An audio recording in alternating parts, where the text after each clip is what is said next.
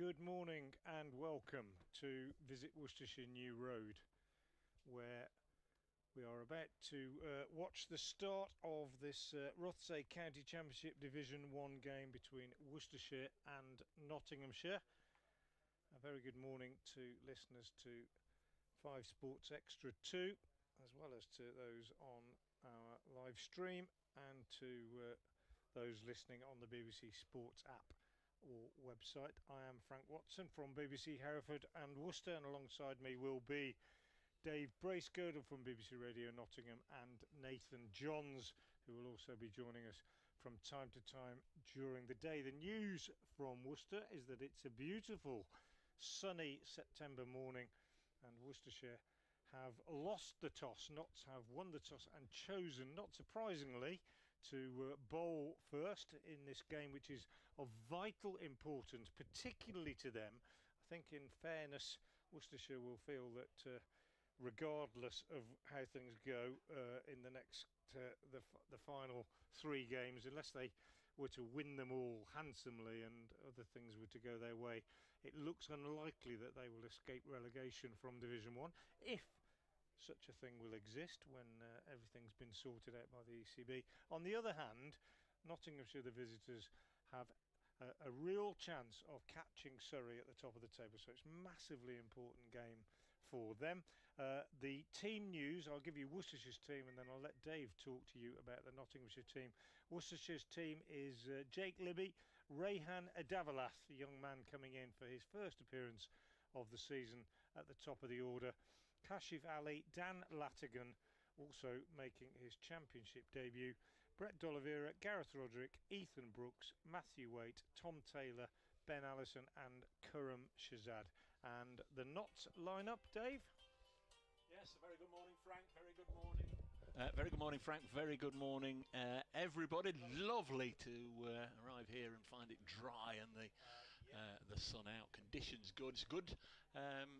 Looking stripped. Just spoken to Peter Moores, the Notts head coach out there. Feels it's a really good wicket and should be, but Notts wanted to win the toss and try and accelerate the game by bowling first, and that's what they've done. Notts have won the toss. They've put Worcestershire in, and it's a case of an old boys reunion here for 4 of the Notts side, because for only the second time all 4 former Worcestershire players will play today. Joe Clark, who's been with Notts 6 full seasons now, Jack Haynes, Dylan Pennington and Josh Tong all play in this match for Notts. So this 11 hasn't played together before, coincidentally, because as I say, the only previous time the 4 former Worcestershire players played together was in the opening match of the season against Durham, when Mo Abbas wasn't with the side. So this 11 hasn't played together before. That shouldn't make any difference, of course. It is Asiba Mead, the captain, who won the toss. Ben Slater,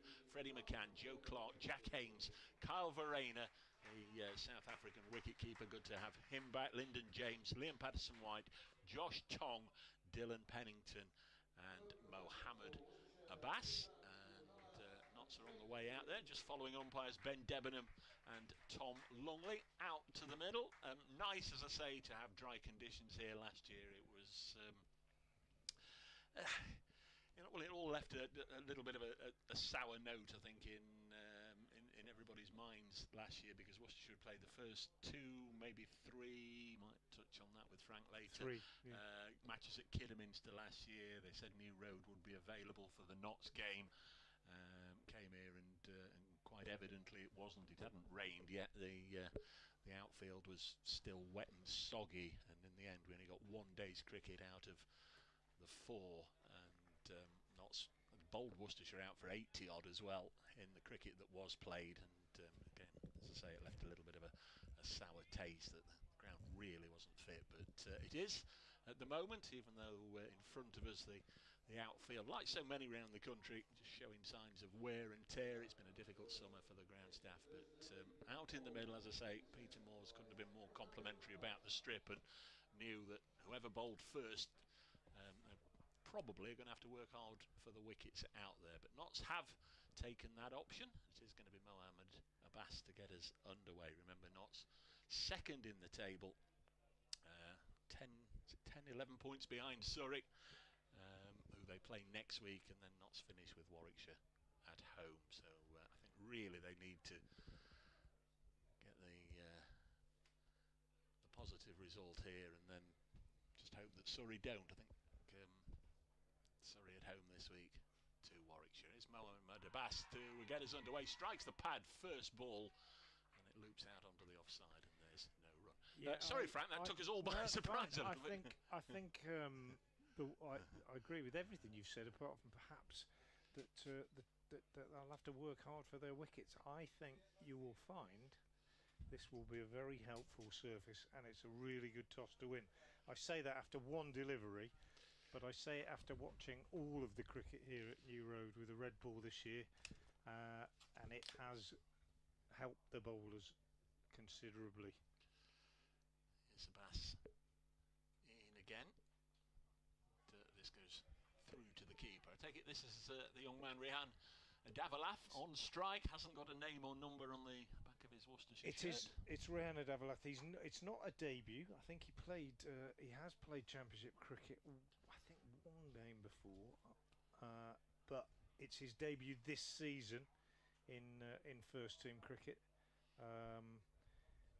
He did play against Derbyshire in 2023 actually, and he might have also played a game against Durham. But it's his first Championship game of the season, first appearance of the season. I think we're going to have an update for BBC Hereford and Worcester listeners in a moment, as Davalath lets that one go outside the off stump from Mo Abbas. Yeah, good morning. Worcestershire have been put into bat here by Nottinghamshire, and they've made a tentative start in the very first over. We've had just 3 deliveries this morning. Rehan Davalath is on strike. He's making his first appearance of the season, having finished his studies at Loughborough University, so he's opening the batting with Jake Libby. Gareth Rodri has dropped down the order. Notts second in the table, and in with a chance of catching Surrey at the top of the table, have 4 Worcestershire old boys in their lineup today. Dylan Pennington, Josh Tongue, Joe Clark and Jack Haynes. They've won the toss and chosen to bat. They put Worcestershire in, and in bright sunny conditions in the first over, Worcestershire are 0 without loss. So good start from Mo Abbas, absolutely on the money, making the batsman play at every delivery. 4 slips in place and a short leg. Testing time for young Davalath. As Abbas is in, lets that one strike him on the pads. A big shout for LBW umpire. Had a good look at it. Must have been pretty close. Might just have decided that it was a little bit too high. The young man gets away with it, but a nervous, not surprisingly, a nervous start from him. I watched him this Saturday in the Birmingham League, playing for Barnard's Green against Ombersley in very different conditions. Gosh, here we are 48 hours later, and he finds himself out there facing a very serious pace attack here. Abbas in bowls, and he's forward to this one and beaten by a tumbling stop by Verena behind the stumps. That's the end of a very good first over from Mohamed Abbas, a maiden, and a Davalath. Well, I wouldn't say a baptism of fire, but it was certainly testing for the young man, Dave. Yeah, just going back to the point I made about Peter Moore not having to work hard for the wicket. You'll all have heard it, all the listeners, all the viewers will have heard in the past coaches say, we turned up and maybe the bowlers just took one look at it and thought all they got to do is go through the motions and put it down there and things will happen. I don't necessarily think that will be the mantra that Kevin Shine, Peter Moores and Paul Franks will have been saying to the bowlers out there. It's not going to be a case of just go through the motions and put the ball in good areas. You are going to have to be right at the top of your game right from the start here, and certainly Mohamed Abbas in that over was. Jake Libby, of course, has got a formidable record against Nottinghamshire, and we only have to go back to last month against Notts at Welbeck when he scored a century, as did Kashif Ali in that sensationally thrilling 50 over game in the Metro Bank. It's going to be Dylan Pennington Where are we? Are you going to take this end, or do you? Yeah, I'll do it. This is Dylan from his favourite end. It always used to be, I think, when he was here at New Road. The New Road end. He starts with a full-length delivery on off stump, which Jake Libby punches back up the pitch, and he does his own fielding. Tell me on Josh Tong, did he wear 56 here? Because I looked at the score. I've just, as you can see, I've written the knots side down on a bit of paper, and the match scorecard had number 56, Josh Tong, and I thought, there was a query. I can't remember, to be honest. It sort of just touched a nerve in the brain, and then see him out there wearing 24. There's Pennington in and bowls, and forward comes Libby again, pushing back up the pitch to the bowler. I cannot remember if he wore 56 when he was here, and of course his appearances were fairly sporadic for the last couple of years that he was here, for the same reason that they've been sporadic since he's been at Trent Bridge, which is injury. Really, he's had that Didn't play last year at all. That very serious shoulder injury, and then the pectoral injury. But it's good to see him out there today. As Pennington bowls down the leg side, and Libby makes no contact. His brother was playing in the game. In fact, his brother Ryan opened the batting with Rehan Adevalath in that league game that I went to see on Saturday, and he played some big shots before getting out fairly early on, but it was a bright start, and they won, actually chasing a modest total. Barnard's Green against Ombersley. Josh out there now at mid-on, and walking in as his teammate Pennington approaches the crease and bowls and beats Libby outside the off stump with a good one that might just have nipped away a little bit off the seam. Yeah, I mean, going back to the pitch, every pitch is different, and times are, it's not early season. I mean, the first game of the season here was over in 2 days because the ball just did so much for both teams. But in red ball cricket, whether with Kookaburra or with Duke, but especially with Duke, batting has not been a very comfortable exercise here at New Road all season. Libby just fends this one away down on the leg side, and there's no run. And I've said this on many occasions, but I think it bears repetition, and it is true that, if you come here and you just have to bat twice here, then like Sam Hain did for Warwickshire, you can get runs in both innings, and you can play and miss a few times and maybe have a bit of luck, and it isn't too bad. But if you have to bat here time after time after time, let's break off as Pennington bowls. Libby leaves, and that's another maiden, so 2 overs gone, both maidens. Worcestershire put in, yet to open their account. If you have to bat here time after time after time, like Jake Libby, Gareth Roderick, Kashi Fali, etc., then I think it gets into your head a little bit. And I don't mean that you necessarily give it away, or that you do anything stupid, but you just know that sooner or later one's going to come along that is going to be difficult to handle, and it just eats away at your confidence a little bit. That's my theory anyway. I've discussed it with a few of the players. Some of them say that they do feel like that. Some of them say that they've tried not to allow that mindset to take hold. Here's a bass then. Worcestershire yet to get a run on the board, and this off an edge, but angled down to fourth slip, fielded by Lyndon James, and there's no run. Lovely conditions here, lovely conditions clearly all around the country, because all 18 counties are playing in this round of matches, and all 9 matches have started on time. In Division 1, Durham are away at Essex, they're batting. Somerset at home to Yorkshire, they're batting. Warwickshire have won the toss at the Oval and put Surrey in, so Burns and Sibley at the crease, and down at Hove, Hampshire, the visitors, they're batting. Here, of course, Notts won the toss. Worcestershire with Libby and Davalath out there, yet to get the first run, as for at least the 3rd time in his first 8 balls, Noah Bass strikes the pad. There's a lot of foot tapping or something out there. It might be the trolley moving past with the food going off to the hospitality suite. We don't mind that, do we? The food trolley.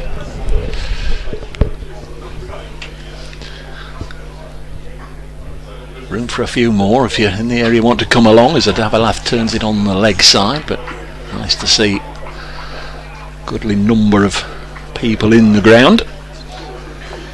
One or two people just catching up with friends and acquaintances as they came through the gate, I heard, and clearly a while for all sides from their last county championship match. And the Metro Bank has gone very well indeed for Worcestershire, and they're through to the Trent Bridge final on the 20th.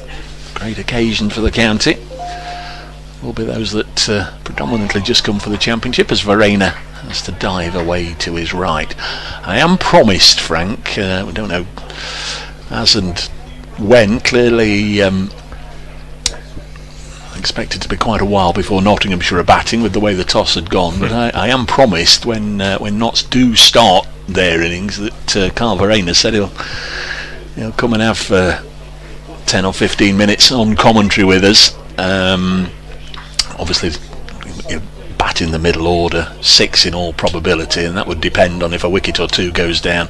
As this again goes through to the keeper, left alone by Davalath, because I've not caught up with him since he scored the winning runs in the World Test Championship, and then he went off to Zimbabwe, and he was there when Vian Mulder was in sight of the World Test record. It'd be nice just to get a little bit of feeling of the dressing room as he neared Laura's 400 and then decided to declare at lunch just shy of it. And of course South Africa over here at the moment, that heavy defeat for them yesterday, but they did win the ODI series, so it'd be nice just to get one or two thoughts from Carl Verena about what he's been up to since we last saw him. And Davalath pushes this up to Hamid at mid-off, and there's no run, and this could be a low scoring day. We've had 3 maidens.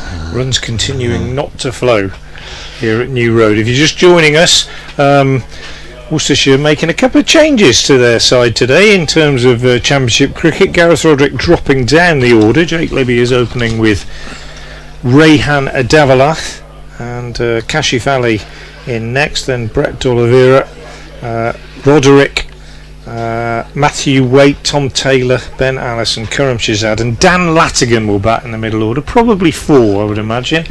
Championship debut for him. Here's Dylan Pennington from the New Road end. He's in and he bowls, and Libby is forward, taking on the pad. Ball drops down on the onside. Still no runs for Worcestershire. Now then, Dave, I've been this year. I have, or in certainly the second half of the season, each day in my commentaries, I've been having a quiz question. Okay. Which I've been putting out there, and hoping that people will have a go at it. I've tried usually to get a question that involves both counties. Today, that's not exactly the case. I've invited people to have a go without cheating, without using the internet, although maybe as the day goes on, if you can't get the answer, you do resort to using the internet. Libby again pushes out on the offside, and it's got quite a good response. People have got in touch with their answers, and feel free today, when I've given out the question, to get in touch with your answer. Twitter or X is the best way to contact me. At FrankWatson58 is my handle, at FrankWatson58, or at, I think yours, at Brace Cricket. Yeah. BRACE Cricket. But you also have an email, don't you, Dave? No, you don't. Okay, so it's at Brace Cricket or at FrankWatson58. Pennington bowls. Libby defends off the back foot. No run still 0 without loss, Worcestershire then. And the question today is, and it's a Notts-based question, so this is aimed at Nottinghamshire supporters. If you want to have a go, at FrankWatson58 or at Brace Cricket. We won't give the answer out until later in the day, maybe just before tea or something like that. But if you have a go and you get it right, and you come through on Twitter or X, I'll tell you privately whether you've got it right or not. But I want to keep people guessing, because there's people joining the commentary throughout the day, and we'll repeat the question a few times. Another backward defensive from Libby here. So today's question is, and it's a link. What links the former Nottinghamshire batter John Parkin, Parkin, and the former Indian Test leg spinner B.S. Chandrasekhar? So what links former Notts batter John Parkin and the former Indian Test leg spinner B.S. Chandrasekhar. Dave's chuckling, I think he's got it already. As the first runs of the day come from an over-pitch delivery on leg stump from Dylan Pennington, clipped away through mid-wicket by Jake Libby, pursued by Josh Tongue from mid-on, and they get back for 3 runs. So Worcestershire open their account. They are 3 without loss. So there you are, at Frank Watson 58 or at Brace Cricket on Twitter. What links the former Notts batter John Parkin and the former Indian Test leg spinner B.S. Chandrasekhar? That's our quiz question for today. I'll have another one tomorrow, hopefully, if I can remember. And welcome to get in touch. And you can use those 2 Twitter handles, at Frank Watson 58, at Brace Cricket, if you want to make any other comments about the game as it's going today. Keep it clean, and we look forward to hearing from you. Here's Pennington in to bowl to Devalath, who is playing out and caught behind. I think, is he caught behind or is he LBW? He's caught behind, I think, as Verena is getting the congratulations. It was a big appeal. Everybody went up, literally, I think, the whole team, and the umpire, Tom Lungley, took his time before raising the finger, and Rehan Devalath is out without scoring. 3 for 1. Yeah, it was difficult to tell, obviously, from here the angle we're at, and certainly the speed that Pennington's bowling when you're not looking behind the arm there. What it did, I was going to say, what it did just flick, and whether it was the outside of the bat or the pad, but I think the great indicator was that Pennington did one of the Stuart Broad celeb appeals. He just carried on running down to the rest of them without looking back towards the umpire. Certainly a Devalath looked towards the umpire, and Tom Longley raised the finger. Yeah, the scoreboard's got caught behind. Yeah, caught behind, and I mean, it was, the congratulations were for Verena, and well, as you say, Dave, we didn't see it that clearly. I've looked at the replay, but it was one of those where everybody went up, didn't they? Absolutely everybody went up. So I don't think there was any doubt in the fielders' minds about it. Tom Lungley, he had a good look, sized it all up and said, yeah, I'm sorry, you've got to go. So poor old Rehan Devalath, 13 deliveries, unable to get off the mark. Last ball of the 4th over accounts for him, and it's 3 for 1. Walked in with Tom Longley this morning, didn't we? From the, we did. The car park. Always nice to have a catch up with Tom. Predominantly played his first class cricket for Derbyshire at Fife, right in the very early days of the blast for Derbyshire against Notts. Ended his career actually playing under Paul Johnson at Welbeck when Welbeck were in the Notts Premier League. Paul Johnson was director of cricket there. Tom Lungley was the professional. Here's Mohamed Abbas into Jake Libby, who pushes this back to the bowler. So wicket here, a wicket at the Oval as well. Dominic Sibley has been dismissed by Ethan Bamber. A catch by Will Young, who played last season for Notts, the New Zealander. Warwickshire have signed him for the last 3 matches of the season there, and he's caught Dom Sibley, sorry, a 9 for 1 early on, but still got 2 very capable players at the crease and plenty more to come. Rory Burns and Ollie Pope batting at the moment at the Oval. Here, Abbas into Jake Libby, opens the face, chops it not very far, and Joe Clark at backward point does the fielding. In when you see his trousers when he's running, when you see his trousers hitch up, he's got bright pink socks on, Joe Clark. That would have been a club fine, I think, pretty much every day that I played club cricket back in the day. Bright pink socks. Remember David Gow went through a phase of wearing different coloured socks, didn't he? And that didn't go down well in the 80s with the old commentators in those days. The establishment. Yeah. That was pre-coloured clothing even, I think. So Notts 50 over side had more than their fill of seeing Kashif Ali and Jake Libby batting together as Ali punches this up to a Mead at mid-off. They both scored very good centuries at Welbeck in that tied match that really Worcestershire, if they hadn't won the group might have looked back on that one with great regret. Indeed. Notts were set to score, I think, was it 327, and they ended up 326 for 9, but they had been 141 for 7 for an astonishing fight back led by Rob Lord and young Joe Pocklington, who's here as 12th man.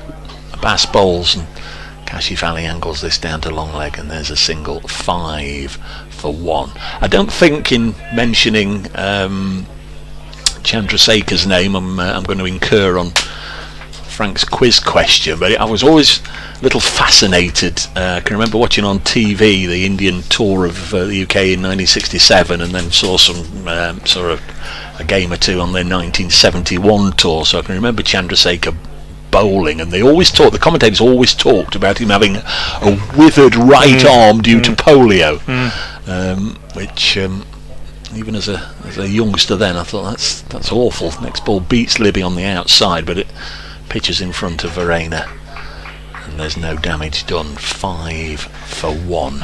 And John Parkin, of course, Kimberley Cricket Club, in Nottinghamshire, lovely fella. Well, there's a link between John Parkin and Chandrasekhar, and if you can get it, that's the answer to my quiz question today. At Frank Watson 58 at Brace Cricket on X. If you'd like to have a go, we'll give the answer out this afternoon. Try not to cheat.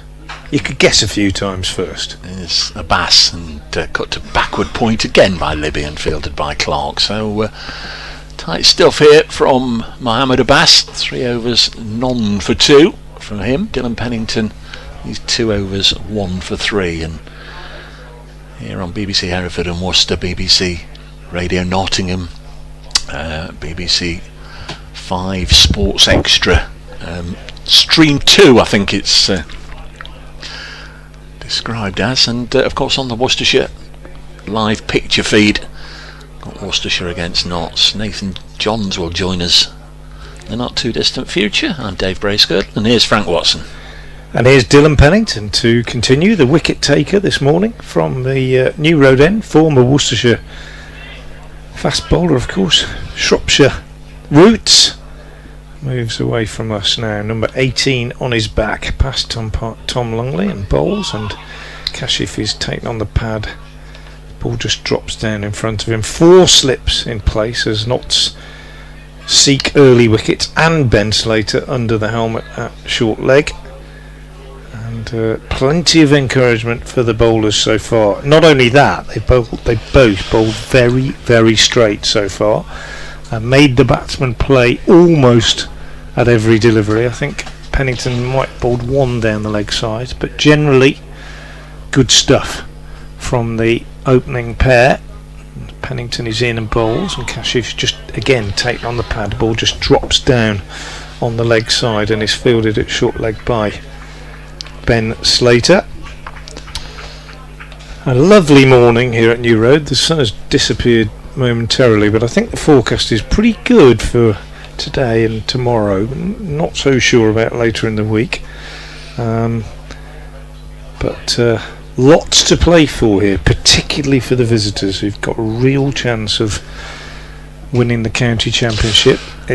They're maybe second favourites, with Surrey being top, as Kashif is beaten outside the off stump, but not that far behind. The two have got to play each other again, and there's a real chance for Notts. I'd say personally, as a complete neutral, Dave, in the not what do they say? I haven't got a horse in the race, but I know Somerset are still sort of holding out slim hopes, but really it's down to 2, isn't it now? I think between Notts and Surrey for the championship, and it would need Notts to win against Surrey, I suppose, in the game next week, as Kashif is forward, steering this one behind square on the offside, and there's no run. For 9 points behind. I've just refreshed myself. It's so 9 long since we had the county championship cricket. So again, if Notts were to win here this week and Surrey draw, that would close it up with Warwickshire. Yeah. That would, and then that would be almost like a final. It'd be fantastic, wouldn't it? Well, absolutely fantastic. It could be a bonus point shootout. Yeah, could be absolutely brilliant. I mean, that would be great if it actually turned into a sort of a county championship playoff, almost, wouldn't it? Be brilliant. Anyway, here's Pennington bowls, and Kashif pushes back up the pitch, does his own fielding the bowler. He just hoped that the weather, if that were to be the case, that the weather was kind and you got a real proper game of cricket to finish it all off, really. Yeah, and again, just on something you said, got to play again. Notts haven't played Surrey yet this season, and of course didn't play Worcestershire. Yeah. Worcestershire didn't come to Trent Bridge this year. It's a funny old setup, isn't it? Not entirely to everybody's satisfaction, I don't think. As Pennington is in and bowls, and Kashif gets a single, just pushes out on the offside. Hamid has a fair way to move from mid-off, and they take a 1 to complete the over. 6 for 1 then, Worcestershire after 6. Hard work for the batters out there. The man out, Rehan Adavalath, caught behind by Verena, off Pennington without scoring. Yeah, and the other thing, I suppose, that is a little bit still unsatisfactory, Dave, is Worcestershire battle, probably in vain, to save themselves from relegation, is that you don't really know what relegation means and what the setup will be next year. Here comes Mo Abbas in to bowl to Kashif Ali, beats him on the outside, goes through to the keeper. The one prominent stat I had this morning that I meant to mention right at the start of play, congratulations to Mohammed Abbas, who's bowling at the moment his 200th first class game. He's obviously been around the first class scene for a long time, 35 years of age now, played for a lot of different sides in Pakistan, as well as of course his country, on 27 occasions in test match cricket. Had a 2-year spell with Leicestershire, 5 years with Hampshire, and now in his first year with Notts. He bowls again, strikes Kashif Ali on the pad, and again there's more interest from behind the wicket. And funnily enough, it's his first game at New Road. He's only played 1 match against Worcestershire before, and that was at Southampton last year when he took 4 for 27, but he's never played at New Road, which is astonishing. Yeah, it is a quirk, isn't it? I suppose that you get odd little quirks like that, don't you, in players' careers? Happen to be injured and miss a game, or they play a game on an outground or whatever. Well, I hope he doesn't enjoy it too much. Past umpire Debenham, and Kashif Ali comes charging down the track, and a play and a miss. Nicely taken again by Verena, who had to move to his left, which indicates some prodigious movement really from Mohammed Abbas. And Jake Libby's just called his younger partner down just to have a little word. Well, they have this mantra these days, don't they, particularly in white ball cricket, about putting the pressure back onto the bowler. They talk about, and I can see why Kashif thinks that's got to be done. He's got 2 off 11, Libby is 4 off 15. Adavalath didn't score, but sometimes I still think you've just got to soak it up. Abbas in again to Kashif Ali, and he plays this correctly into the offside. Hamid does the fielding and takes a single. Kashif Ali moves to 3, 7 for 1. Notts have got 4 slips. Liam Patterson-White at first, Freddie McCann at second, Jack Haynes and Lyndon James complete the quartet. It's been an ever-changing slip cordon this season for Notts. Somebody who, when he has played, has featured in there is Calvin Harrison. He's away with Northants for his 3rd loan spell with them, and he's playing there in the field. This has eased into the offside, and of course Ollie Stone is also out on loan. Me doing the fielding, there's no run. He's at Lords, Middlesex playing Derbyshire. Derbyshire batting.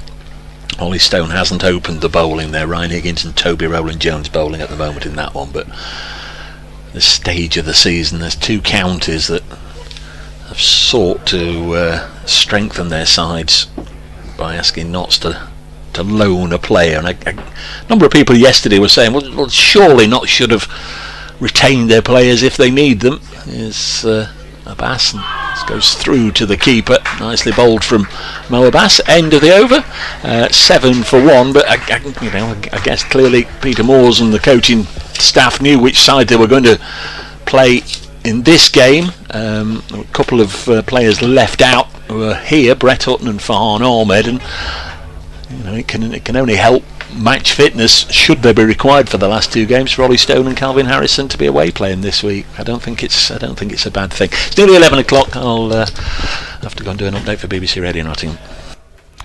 Thanks to Dave Bracegirdle, and Nathan Johns will be coming in alongside me any minute now as Dylan Pennington begins the 8th over of the morning. He bowls outside the off stump to Kashif Ali, who is given a bit of room and is on his toes and driving off the back foot just in front of square on the offside for 2, perhaps his most authoritative shot of the morning, which is not saying much because there haven't been many authoritative shots this morning. It's been hard work for the batters out there against this accurate Notts attack, and the total limps along somewhat to 9 for 1. Kashif goes to 5, Jake Libby has 4, and Rayana Devalath, the man out without scoring. And it's very good morning to Nathan Johns. Good morning, Nathan. Good morning. How are you? Thank you for having me. It's a pleasure to have you here, and you're seeing New Road looking pretty good on a lovely September morning as Pennington bowls again, and Kashif gets another run here, just punching this one wide of Hasib Hamid at mid-off to take Worcestershire into double figures. They were put into bat this morning, and that didn't surprise me, didn't surprise anybody, I don't think, who's watched much red ball cricket here at New Road this year. The ball has been very much on top of the bat in the red ball game, and it's proved to be the case again this morning. Nothing too extravagant, but plenty of sideways movement for the bowler who hits the seam. Pennington bowls, and Libby just turns this one tentatively on the leg side, and there's no run. Yeah, well, I don't think as a bowling side you necessarily want to be. You don't want the extravagant movement because you don't want to be oohs and ahs and beating the outside edge every ball, do you? So I think it's been just right in terms of, I think, yeah, you prefer it off the pitch rather than in the air, and I think it's a telling sign that most of the runs scoring have been off the outer half of the bat, either inside edge, outside edge, squirted through the square. It's been difficult to be authoritative with the stroke play. Unlike this that one, yeah, well, if Jake Libby has a characteristic, and Worcestershire listeners, viewers will be fed up with hearing me say this, it's a back foot punch, often played a little bit squarer than that, but he's not a tall man, gets back, uses the crease well, and on that occasion going a bit straighter than he often does. Not need a huge amount of room to work with. High left elbow, bat nice and straight. Big gap at mid-off because Hasib Hamid is more of an extra cover than a mid-off really, and he picks up a couple. So Libby, patient as ever, moves to 6, and it's 12 for 1. Pennington, the wicket taker this morning, in again, balls, and Libby is again taken on the pad, just lifts the bat clear of that one as it nips back a little bit at him, drops down on the offside. They know each other very well, of course, these two teammates, for quite a long time. Pennington will have bowled at Libby many times in the nets, and he's changed a little bit, I think. The wisdom is that since he's gone to Trent Bridge and come under the tutelage of Kevin Shine, he's possibly added a little bit of pace and maybe just made 1 or 2 tweaks to his action, but nonetheless familiar foes. Pennington is in and bowls, and Libby is again slightly uncertain as he pushes this one out on the offside. It's the end of the over. 8 overs bowled in the New Road Sunshine this morning. Kashif has 9, Jake Libby has 6. That doesn't make sense, does it? Kashif has 6, Jake Libby has 6, and Worcestershire are 12 for 1. It's beautiful, isn't it? It's real back to school weather today. It is indeed. When you're playing rugby and you're thinking we should be playing cricket. Well, thankfully we still have 3 games left in this county championship. It's almost like it's a warm feeling returning to red ball cricket as well. The Sunshine is playing ball. Interesting, we saw on that over, Libby was again hit kind of on the thigh pad. We've seen that a lot this morning, those heavy lengths, not really targeting the stumps as such, are Nottinghamshire. They're really trying to hit the top of the stump, so going over. And that one's flicked out into the leg side. That one was fuller, this time from Abbas, and they come back for a second. 3 slips in play for the Pakistan bowler. I'm not sure if you saw, he did a very interesting interview during the week with Crick Info, did Mohammed Abbas, and they were kind of talking about his, maybe the lack of international success he's had compared to his county record. I think I didn't see that. No. I think I read that he has actually signed a contract with Pakistan, having not previously had one. So he's back in their plans, and of course they're touring here. They're touring England next year for 3 tests. So it'll be interesting to see how involved he is. Lifts off a length. Well, it's pretty good to get a contract for the first time at 35 years old, isn't it? I think, because he's played. But they won't have many bowlers they can call on who have got as much experience in England as he has. So it'd be good to have around, I think, if they're on tour anyway, really, just to pass on his experience. Yeah, that one just zipped off a length. It didn't seem that short, but it's reared up and beaten the shoulder of the bat and gone through and hit the gloves hard. Got plenty of catches. He has a Bass. 1, 2, 3, 4 slips. Forward short leg. Man under the lid. On the back foot. Defended into the offside. There's been a lot of that this morning. A lot of tentative prods. Batters not really getting forward. Kashif there, just struggling to pick up the length ever so slightly. Yeah, I don't think it's his first contract for Pakistan. I just think he's just been in and out of the reckoning. And they've looked at him and they've gone, I mean, Pakistan, if you look at the bowlers they've picked over the years, they've gone for a lot of pace, a lot of left arm pace.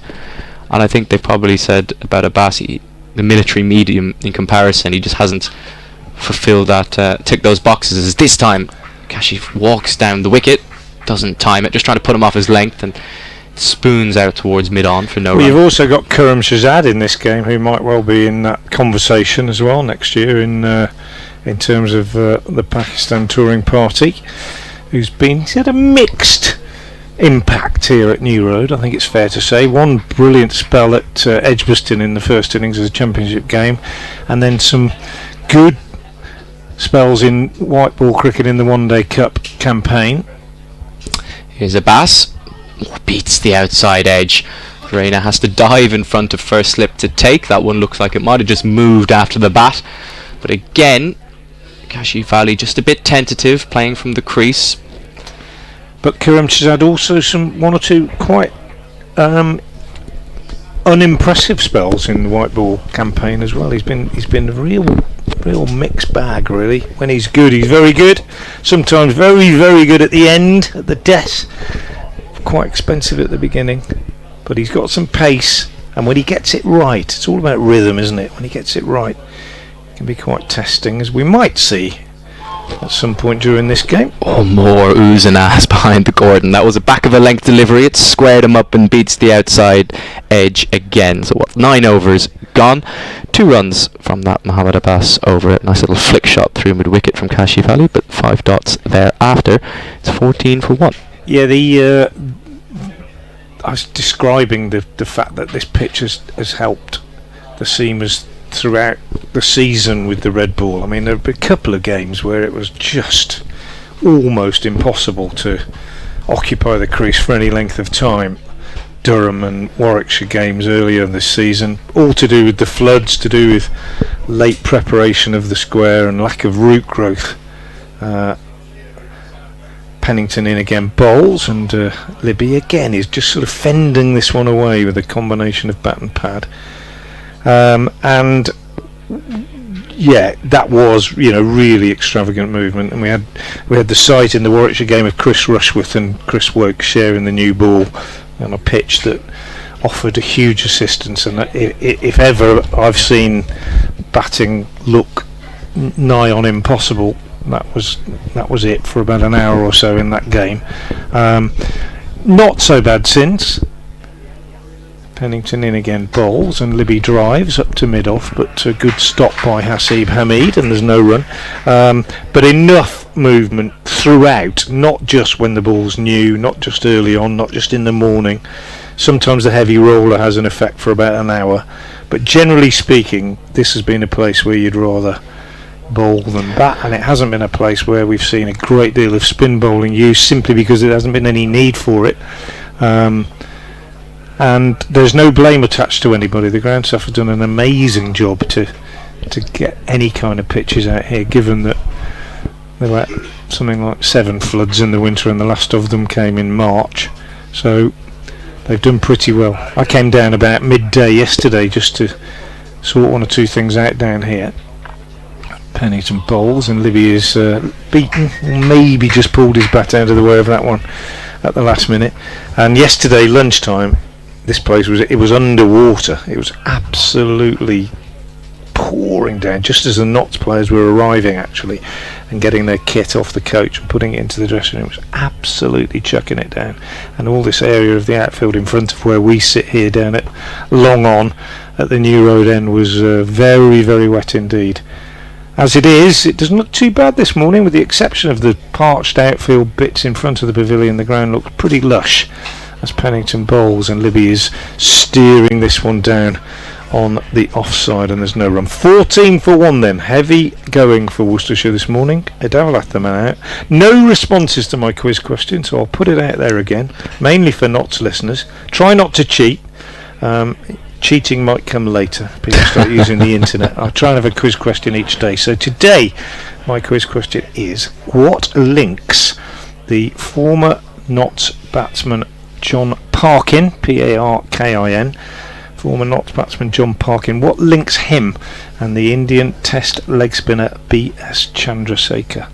If you want to have a go, X is the best platform as Libby swings this short one from Pennington away for the first boundary of the day. Banged in short. Libby plays the short ball pretty well, gets in behind it, swivels round, rolls the wrists, hands on top of it, and a boundary down to the sole remaining chestnut tree down at deep backward square leg in front of the marquee. 18 for 1 with the boundary.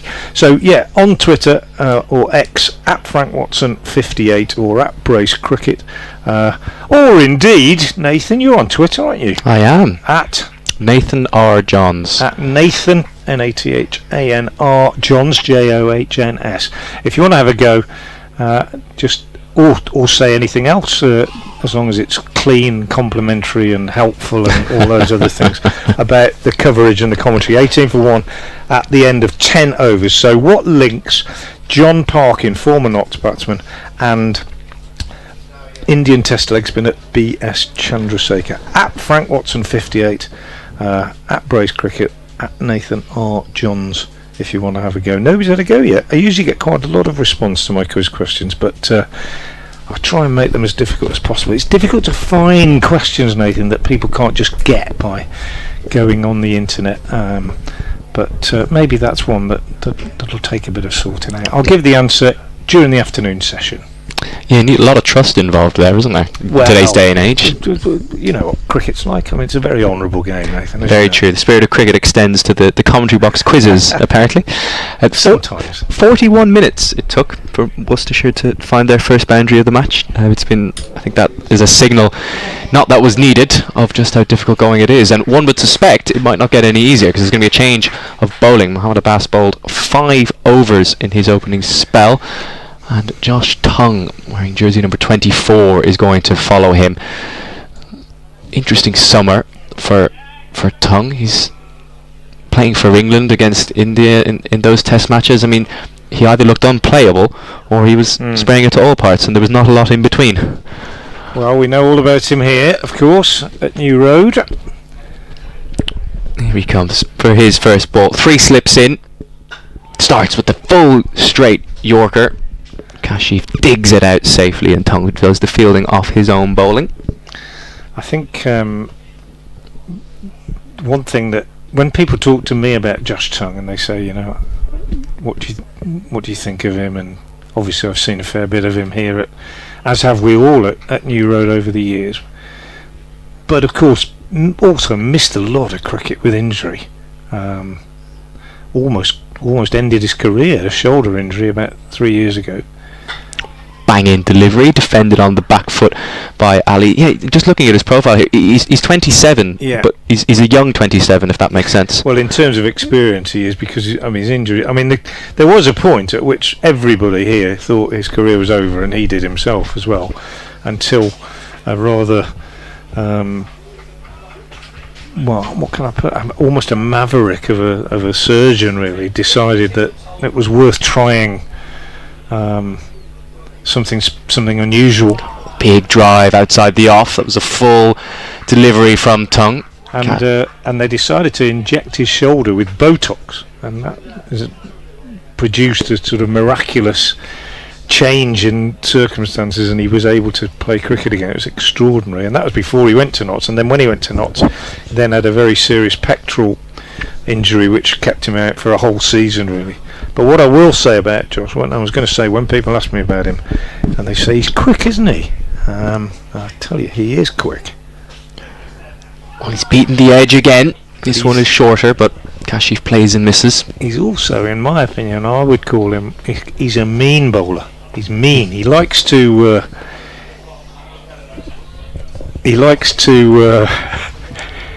You just something that you've been showing something very funny. No, that's not the answer, Outlaw Chris.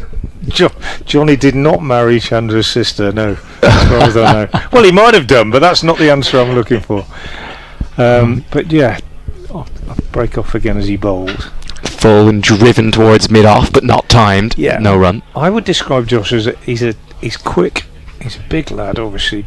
He's quite mean. You know, he bowls a nasty ball. He's not a bowler that, you know, I was an opening batter, albeit not at this level in league cricket, and played against some pretty fearsome quicks myself over the years. There are some that you knew were quick and they were accurate and they'd test you, but there was some that just had that little mean streak, and Josh, I think, he has that. He likes to make people feel uncomfortable. Well, here he comes, and he makes Kashif Ali ever so slightly uncomfortable there, hopping onto the back foot, but he does turn it into a gap on the leg side. So he takes his single, just the one run off Tongue's opening over, 19 for 1 after 11. You talk about him being mean. Now, that's probably what dictates, if you look at his test record this summer, he was phenomenal at getting rid of the tail. Yeah. And I think if you're bowling to fellow bowlers, get him hopping around, kind of, you know, nose and toes, hit the stumps or hit them, essentially. And I mean, you know, I've seen him hit top order batters as well in the past, once or twice in particular I can recall, and I've seen him, you know, I mean, it's not something I've discussed with him. I'm not saying he sets out to hit people, but he's you know, he's got that in him. I think he likes to make batsmen feel uncomfortable, and it's a great attribute for a quick. I think, I really do. I think, you know, you've got to want to disturb the batsman. I just think he's got that in him. Now, this guy in particular is one of the nicest lads I've ever met in my life. Dylan Pennington comes running into bowl and beats Kashif outside the off stump. Dylan Pennington, another former Worcestershire quick bowler, also quick, but just one of the nicest lads in the game, I think. And I'm not saying he doesn't get himself pumped up, but there's just a different kind of psyche, really. You can't change who you are, can you? I suppose, whether you're a bowler or a batter or whatever. It's funny, my first story of interacting with Dylan Pennington, I didn't interact with him directly, but judging from the accent, originally from Ireland, and I was talking to some friends who would have played against Dylan at an under-19 World Cup, and the first I ever heard of him was when he hit the Irish batter who was captain at that tournament, Harry Tector. He hit him in the helmet, square in the badge in that tournament, so wasn't particularly nice on that occasion. Probably very concerned though, as he bowls, and Kashif has time to just ease this one off his hip down to long leg and come back for a couple. Nicely played by Kashif. Worcestershire go to 21 for 1. I noticed from your Twitter profile, Nathan, that you mentioned RTE. I do a bit of football work for RTE when I'm on a Saturday afternoon. If I find myself at a Premier League game, usually at Wolves, and if it's a 3 o'clock kick-off on a Saturday or a Sunday, often find myself going live into the RTE Saturday afternoon sports programme, which is great fun. It's a great listen, a really, really good listen, as Pennington bowls, and this one is pushed out on the onside by Kashif. Yeah, they do their Saturday sports show right, I think. They cover absolutely everything. Yeah, they do. I'm often waiting to go on and there's a hurling report or Gaelic football or whatever. But yeah, they do. It's really lively, and they have a couple of, I think Keith Tracy's usually in the studio as the football sort of pundit, and it's great. Des Cahill, I think, is the presenter. It's really good stuff. 21 for 1. Probably shouldn't talk about that really on the BBC, should we? Is Pennington bowls, and that is the shot of the day. Pennington perhaps is tiring a little bit. That one just dropped short outside the off stump, and on the back foot, Kashif Ali timing it beautifully. A really elegant, crisp back foot drive, square of the wicket on the offside, brings up his first boundary in fact, and he goes to 15. It's 25 for 1. I don't know how much you've seen of Kashif Ali, Nathan, but he is almost incapable of scoring runs inelegantly. Just a lovely player to watch. Frustrating at times. I think Worcestershire supporters would like perhaps to see a little bit more consistency, but whether he gets 20, 50 or 5, it's usually elegant, and that was beautiful shot. Pennington bowls, and he leaves this one alone outside the off stump. That was an interesting delivery, because we've seen batters be hopping around on the back foot all morning. The ball has been beating the outside edge more often than not off that length. We've not seen anyone play really an authoritative stroke through the offside on the back foot. There was that one pull shot earlier from Libby in the previous Pennington over, so maybe just a sign that is the helpful movement just lessening ever so slightly. Maybe it's a bit of sun on the pitch. You would expect it to ease perhaps as the day goes on. Certainly be some moisture in the surface because of the rain that we had yesterday. Bright sunshine though as Pennington moves away from us and bowls over the wicket, and this is edged and out. I think he might have been given a LBW here, Kashif, because the umpire's finger went up. It went off the pad, looped to slip. He might have got a nick on it. It was caught as well, but I think he might have been adjudged LBW. But Pennington's got his wicket, and I've got Kashif, haven't I? And hard to say. He's given it out very early. He's given it out before it was caught, so I think he's given it out LBW. So a second for Dylan Pennington. Just as we thought he might be tiring, he strikes again, and I tell you what, it's a sensational take from second slip. Second slip, but I think LBW is the verdict. Yeah. And Kashif Ali has to go. Worcestershire 25 for 2. Yeah, the only question there maybe was height, but it hit him on the back leg. So I think umpires tend to think when a batter is caught in the crease and it hits him on that, what the right leg as it is for the right hander, height isn't as much of a concern, seeing as the ball doesn't have as much distance to travel before it hits the stumps. But you're right, it was given out very quickly, which makes me tend to agree with you that it was an LBW decision. Certainly I think Pennington was appealing for LBW, considering his appeal started before the sensational take at second slip, diving one-handed. But we'll see what comes up on the scorecard. But it's LBW on the scorecard, I think. It's up. Okay. And Tom Lungley, a former seam bowler himself, probably thought Pennington got in quite close, delivered it from fairly close and straight, and Kashif Ali in behind it. He's been LBW quite a few times this season in Championship cricket, just off the top of my head. Just let's have a look. 1, 2, 3, 4, fifth or sixth time I think that he's been dismissed LBW, and he didn't. He kind of walked with the air of a man who knew that he'd been trapped in front. I got that feeling from it, as well as he made his way from the crease. We'll have a look at another replay in a minute or two, but it looked a decent shout to me. I get criticised, Nathan, by Worcestershire supporters because they say that I always say I looked at the replay and it looked a pretty decent shout. I do tend to say occasionally if I think a batsman's been unlucky, but most of the time our umpires are pretty good, I think. It's not an easy job. That was the final ball of the over, so Josh Tongue is now bowling again, and there's another big LBW, a shout. Low that, didn't it? Kept low, looked a bit leg side, I think.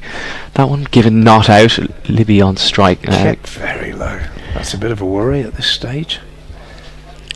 Yeah, good. Not ideal. Well, I suppose not ideal if you're batting last on this pitch, if it's already misbehaving. Yeah, replay there. It looked, even though it kept low, looked a little bit high and definitely leg side.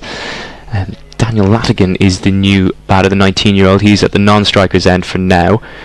Libby on strike. He sits deep in his crease, high back lift. His tongue comes in, and that one just has him jumping on the back foot ever so slightly. A bang-in delivery from Tongue, and Libby steers it to backward point for no run. Yeah, I've just had a look at the Kashif one, and looked a good shout. I mean, believe it or not, we thought it hit, but it didn't. I think it's right. He's smack in front. There's no question about that. In front of off, actually, and it has hit the back leg, and he's in front of off. Whether he might just have thought that he got his right leg just having been turned round fractionally outside off, that would have been the only doubt. Tongue pitches it up, defended down the ground, half stopped on his follow through, and I think it actually crashes into Latigan at the non-striker's end. It's hit him right in front of off stump, if anything. Yeah, just in front of off. He's missed it. I think it was straight off the pad, and the umpire's given it even before it reached slip. So it was clearly an LBW, and it was clearly very, very straight indeed. 2 slips in a gully now for Tongue as he goes short, and it's pulled, but not very convincingly by Libby. He will come back for 2. Fine leg was not in a position to come in and cut off the second run. But yeah, he took on the hook shot. He didn't time it anywhere near enough to take it carrying out to the man in the deep. It only landed just, if there was a 30-yard circle, it wouldn't have landed outside it, but encouraging for Tongue that Livy's taken on the short ball. He does take it on generally, and there was a feeling, because he's a former Notts player, of course, although not many of the team out there would have played with him when he was at Notts, if any of them, I think, but there was a feeling when he first went back to Trent Bridge that he used to get targeted by the likes of Stuart Broad with the short ball. He's happy with the way he's playing the short ball at the moment, although they're putting a man back now. The short leg is dropping back for that. He does tend to take it on, but Tongue is that little bit quicker. Well, it's an interesting field position because short leg has gone back, but he's still catching. He's pretty much gone where that attempted hook shot landed, about 20 yards from the bat. That's full. Big shout for LBW, turned down. Got a nick on it, I think. Yeah, I think.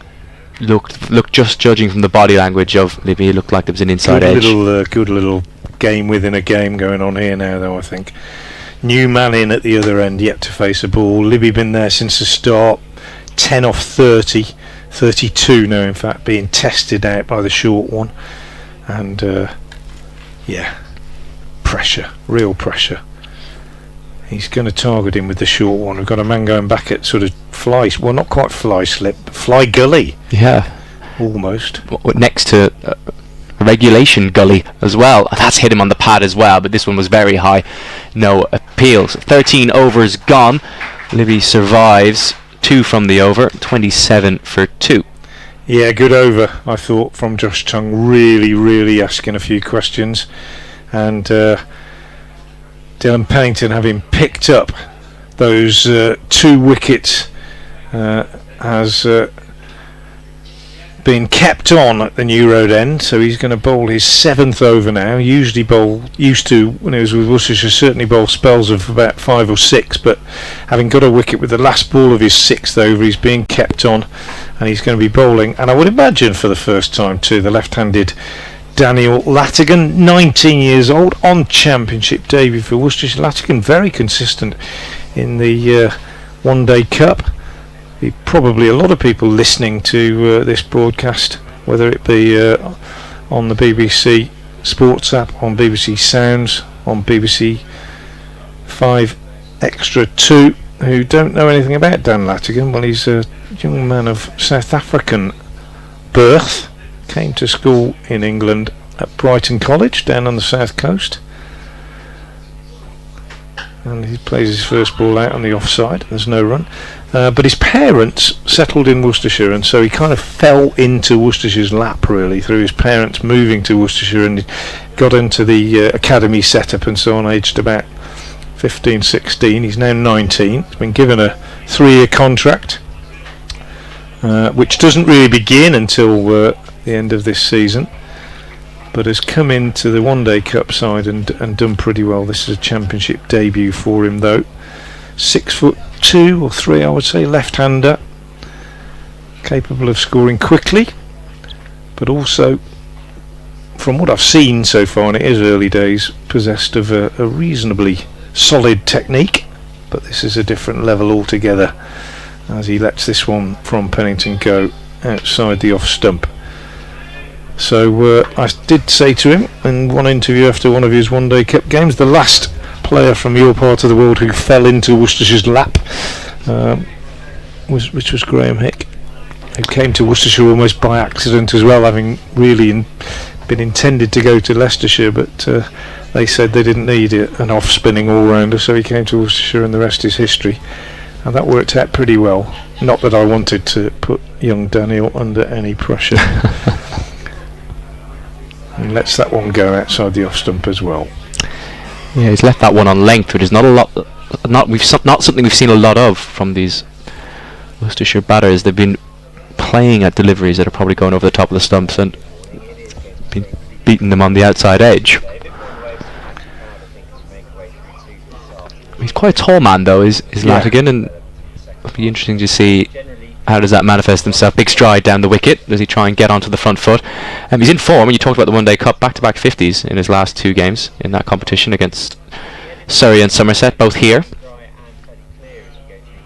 Pennington again, and he's taken on the pad. This one drops down on the offside. So still questions being asked. I suspect this might be Pennington's last over, unless he picks up another wicket, of course. Latigan goes for a little walk, as he often does, and then he comes back in. He usually does a little dance, as he does now, like a boxer, just bouncing up and down, shifting his weight from one foot to the other. Hearing a weather forecast in my ears, which suggests we might be getting an update for BBC over Worcester, but I doubt it. I wasn't expecting it. Here's Pennington in again to Latigan. Bowls, and Latigan is off the mark with the shot of the day, I would say. A half volley, to be fair, outside the off stump, and beautifully driven straight down the ground by Daniel Latigan. A lovely, lovely shot, and I suspect he'll remember that, his first ever first class runs, and an elegant shot. It was a beautiful shot, Nathan. Well, just ask the question, how does he play on the front foot? Big tall men, they like to get down the pitch, and lo and behold, the first chance he gets, the first fuller delivery offered by Pennington, he plays a big booming drive. Beautiful. Pennington with a shorter one, angled across the left-hander, which he flirted with outside the off-stump, made no contact, through to the keeper. End of Pennington's over. Latigan 4, Libby 12. The men out, Adevalath without scoring, Kashif for 15. Both wickets falling to Dylan Pennington. It's 31 for 2. After a few more words from Nathan Johns, he'll be joined by Dave Bracegirdle, and I was going to say, I'll try and get rid of the cue in the ears. Yeah, always interesting, watching one thing and listening to another. Just keeping an eye on scorecards elsewhere, of course. Nottinghamshire chasing Surrey atop the table at the minute. Surrey are batting first down at the Oval. Warwickshire chose to field there. 54 for 1. Dom Sibley was dismissed early for 6 by Ethan Bamber, but Rory Burns and Ollie Pope are now at the creases there, putting on a bit of a rebuilding job for Surrey. Not well on top here. 31 for 2. Josh Tongue with the ball in his hand once again for his third over. Hits the pad. Half a shout again with Libby on strike, but I think that was comfortably going down the leg side. Good morning, Nathan. How are you? Very well, thank you. Are you enjoying listening to whatever we've got in our ear here? It's some sort of... The problem is, if BBC Hereford and Worcester say, and now here's Frank Watson. Can you put on a Frank Watson accent, or should I have a go? I think I wouldn't even dream of it. You can do the honours. Here is Tongue in again, once driven off the outer half of the pad, and it's beaten the man at backward point. A dive in vain, and it brings another boundary for Libby. not the most convincing stroke through backward point, but it brings him 4 runs.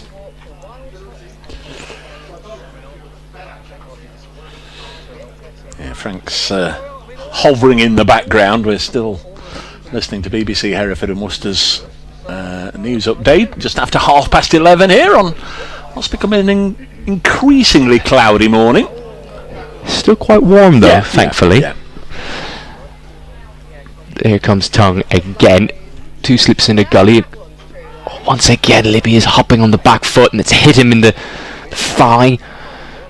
That's happened quite a lot to him this morning. He hasn't been overly comfortable with that. Not necessarily a short ball, just a heavy length, just clattering into the hip area. But he struggled to score off it. Such a good player, Libby. He'll work it out. Generally does against Notts. His former county, of course. Has a great record against them. Okay, do you want any more this morning? What Tongue? Gully in place, backward point, man catching in front of square on the offside as well, and that's driven through the gap, but it'll be a test of this outfield here when it's reeled in comfortably by Joe Clark at point. So 2 runs after driving through the offside, not particularly well timed. Have you commentated from this box before? No, I have not. You've already learnt the new road swerve.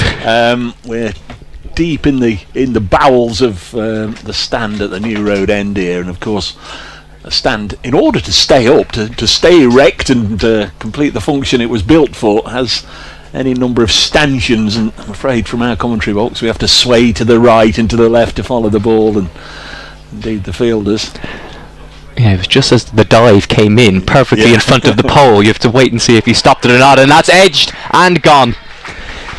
Play outside the off stump did Libby, caught in the crease, not for the first time. It looks like it's just nibbled a little bit off a length, done just enough to take the outside edge, and it's a comfortable catch behind. 3 down Worcestershire now with 37 on the board. Yeah, apologies to Worcestershire supporters and Notts fans. I'm sure will be once again relieved that I've still got the knack of assisting in the odd wicket now and again, just by saying how good somebody's playing. And no sooner had I said, well, Jake Libby generally tends to work things out and go on to get a good score against Notts, when he nicked his latest delivery behind. So Josh Tong back in the side has picked up his first wicket of the morning, 2 to Dylan Pennington, so it's looking good for the former Worcestershire boys in Nottinghamshire colours. We'll see later on, I'm sure, whether Joe Clark and Jack Haynes with the bat can keep that going. But Notts have reduced that deficit that they had of 9 points behind Surrey now to 8. They've got their first bowling point of the match. Worcestershire 37 for 3. Second catch of the morning for Verena. Jake Libby caught behind from the bowling of Josh Tong. I think it's 19. It's is that 19 or 16? It's not the clearest. Over on the board away to our left. New man is Brett D'Oliveira, who's a fine player. Always admired D'Oliveira, whether he's in the field, whether he's got ball in hand, or whether he's out there with the bat. And comes in with his side in a little bit of trouble at 37 for 3. Yeah, 18 off 38, the final run for Jake Libby there. 2 boundaries. Tricky innings, I'd have to say. He played 1 very authoritative pull shot, which was the best shot he played, and just dismissed a Pennington attempted bouncer from about head height to the deep backward square fence. His second boundary was a squirted drive behind square through point, which Joe Clark dove over the top of. But apart from that, he just looked a little bit unsure, especially when the ball was moving around, and he got caught in the crease, got beaten outside off stump plenty of times. Could have been dismissed with the pull shot that didn't quite carry out to the deep when he took on the short ball. But with the new man in, Notts have gone on the attack. They have 4 slips, a leg slip and a short leg in place as well, and he's bowled him. First ball, Josh Tong has ripped out the off stump. D'Oliveira has gone as soon as he came in. Just got that X factor, hasn't he, Josh Tong? He's got that extra pace that we've seen in the international arena this summer. was it rabbit stew or rabbit pie they talked about as he knocked over the tail repeatedly of the Indian Test side, but here showing that he can do it against very good players up at the top of the order with some very quick bowling, and that's a really good ball to get first up, although I think D'Oliveira's initial movement was just sort of to get inside the line and lost his off stump. Full quick delivery, and Josh Tong finds himself on a hat-trick. Yeah, just by the way D'Oliveira is giving the pitch a suspicious look, it looks like it's just nipped away ever so slightly. It wasn't a prodigious movement off the pitch, but just enough for the new man caught in the crease, not coming forward to smother the movement. And there are not many worse deliveries you could get first up as a new man coming in. We will have to wait for the hat-trick delivery. That was the final ball of the 15th over. 37 for 4, Worcestershire now. Daniel Latigan is the not-out man, but he's only been there for 6 balls so far, and he's been joined by Gareth Rodri, the wicket-keeper. He'll be at the non-striker's end for now.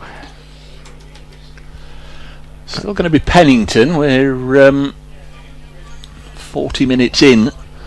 Pennington continuing to operate from this new road end. 7 overs, 1 maiden, 2 for 32. He's actually now on 49 first-class wickets for Notts. This is his second full season since moving from New Road. Of course, he didn't feature for Notts in the second half of last summer.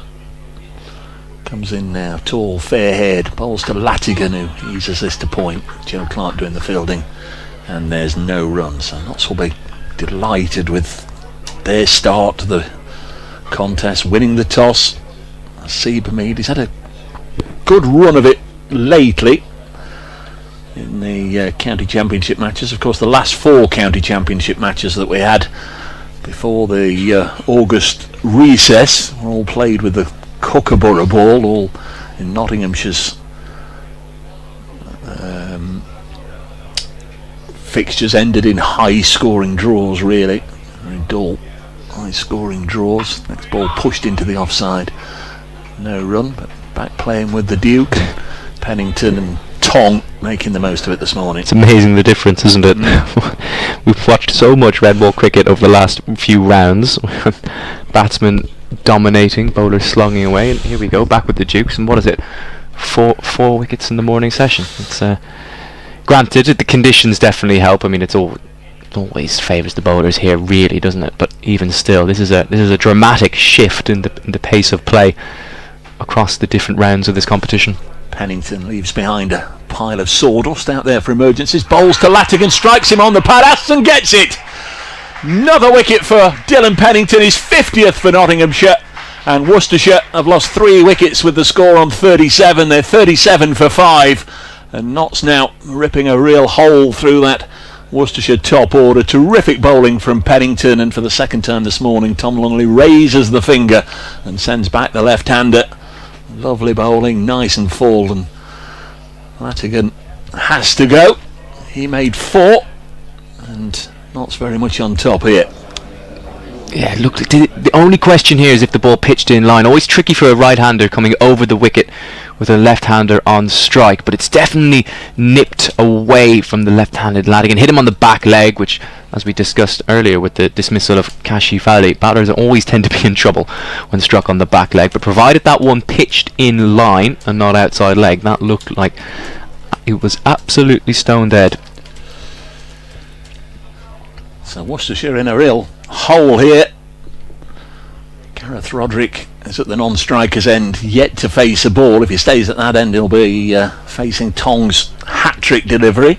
Still 3 balls left in this over, and the new man is a dangerous counter-attacker, Ethan Brooks, who will be coming in much earlier than he would have expected. Would have been hoping to have been sat up there with the training top and the shorts on, supping a cup of tea this morning and watching the action, but finds himself out there even before we've played 45 minutes of this game. Worcestershire 37 for 5. Just a bit slow to come down the steps there. I wonder if that's always a sign of a collapse, isn't it? When batters are scrambling to get the pads on. Might not have been ready 5 minutes ago, but he's out here now. To be fair, I think I saw him on the steps coming down from the pavilion there. I think he was just scraping something off his shoe down the steps, which might have delayed his arrival. But yes, one imagines the sense of chaos in the Worcestershire dressing room at the minute, with wickets falling aplenty. Thanks to everybody that's taken the trouble to get in touch this morning. Every time I just pull them up and just contemplate reading one or two messages, a wicket goes down. It was quite a dramatic last over bowled by Josh Tong, and this one's continued in the same vein. We've had 3 wickets now in the last 5 deliveries. Worcestershire none for 3 from the last 5 deliveries. Ethan Brooks, right-hander, former Warwickshire player. Brother Henry down at Middlesex now. And there's Pennington into bowl to him, and he comes a long way down and will get off the mark first ball, just opening the face and guiding it down towards third. In fact, there's enough pace on it for it to go all the way to the boundary down there in the far corner at the Diglis end. So welcome runs, and Worcestershire can get off 37 at long last. They are 41 for 5. It's been dramatic last few minutes here at New Road. If you're just joining us, Notts winning the toss, putting Worcestershire in. They've lost to Davalath without scoring. Cashi Valley for 15, Libby 18, Latigan for 4, D'Oliveira without scoring. The 5 to go. Mohamed Abbas began with 3 maidens. He's bowled 5 overs, none for 5. The wickets coming from Pennington 3 and Tong 2 is Pennington in again to Brooks, and this one hits him just above the knee roll on his right leg. 41 for 1 ball left in this over. Yeah, he looks like he just wants to feel bad on ball early in his innings, which is understandable, but I just wonder, the one that he nicked for 4, I mean, he played it with good soft hands. It was well played in the end, and he got his reward, but it was just, 4th, 5th stump line, probably a delivery didn't need to play at, a sign of nervous player. 40 for 5, coming in significantly earlier than he would have liked or hoped. Clearly went out with a bit of a game plan, though. He was a good yard and a half down the track as Pennington into him again, works this up to Tong at mid-on, and it's the end of the over. Eyes and focus will be on Josh Tong in a moment, but just very quickly, thanks to Yellow Belly Rover, who's got in touch a little earlier, saying the weather looks fine. Come on, Notts. Nigel King, strong lineup today for Notts. Is this the first time that all these bowlers have been in the same starting 11? It is indeed, Nigel. Yep, good spot. Outlaw Chris with us. He had a little go at Frank's quiz question earlier. Mark Mugasev, come on, Notts, enjoying the coverage. The Yellow Bellies in the ground, enjoying being here. Mark the Mod down in sunny Sevenoaks in Kent. Everything crossed for Notts to keep it interesting for the Oval Clash next week. Hopefully see you there, Dave. Chris has been in touch. Mandy, Sam, T saying super Notts.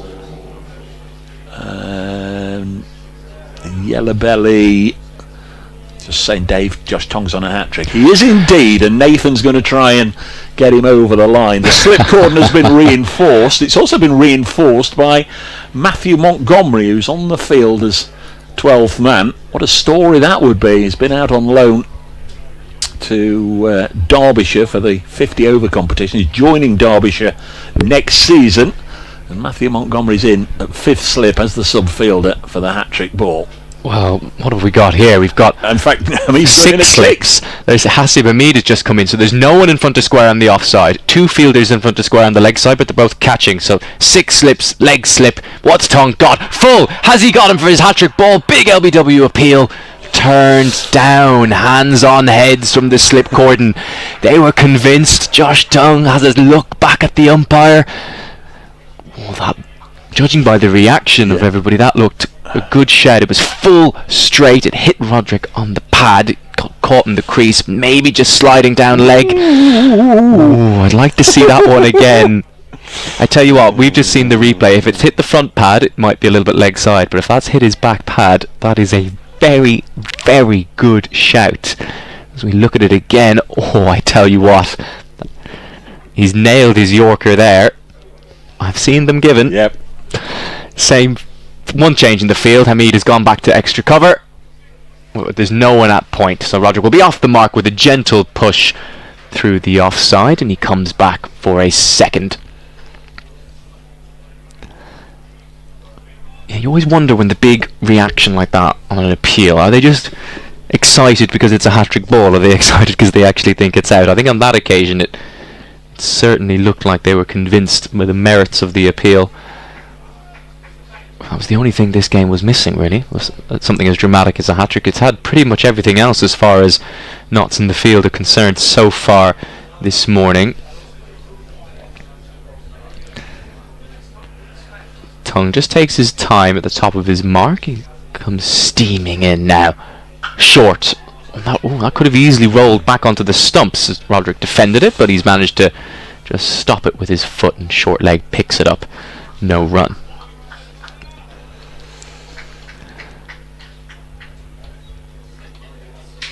He's only got the 4 slips now. 2 of them have disappeared after that hat-trick delivery. One of them has gone into backward point, and as we said, Hamid has kind of gone into a wide mid-off / extra cover position.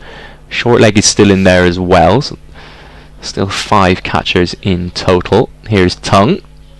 Full and driven, but not timed particularly well. Half stopped by Tongue on his follow-through, and then Hamid comes in to finish up the job and starts shining it. I always find it's an interesting way that some players shine it. They pull the long sleeve all the way over their wrist, and then they use their hand to shine it. It's not, the old-fashioned back of the trousers or just the sleeve. That then tends to be the new age way of doing it.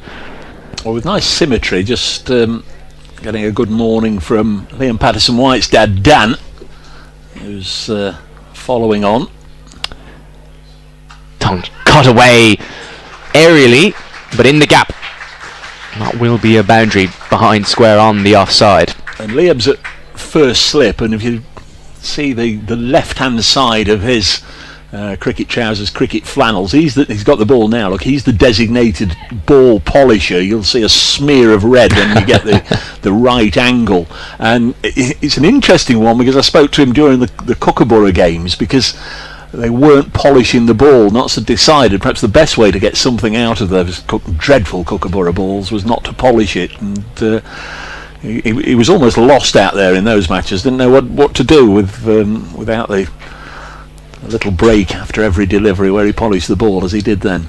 First boundary for Roderick, and he's playing a miss down the leg side. Tongue just strays with his line ever so slightly. Verena has to dive to his left hand side to gather, but dot ball to finish the 17th over. There was a big LBW shout. The first delivery was Tongue's hat-trick ball, carried over from the previous over. It looked close, but it was turned down. 6 runs off the over. Roderick survived, 47 for 5.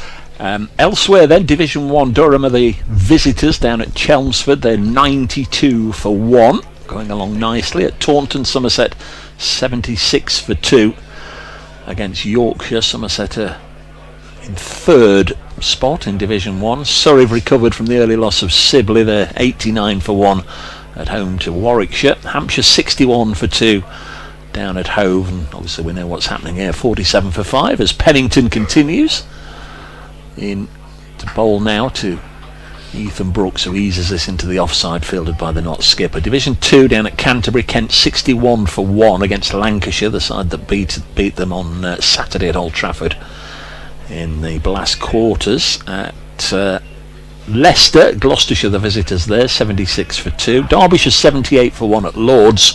Ollie Stone is playing for Middlesex on loan, and Calvin Harrison's on loan for Northants. They're at home to Glamorgan, a Welsh county, 82 for 2. As Pennington bowls once more and worked away. Not totally in control of that, Ethan Brooks. In fact, I think he played it one-handed, and then he runs into Dylan Pennington, apologises. Got a little bit of a dirty look back from Dylan Pennington, who was minding his own business and was then charged into by Brooks. It was all an accidental coming together, but 2 runs to Worcestershire. Yeah, both men were just looking at the ball as it flew out towards square leg, and Brooks was trying to figure out if he was coming back for a second and missed the big fast bowler in his way. But it's interesting, we talked about first delivery Brooks faced. He came big stride down the wicket and ran the ball out off the outer half of his bat for 4 down to third man. This one he's charged him, he's come down the track, so he's definitely looking to negate this movement by getting on the front foot and changing the length. Pennington in again, wide enough to be left alone. It goes through to Verena. So a year ago, this match, mentioned it earlier, 3 of the 4 days were washed. Well, they weren't washed away. The ground was waterlogged. There was all sorts of flooding issues, as they often get here at New Road. They played the first 3 county championship matches of the season at Kidderminster, hoping that come the end of May New Road would be available, but we didn't get play on 3 of the 4 days, and when play did start, Worcestershire were bowled out for 80 by Notts. Notts 234 for 3 in reply, but not enough time to get anywhere beyond that. Nice looking shot from Brooks, gets his 2nd boundary, this one through the offside. And again Hamid loses the floppy sun hat and the glasses going off in different directions as he goes to fetch the ball back from the Cathedral side. 53 for 5, Worcestershire 50 comes up in the 18th over. Just a bit short there from Pennington. He's had success with banging the ball in and nibbling it around outside that off stump, but not a lot of movement and a bit of width there. And you said when he came in that Ethan Brooks looks to be a counter-attacking player, but he's certainly playing like that. He's either trying to come forward and leave his crease, or when Pennington has strayed short, he's walked straight onto the back foot and cut him almost dismissively. Pennington in once more down the leg side, taken by Verena. Nott's last win here was in 2018. Won 18 times in all at New Road over the years. Worcestershire 20 victories. They've hosted the contest on 68 occasions. Great anomaly I have, or the thing I think should be sorted out in those stats. There's still always, whichever side you look up, not played, abandoned the matches for 2020, and it still features in there 2020 not played due to COVID, as this is pushed nicely by Brooks, and the diving Hamid will get it, shy the stumps, and it's an out. Oh, Asib Hamid, a wonderful bit of fielding. Umpire Longley got into a good position to adjudicate, raised the finger, a little push by Brooks into the offside, scampered for what he thought would be a comfortable single, maybe even 2 as it was played.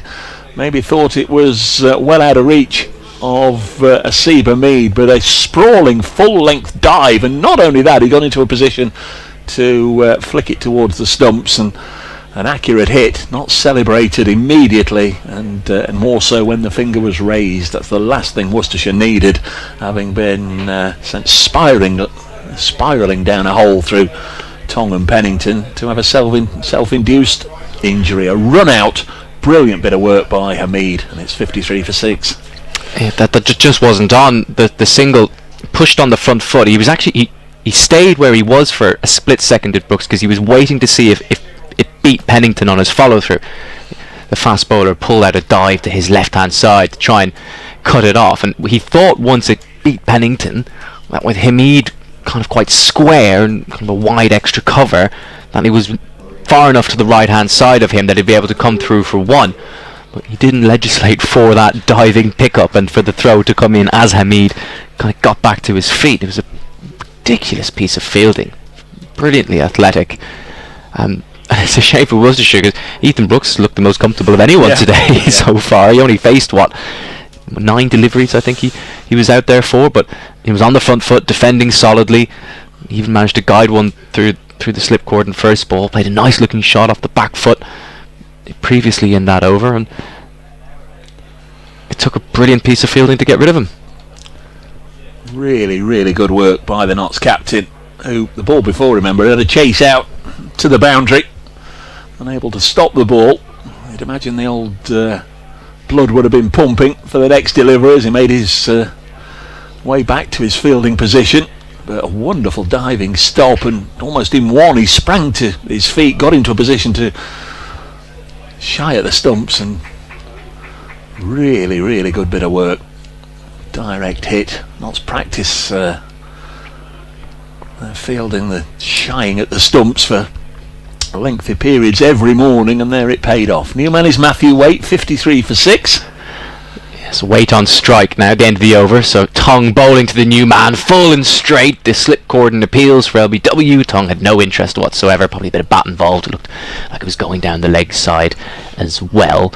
Not a lot going for that one, but just given the way things going, I think Notts are probably going to be very eager and appealing for everything at this stage. No, you can keep those. Yeah, thank you. We're right on midday, so Frank will pop back in here. If you can offer one or two more thoughts, Nathan, and I'll be back when I've spoken to BBC Radio Nottingham. Tongue in once again. Waite facing his second delivery. This is a bang-in length from Tongue. Waite just gets in behind it on the back foot. Defends the backward point for no run. As we say hello once again to Frank. You Shell shocked I am. missed a fair bit. Well, I've been obviously been watching it, but irresistible Notts, aren't they, at the moment? Just Tongue probably unlucky not to get a hat trick. What did you think? It looked a good shot, didn't it? Looked close. He landed his Yorker, didn't he? Hit him on the back leg. Here's Tongue again. This time another LBW appeal. Again, the slip cordon is more enthusiastic about it than the bowler himself, which is always a bit of a telltale sign. Looked like it was missing leg again. Yeah, that's just what the umpire says to Tongue as he walks back, and I think he just nods in agreement. He knew himself deep down it was only a half appeal from the bowler. Yeah, on replay we have in front of us there. Once again, not a lot going for that LBW shout, but he's asking the question, is Tongue. He's bowling full straight. He's beating these Worcestershire batters for pace time and again. 4 slips in play waiting for him now. Forward short leg as well. Waite on strike. Just beats the outside edge. I mean, that was quick as well, wasn't it? That's genuinely sharp delivery, that from Josh Tongue. He's asked a lot of questions. He's been impressive. He's not just been quick, he's been straight, hasn't he? He's made them play. He really has. He's got the Yorker in. Some people criticise him in Test cricket for being too wayward, don't they? And they say, he's got the capability of bowling good deliveries, but he's too wayward. Not been wayward today. No, anything but. And he comes again, shorter this time, and it's fended off into the leg side, fielded by mid-on. He's done that a lot. He's varied his length. He's gone short ball, full ball, short ball, full ball, and that just means the batters can't get set. Reluctant to come too far forward when he does try to spear in that Yorker. It's been an effective ploy. It's funny, everyone knows it's coming, but stopping it is another thing entirely. Yeah. Well, the one that got D'Oliveira was a snorter to get first up, wasn't it? You don't want that first ball. And he's looked an international bowler, hasn't he, this morning? Play and a miss, outside off. That was another heavy length. Waite flayed at it, but doesn't make contact. It's a maiden for Josh Tongue. 2 for 15 are his figures. 19 overs gone. Worcestershire struggling. 53 for 6. Yeah, Adavalath out for 0, Kashif for 15, Libby for 18, D'Oliveira without scoring. First ball, Latigan for 4, and Brooks for 10. And we are finally going to get a bowling change. Dylan Pennington, 9 overs, 1 maiden, 3 for 33 is giving way, and Mohammed Abbas, who bowled a 5 over spell from the Diglis end at the start of the day, is coming on now at the New Road end.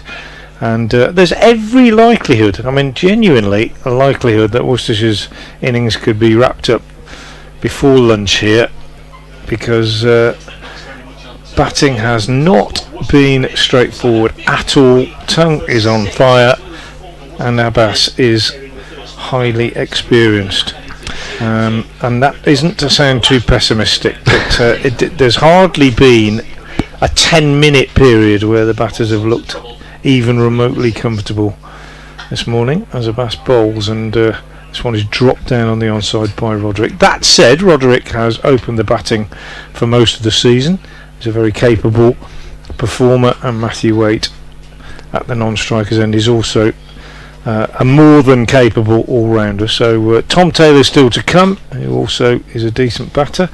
Ben Allison not the worst. Karam Shazad is a bit of a tail-ender, to be fair, but Worcestershire, well, it's just a case of trying to just weather the storm for half an hour or so, really, isn't it, at the moment, as Mohamed Abbas is in again and bowls, and Rodri is turning this one on the leg side and picking up a single to take him to 7. That point about pressure, I think that's why the run out of Ethan Brooks was such a devastating blow, because he only faced 9 deliveries, but dare I say he was the only batter who just didn't look particularly troubled. He was getting on the front foot, leaving his crease, trying to put the Nottinghamshire bowlers off their length, and he just made a bad decision on the call. Ethan Brooks is a very, very positive batter who would have gone out there today, even in those circumstances, thinking this is an opportunity for me, and he started very positively. But as you say, it was almost too positive, wanting to keep the scoreboard moving. Abbas in bowls, and on the back foot Matthew Waite defends, and there's no run. It's been absolutely top stuff from Nottinghamshire this morning since they won the toss and chose to bowl first. Abbas and Pennington with the new ball accurate and threatening. Pennington getting the breakthrough with the first 2 wickets, and then Josh Tongue coming on with his extra pace and fire to back them up. It's been a really good performance, not least enhanced by that excellent run out from Hasib Hamid. 2 runs off the edge to Matthew Waite here, gets him off the mark, and Worcestershire move on to 56 for 6. Just got a message from a friend who said, I've just turned on the radio, what's happening? Well, there you are, what's happening. What's happening is that Nottinghamshire, having won the toss and chosen to bowl first, have taken every advantage of that with some outstanding out cricket. Really good bowling. Abbas in bowls, and forward comes Waite, and there's no run this time as he plays it back to the bowler. So good catching, good bowling, and I would particularly highlight the accuracy of the bowling. I think batsmen have been made to play. Probably half a dozen leaves in the entire innings so far. 1 or 2 balls down the leg side, but the batsmen have played at everything. Couple of edges through to the keeper, dead straight from Pennington for a couple of LBWs. Tongue with a really rapid Yorker first ball to Brett D'Oliveira to get him out. Abbas finishes that over. Nathan Johns leaves us, and Dave Bracegirdle will come in alongside me. So it's been outstanding from Notts. I'm not sure I'd attach too much blame. I don't want to be criticised for being too sort of friendly and passive towards the Worcestershire batters, but I don't think I'd attach a great deal of blame to the batters. You could say that maybe some of the footwork wasn't as good as it might have been, but generally speaking I think they've been got out rather than got themselves out, and it's very much not to his credit that Worcestershire are in this situation. 56 for 6. Crikey, it's all happened over the last half an hour or so, hasn't it? I think earlier when the run out happened, I did say Worcestershire losing 6 wickets in 45 minutes. It was around about 11:45. I was forgetting that we'd started at 10:30, so it wasn't quite as bad as that, but Worcestershire still in a bit of a hole.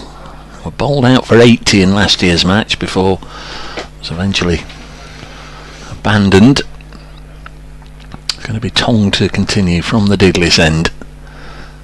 And they'll be bowling to Gareth Roderick, defends this latest delivery. So not just using the 3 bowlers so far. Mohamed Abbas, Dylan Pennington and Josh Tong.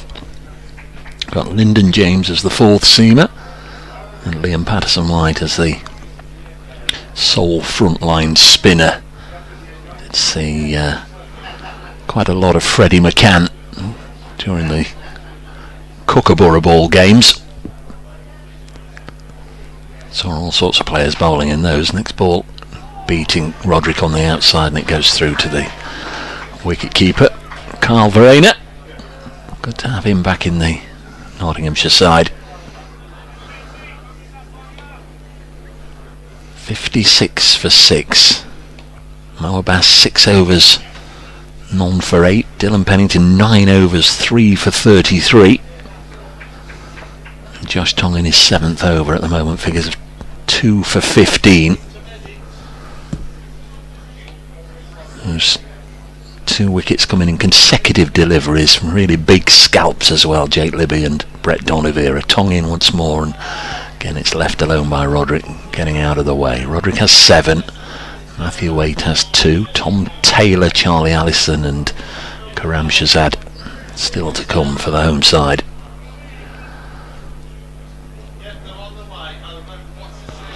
Nottinghamshire leaving Brett Hutton, Farhan Ahmed and Matthew Montgomery out of their squad of 14. They've got Joe Pocklington here as well, who played in all of the Metro Bank matches. It's Tong bowls Rodriguez as this up to mid-on, fielded by Montgomery, and there's no run. So you said Carl Varian's going to come on tomorrow. Verena is going to come on tomorrow. We're also going to have Ed Pollock, I think, by Old Cats. Oh, that'd be, so that'd be nice. We'll have a guests galore tomorrow, assuming we're still here, of course. But well, he said it'll come on early on when Notts are batting. It's difficult. It's always difficult. It's always difficult when he's listed to come in at 6 to know when. Yeah. Tong bowls and Roderick gets in line. That's the 5th dot in a row. Very much like, I think, to get to lunch now if they can. Roderick can wait and then regroup, but it's been a horrific morning so far. That's very much dominating. Adam Hose, we know, is out injured. Rob Jones, is that just purely a selection thing? Yeah, he's not played much Championship cricket this year. Tong in past umpire Debenham, bowls again, and this is leg side in. It's whipped away for 4. Nice looking shot there by Gareth Roderick. You just hang in there through the tough times and wait for a ball like that you can put away, and it was dispatched behind square.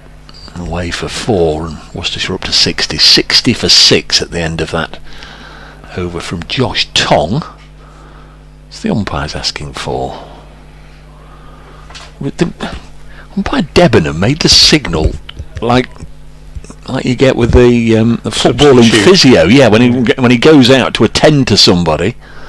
Oh, there's going to be there's a sub coming on, I think. Yeah, it's just sort of saying, well, let's get Dylan Pennington back on. Yeah.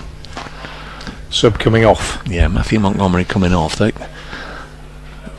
think they seem to be sharpening up on bowlers having too long off the field, having completed a lengthy spell. There's Mo Abbas from the New Road end in bowls, and sort of fended away by Waite. Takes his bottom hand off the bat as he drops it down on the leg side. I've had no answers to the quiz, Dave, whatsoever. Is it too tough? I don't know. Come on, Nottinghamshire supporters, just help Frank out here a little bit. I'm not giving any clues or anything at all, but those of a certain age, what is John Parkin best known for, really? I mean, I don't know the answer. I genuinely don't know the answer, but you probably do. But I think I've got a very good guess. Yeah. Well, what links Abbas bowls?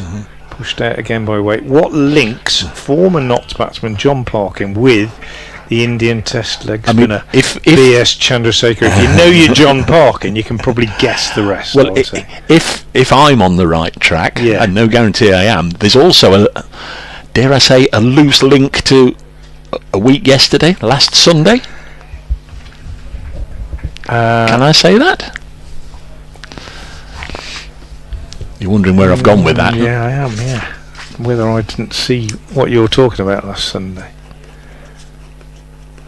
Abbas bowls and no ball called by... That's the first extra then? It is, yeah.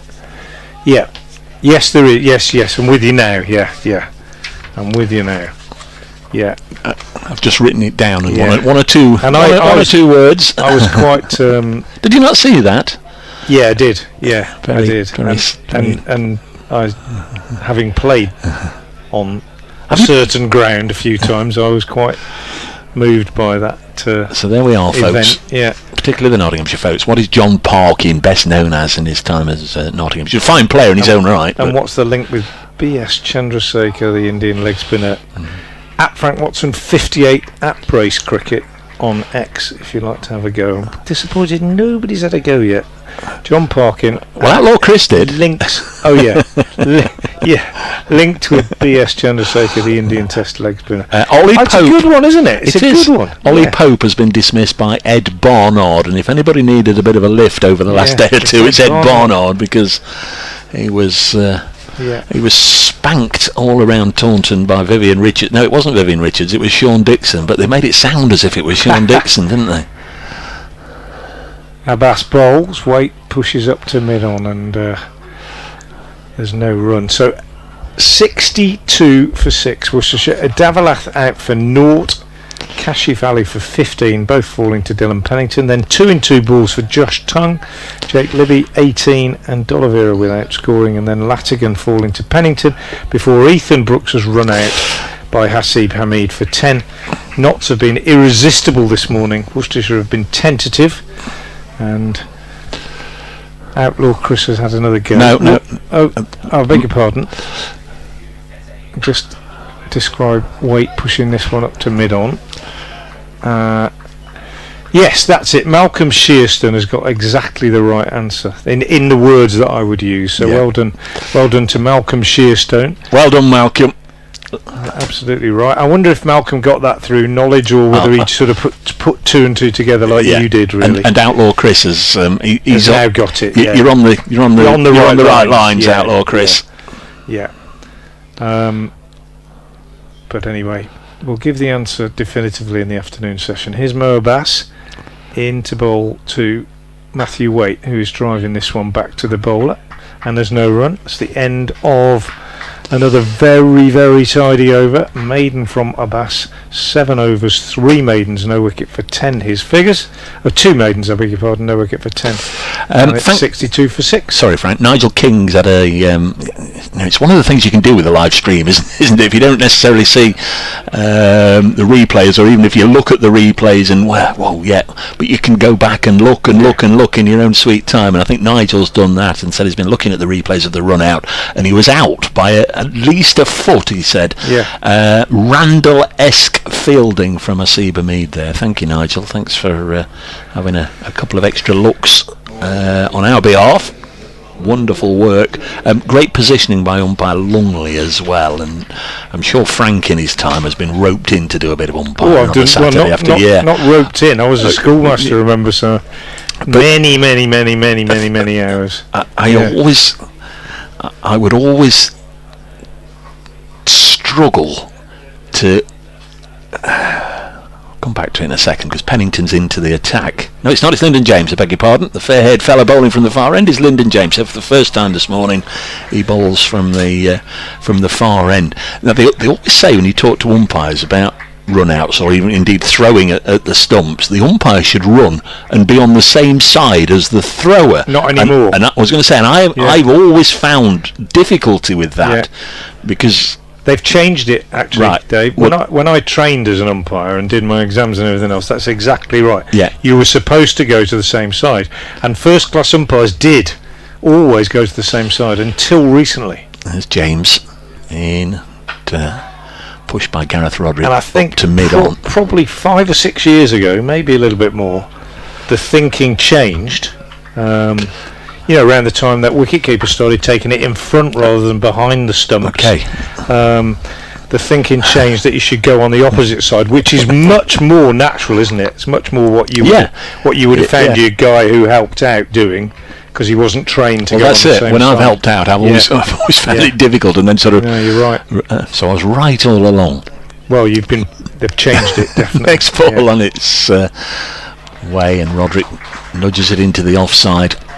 Fielded by Hamid's sliding stop, or knee sliding stop by Hamid. I'm not sure when they changed it. It would be interesting to speak to an umpire that's been doing it for more than, say, 10 years to find out when that change took place. And it must have been really difficult, having trained yourself for years to go one way, to suddenly go the other. But Lungley was Yeah, in a great in the other side to Asiba Mead, and perfect.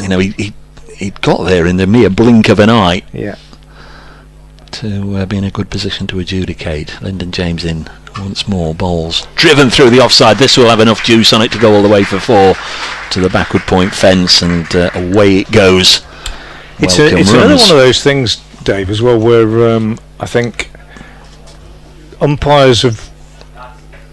Well, it would be unfair to say they've got lazy, but when you've got a DRS, they don't need to look for no balls anymore. They don't need to worry too much about run-outs and stumpings and that kind of thing, because they can always go upstairs.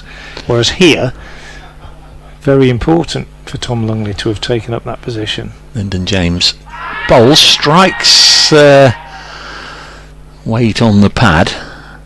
Big shout from the bowler. Seemed like the slips joined in slightly afterwards, and no real surprise it wasn't given. This season Lyndon James 13 wickets, a little expensive at 51, but he's picked up some important scalps, broken some really threatening partnerships over the years he's played against Worcestershire, 6 previous occasions. There's a best score of 96 against Worcestershire. He's only taken 3 previous wickets. He'd like to add to that here, but weight pushes us into the offside, and there's no run.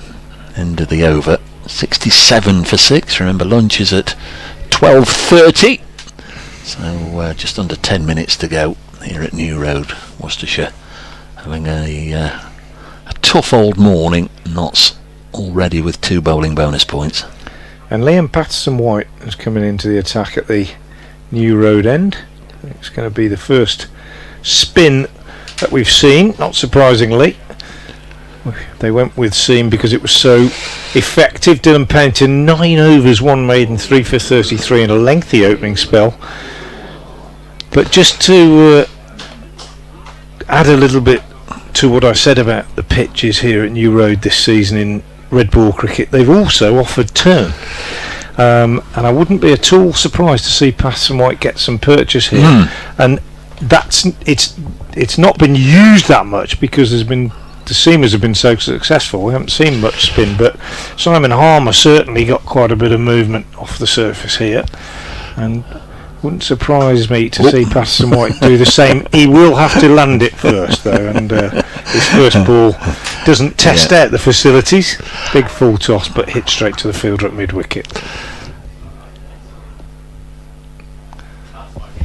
He's in again now, round the wicket, bowls. That one does land, and on the back foot, Rodri rather suspiciously just prods it away. I think a lot of people, Frank, are picking up on what I said about John Parkin. What's he best known for? Just tie it in with Frank's question. Tie it in with Frank's question. What also was Chandrasekhar famous for? What links the two of them? Quicker one from Patterson, what nicely bowled.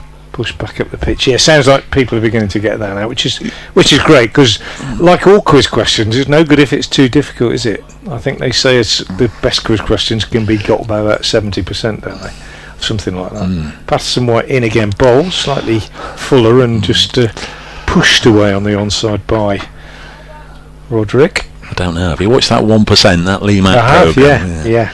I mean, some of the questions that 40, 50, 60 people go out on, you think, how did he get that wrong? No.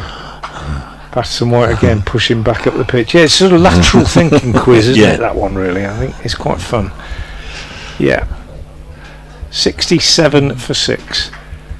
1 ball left in Patterson-White's first over. We'll probably get 2 more then before the lunch interval. He bowls, and on the back foot, Roderick steers this one out nicely on the offside, and they pick up a single, so he'll keep the strike. Yeah, the man who put the harm in pharmacy, which is quite a lengthy title. You've got right what John Parkin did, but remember again, Frank's question was, what links John Parkin with the Indian Test leg spinner B.S. Chandrasekhar?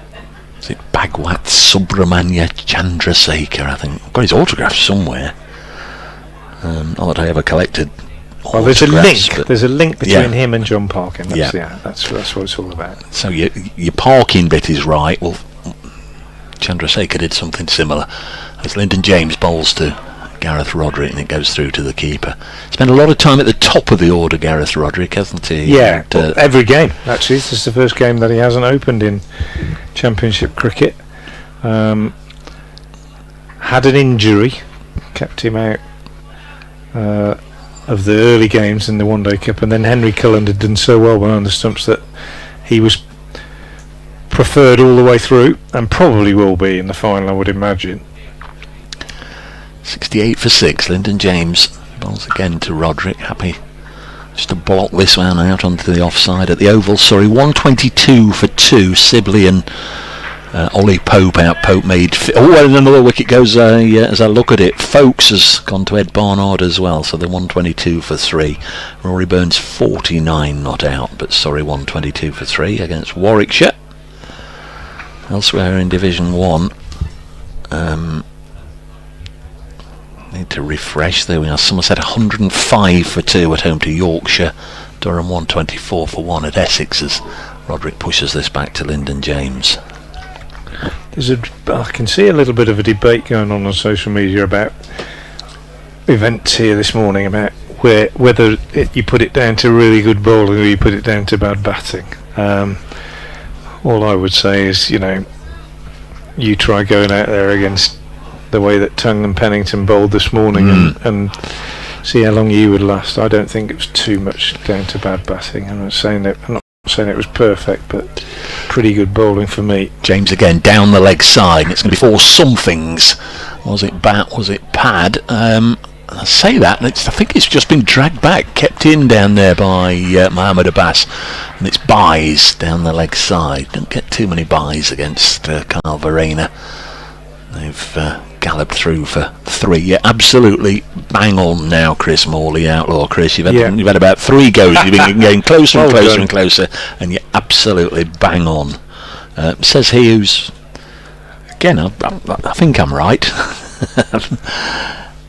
And assuming its ball strikes Roderick on the pad. It's 70 for 6 as we close in on lunch. This is the 25th over.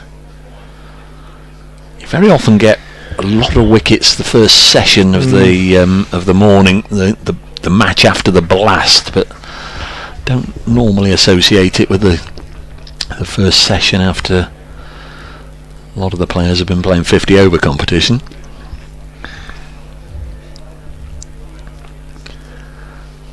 James in once more and wide enough to be left alone. It goes through to the keeper. We're going to get one more over, aren't we, I think, before lunch. It's interesting you say that, Dave, about the game after. You know how they talk about it in football, don't they, where when the team gets into Europe, if they have to play after the Europe game, or particularly if it's the Thursday and the Sunday. And then we've had all this debate about England playing 50 over cricket and not playing well because all the players were playing in the 100, and then you got players that playing the T20 and then the One Day Cup, and obviously demands and requirements and different formats come thick and fast now, as they never used to do. I mean, all they had to do in the old days was switch from Championship to Sunday League, Patterson bowls, and then the two longer competitions. There weren't so many quick changes. That one pushed out on the offside. I just think it's part of modern cricket now that batters and fielders and bowlers and everybody have to somehow change the mindset. I'm not saying it's easy. Patterson White again bowls and defended by Waite, no run. And I'm not saying it wasn't a factor in England's first performance in the one-day internationals recently, but then you look at players like Joe Root and you see that actually if you're really, really good, and he is exceptional, obviously. Patterson White again bowls and turned on the leg side by Waite. You become experienced enough to alter your game according to the different circumstances, and some of the very, very best players can do that remarkably, but it's just part of being a modern cricketer, I think. Patterson White again round the wicket, bowls, and Waite is forward, pushing out on the offside, and there's no run. I don't think too many of the Worcestershire players we've seen this morning have been away playing short form cricket, have they? No, not at all. And I'm not suggesting that is a factor at all. I just think they've been undone by very, very good bowling and fielding, of course, as Patterson White bowls again and Waite defends particularly Pennington's accuracy and Tong's hostility, I think, would be the two qualities that I think have been to the fore in this first session this morning. It's been good cricket, good hard cricket. That's what you'd expect at the top of Division 1. Waite punches this one from Patterson White through the covers for a single, and he keeps the strike, and we're going to get one more over in because the clock on the scoreboard is 35 seconds behind, so we're going to get one more over in. And I wouldn't imagine this is a ground that, and I know it's nice for a bowler to have a bit of familiarity. Both Pennington and Tong will have their preferred ends here at New Road. They've both bowled here on countless occasions. As Lyndon James finish the point in a second as he comes in now, bowls to Waite, again just eases it down on the offside, fielded by Haynes. It's not a ground where there's an external factor to be taken into account, like the slope at Lords, like running uphill or downhill down at Hove or whatever. It's not as if Worcestershire have been undone by two bowlers who specifically know how to bowl on here or how well I think to bowl. Dylan Pennington did always prefer this New Road end. James bowls cut away. There'll be 4 to the total here. Just finding the gap between the slip cordon and backward point. Was Joe Clark, who... And I have heard some people suggest that there's a little bit of a slope coming in from that Diglis end, coming down the slope. But no, generally I don't. I've known many bowlers. I mean, Joe Leach always preferred the Diglis end, but not exclusively. So I think, there's a lot of bowlers who have tried at both ends and been successful at both ends, really. James in once more. Waite eases this to Clark. It's certainly not a ground where you would say, I only want to bowl at that end or whatever. Say Hove and Lords are the two that instantly spring to mind, because they do present different problems for the bowlers. Lords, the slope, either right to left or left to right, depending on which end you're bowling from, and Hove, well, if you're bowling from the C end, the media centre end, you are running uphill. It's at the Cromwell Road end, the other one coming downhill. Lyndon James, as the clock goes past 12:30, bowls eased to point. That is the 4th ball of this, the final over before lunch here at New Road. Notts winning the toss at 10 o'clock, seems a long time ago now. Asiba Mead didn't waste too long in turning to Brett D'Oliveira and saying we'll have a bowl. Once play began, Adavalath was caught behind off Dylan Pennington without scoring. Early on, 3 for 1. Worst possible start for Worcestershire. James in once more, cut away. That'll be 4 more runs.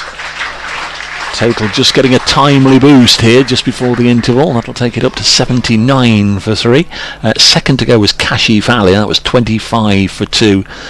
In the 12th over, he was LBW to Dylan Pennington for 15. Jake Libby and Brett D'Oliveira both then fell in consecutive deliveries to Josh Tong, who didn't get the hat-trick. 37 for 3, 37 for 4. And it became 37 for 5 when Latigan was also given out LBW to Dylan Pennington. Then a brilliant bit of fielding and a direct hit at the stumps by Asiba Mead ran out Ethan Brooks for 10. Brooks was certainly trying to get the board moving and just try and get a bit of momentum into the innings. I felt the shot was certainly going to bring him 2 if not 4, and I can understand why he set off as Waite cuts this down to 3rd, fielded by Joe Clark, and that will be that. That run out was the last wicket that Notts took in the session, which ends with Worcestershire on 80 for 6. They were bowled out for 80 in that match last year that didn't get beyond 1 day of cricket. 80 for 6 at lunch represents something of a recovery. As I say, they were 37 for 5 and then 53 for 6. Matthew Waite 16 not out at the interval. Gareth Roderick 13 not out. Dylan Pennington 3 for 33 from 9 overs. Josh Tong 2 for 19 from 6, and the run out, they were the wicket takers. Nothing to show for it for Mo Abbas, Lyndon James or Liam Patterson-White. Thank you, Dave Bracegirdle, for that account of the morning's play. Spot on, excellent from Nottinghamshire, a struggle for Worcestershire, and at the interval they are 80 for 6 off 27 overs, 2 bonus points already on the board for the visitors. I hope you've enjoyed our coverage, whether you've been following on the live stream on 5 Sports Extra 2 or on the BBC Sports app or website. It's been a pleasure to describe the action for you, and my name is Frank Watson from BBC Hereford Worcester, Dave Bracegirdle from BBC Radio Nottingham, and Nathan Johns have been your commentators, and we will be back as soon as play resumes, in fact just before play resumes, at around about 7 or 8 minutes past 1. Until then, thank you for being with us.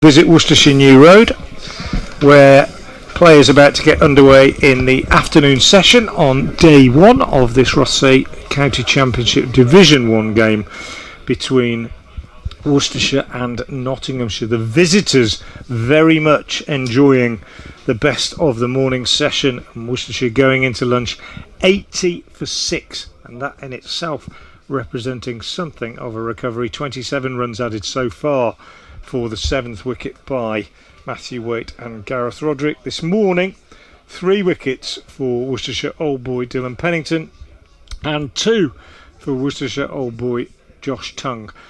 So watching between gritted teeth the Worcestershire members here at New Road this morning as their old boys did the damage. It was outstanding bowling from Pennington and Tongue in particular, but Worcestershire mounting something of a slight recovery just before the lunch interval. My name is Frank Watson from BBC Hereford and Worcester. I will be joined later by Dave Bracegirdle from BBC Radio Nottingham. Alongside me for the moment is Nathan Johns. Nathan, your first visit to Worcester, eventful morning. Yeah, well, one way of introducing yourself, isn't it? Plenty of action. I think the highlight has to be that run out from Hasib Hamid in the morning. Just a brilliant piece of fielding to run out Ethan Brooks. It was kind of one of those where he dove in one motion, almost picked it up before he actually got back to his feet. And yeah, it just sums up Nott's dominance, isn't it? Just everything they've done has just worked out. Look, you have to have a little bit of luck when those types of things happen. A few bad decisions on the running, but they've capitalised ruthlessly. They have indeed, and they start with Liam Patterson-White bowling his left arm spin from the New Road end. First ball after lunch played up to mid-off by Matthew Waite. Waite is on 16. Patterson-White into him again, and on the back foot Waite is punching up to mid-on. Takes a single, waits until Hasib Hamid dives across and can't get a hand on it, and the ball continues up to Dylan Pennington at mid-on, and Waite calls Gareth Rodri through for the first run of the afternoon session.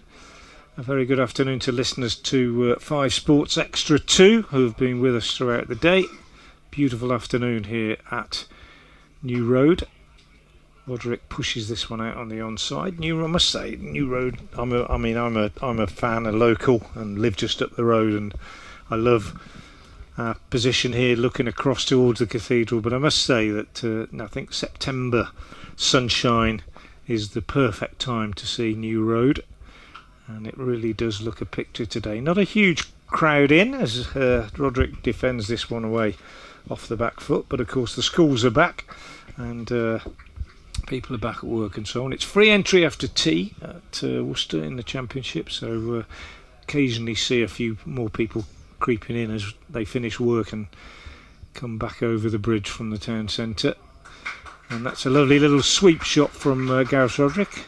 Down to fine leg, got enough on it to go all the way down to the boundary. Boundaries have been few and far between for Worcestershire, so welcome addition to the score, which is now 85 for 6, and this partnership of 32 is comfortably the biggest of the innings, believe it or not. But Worcestershire have been used to low scores, to be fair, in their first innings here at New Road in Championship cricket. Roderick pushing this one back up the pitch. End of the first over after lunch. In fact, batting bonus points at Worcester, I think probably fair to say all of the batting bonus points scored at New Road this season by home and visiting sides can probably be counted on the fingers of 2 hands. Yeah, clever little lap shot that, wasn't it, from Roderick? Just used the pace. He's pushing it through at a good lick, is Patterson-White. It's just interesting that they went with his spin as early as they did in that morning session, just given the damage that was being done by the seamers. I wonder if they just think the ball is just now that it's gotten old, it's not going to do what it did previously, or maybe they're just giving their battery a bit of a breather. I was surprised they carried on with him after lunch. I wasn't surprised they started with him because, it's almost a cliche, isn't it, to bowl a couple of overs of spin before lunch, but he'll get some purchase out of this pitch if what I've seen earlier in the season is anything to go by. Well, this is slightly less of a surprise. Mohamed Abbas is going to continue after lunch, and he bowls full and straight first up, and that's defended back to mid-on for no run. At one point, I think, after his first spell at Bass, he bowled 5 overs, none for 5. His figures have gone up a little bit. He's gone from conceding 1 and over to 1.4. He's up at none for 10 off 7s. Profligate, to say the least. Yet to trouble the wickets column, but I think he'd absolutely... He's hardly bowled a bad ball, has he? No. That's the real benefit, I think, isn't it? Well, he never does, really. No. Matthew Waite on strike. Short, cut away, half stopped by Joe Clark at point, but he had some help behind him. I think it was Lyndon James who was backing up at cover, so one-handed stop by Clark is mopped up, and it's another dot ball. I think, to be fair, if people are just joining us, just tuning in for the first time and wondering what the story was this morning, with Worcestershire losing 6 wickets, it was accuracy, wasn't it, as much as anything. There was lateral movement, there was pace from Tongue, but there was also just nagging accuracy from all the bowlers. Well, that one, just the radar slightly off there from Abbas, a rare loose delivery, but it doesn't cost him, as it's a play and miss down leg, and Verena cleans up with the gloves. Yeah, it was a good mix though, wasn't it? There's the nagging accuracy of Abbas. Pennington is obviously a little bit quicker, but also very accurate, and then you just had Tongue coming in and combining the two. We asked the question when he came on, which version were we going to see, because he varied when playing for England this summer, Tongue, but we saw the fast and the accurate version. Yeah, he was impressive this morning. Almost got a hat-trick. Hat-trick ball was a big LBW appeal, just turned down. Inside edge onto the pad and squirts out into the offside. It was a good shout. That hat-trick ball was full so. Yorker, back leg. He couldn't believe it that he didn't get it. I think he probably thought he got it absolutely spot on. It was a head in hands moment when the umpire turned it down. And you're always going to have a big appeal on a hat-trick ball if you hit the pads, aren't you? But it did actually look fairly close. And on another day, he might have got it. It was quite a sight, that field. I think they had 6 slips, a leg slip, and 2 men catching on the leg side. Here's Abbas, just squirts it away off the outside edge, but soft hands, and it's fielded by Gully. Not a field you expect to see in day one on the morning session of the championship game very often. But no, I'll just say, as I said just before we came on air, one of the Worcestershire supporters that regularly gets in touch with me on Twitter tweeted just after lunch, if you'd have told me a couple of years ago that Pennington and Tongue would be snapping up Division 1 wickets on the first morning before lunch at New Road, I would have been delighted, and I can understand exactly where he's coming from. Abbas goes straight into the pitch, just tucked away around the corner down to fine leg. So a single for Matthew Waite to end the 29th takes the score to 86 for 6. There's the story of the ex-player, isn't it? It's commonly regarded as a cliche in football, or it certainly used to be. I think Nick Hornby first came up with it in Book Fever Pitch, when he said that your ex-player always scores a goal against you if you're a football team, and I don't think that's necessarily so much the case nowadays, but certainly Pennington and Tongue, who everybody here at New Road knows are 2 high-class bowlers, certainly rubbing their former employers' noses in it collectively this morning. Lyndon James is replacing Liam Patterson-White, so just a 1 over of spin post-lunch from the New Road end, and now Lyndon James is into the attack. He had a brief spell of 3 overs from the Diglis end before lunch. His first ball after lunch is outside the off stump, and Matthew Waite plays at it. Maybe didn't need to, and possibly fortunate that he didn't steer it into the hands of one of the slip fielders. He might just, to be fair to him, have pulled his bat away at the last minute. Yeah, still a bit of lateral movement. That one just looked to move away off the pitch. James in again, bowls. This one, he's got a wicket. Caught at mid-wicket, not what he would have expected, but whether that one just might have stopped in the surface or a little bit, I don't know, whether Waite has gone at it a little bit hard, but he just popped it up on the onside, and a very good catch at mid-wicket. Oh, it's a leading edge. I think he's looked to turn it on the leg side. It's just popped up on the leg side and caught diving forward at mid-wicket by Joe Clark, I think. Yeah. And, Worcestershire. Well, you don't want to lose a wicket like that in these circumstances, because that was not down to great bowling or anything else. That's just down to a bit of bad luck and a bit of I don't know, uncertainty as far as the batter's concerned. Oh, it's just another case of everything that's happened so far today has just gone the way of Nottinghamshire, even just that one holding in the pitch. And it's a tentative stroke, which inevitably is going to happen when you're 86 for 6 as a batting side. But you're right, I think the previous dismissals, even including the run out, if it was a bad decision, have been down to brilliance from Notts. I think that's the first time today we've seen a bit of a softer dismissal, and maybe a batter getting themselves out. It was just a length ball, probably going down the leg side, and he's just chipped it straight to mid wicket, albeit good low catch, but bit of a gift. I think he's looking to turn it, and he's just turned his bat a little bit too soon and got a bit of a leading edge. But yeah, it's you'd be really annoyed if you're out like that, I think. Let's put it that way. And Matthew Waite will be.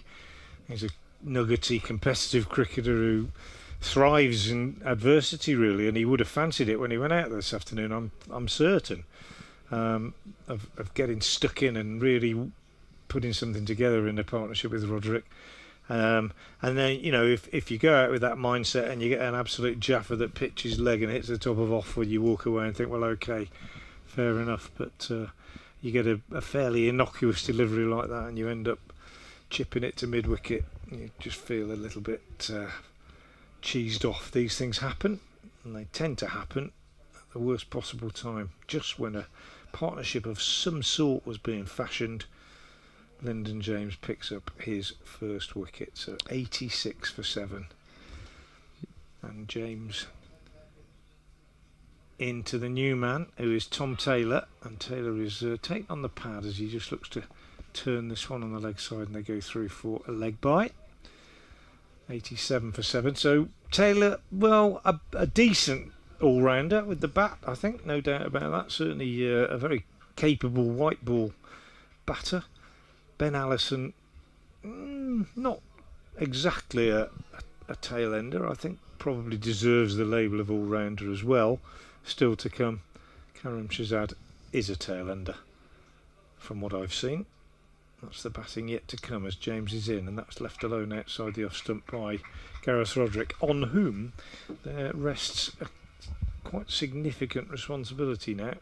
He normally opens, he's gone down the order, and he's found himself very much the last proper batter out there for Worcestershire, as they have slumped to 87 for 7. Yeah, fascinating to see how he plays this. Does he trust his tail enders and he's happy to rotate the strike and keep the scoreboard ticking, or does he try and put the foot down and score some quick runs? Well, he's driven at that one, looking to play it on the offside. He's got a thick inside edge down to the long leg where it's fielded by Pennington, and I beg your pardon, by Abbas, and they go through for a single. I don't think you'll see Gareth Rodri becoming particularly flamboyant. Certainly while Taylor and Allison are there, I think there's a responsibility on them to just eke out every run they possibly can. But it's tough, isn't it?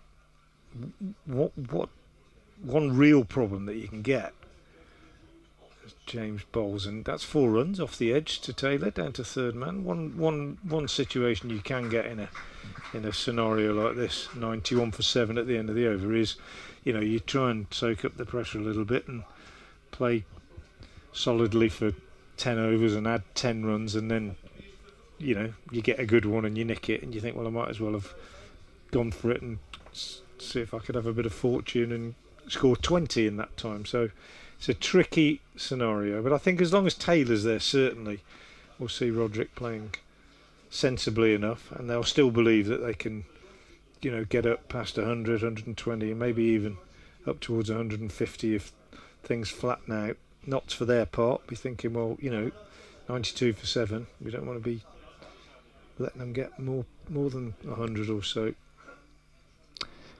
Abbas to continue.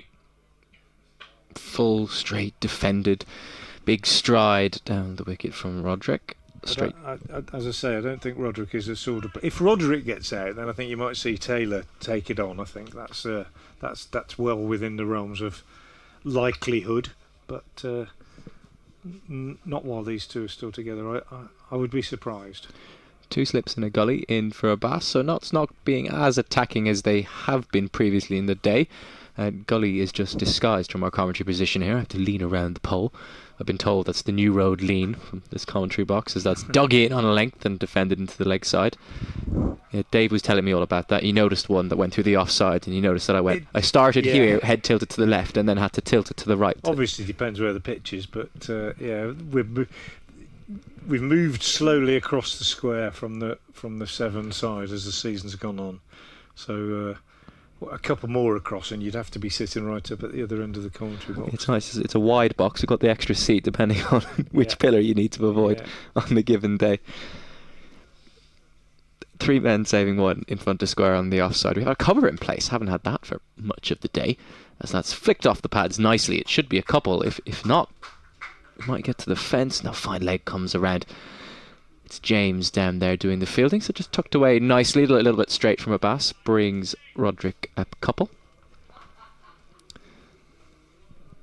Brings the score to 94 for 7. He's now 20 not out, having faced 38 deliveries. Tom Taylor down the other end. He nicked his second ball through the slips for 4, so he's got that boundary to his name with nothing else. Abbas gets to the top of his mark, turns, ambles in. Oh, that didn't look too far away from the off stump as Roderick lets it go. I think he might have left it on length, wide of the crease from Abbas, angling it in towards that off stump. Oohs and ahs from the slip cordon as Roderick shouldered arms. Yeah, decent leave, I think, probably. Definitive ruling on that coming shortly. Yeah, it's actually a bit wider than we thought, I think, to be fair. Yeah, we've been sold by the slip reaction. Noise, Here's Abbas again. This is played and defended comfortably straight down the pitch. That's what you're going to get from Abbas. Just every ball honing in on that 4th stump line.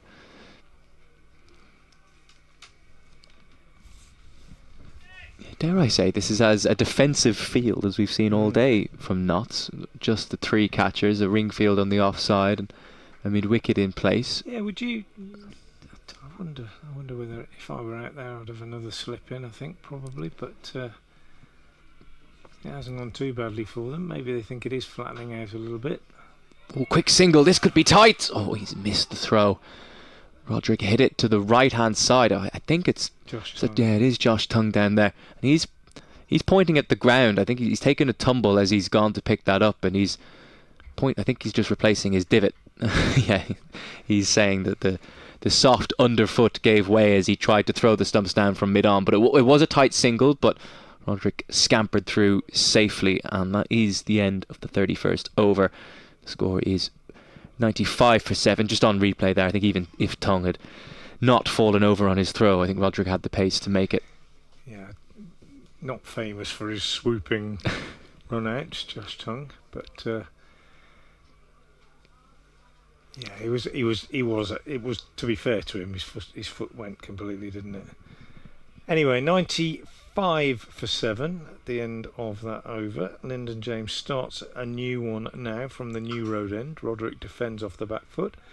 One last mention for the quiz question, and I'll give the answer in about half an hour's time or so.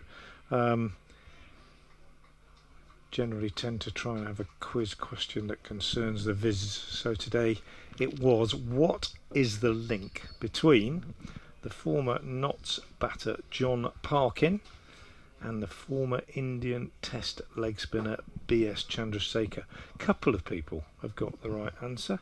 I've said try not to cheat. Even if you did cheat, Roderick defends again up to mid-off. It's not entirely obvious, but there is a link between John Parkin and the former Indian Test leg spinner B.S. Chandrasekhar. And that's my quiz question. At Frank Watson 58 is the handle on X or Twitter if you'd like to have a go, and I'll give the answer later this afternoon. 95 for 7 here at Visit Worcestershire New Road. A lovely sunny September afternoon. Lyndon James moves away from us, the number 8 on his back, and bowls to Gareth Roderick, over pitched on leg stump, clipped away on the onside by Roderick, and they'll pick up 2 runs as the fielding is done by a substitute, I think. I'm not sure who it is. He just turned his back to us at the wrong time, so I can't see his jersey number. Or is it in fact Freddie McKenna who's come out of the slip? I'm not sure. I'll just have a look as he turns. He's not going to turn now. No. Yeah, there he is. It is a sub. We haven't got a number 14 out there that I'm aware of. We don't know that. Can't see a 14 in the subs either. So anyway, here's James again, bowls and over pitched again. This time Roderick's got enough on it for it to go all the way to the ropes for 4. So probably the best shot that Roderick has played. He is now the top scorer comfortably in the innings. He's gone to 27, and it's the 100 up for Worcestershire. They've absolutely limped over the line and reached 3 figures. Yeah, Mohammed Abbas threatened to try and chase that down from fine leg, but I think he very quickly realised his efforts would be better conserved elsewhere. Prompted a change in the field. Deep square has now gone back. As James takes Roderick on the pad, and there's a shout for LBW, but it's turned down. I think I've identified the substitute. It's Pocklington, I think, isn't it? He's a young man who played quite a big part in that game. No, it's not. It's Matthew Montgomery. So there we are. We've finally got there. Matthew Montgomery, who was left out this morning, is fielding as 12th man. So I won't get that wrong again. I'm not sure who's off the field though. Pennington went off this morning. It might be Pennington that's off actually. And one of the umpires was quite keen to get him back on fairly quickly, I think. James in again, bowls. Roderick drops this one down on the onside, and they go through for a quick single, which means he keeps the strike, which is deliberate policy. He's trying to keep the strike as much as he can. Has taken a single off the last ball of the previous 2 overs. He goes to 28, 102 for 7. And he's picked on Josh Tongue at mid-on for both of those quick singles. So he's a case of knowing your fielder, perhaps. Yeah, I think so. To be fair, and played together long enough. Well, they didn't play together that much, Roderick and Tongue, because Roderick came into the Worcestershire setup just as Tongue was beginning that lengthy injury layoff. So I don't think they would have played so many games together as we might imagine. Well, this is interesting. They're just changing the field again, our knots. And Joe Clark has gone back into like a deep backward point or wide third man on the fence. So they're happy to give Roderick 1 here, but he'll pick up 4. Squared up by Abbas and nicked through the slip cordon. It was along the ground, so if there had been a third slip, it wouldn't have carried. But it does bring a welcome boundary. Yeah, giving him 1 if he wants it, which tells you exactly what not to think of the situation. And they're quite keen to have a bowl at Tom Taylor, who so far has faced just 2 deliveries. Roderick goes into the 30s, rare heights for Worcestershire. Yeah, just a bit of a chat between the skipper Hamid at mid-off and Abbas after that boundary. Not sure you can do too much about that. You bowled 4th stump and he's nicked it through the cordon. Anyway, here is Abbas. He goes short, and Roderick has plenty of time to sway out the way and let that one go through to Verena behind the stumps. It's an interesting situation, isn't it? I wonder whether, what captains of yore would have thought of giving a player 1 when the team is 102 for 7 or something. No matter if he's got 30 or not, it doesn't matter. If you're 102 for 7, seam bowlers on top, I'm looking to take wickets every ball probably. Doesn't matter who you're bowling at. Abbas into Roderick. Bang in delivery. He's in behind that one safely. Do you know what I mean? It's not like he's 150 not out in with a tail ender and he's creaming it all over the place. He's still finding his way himself, I think, really. I think there's a lot of captains, or certainly bowlers as well, who would say, I'm not giving a run away here.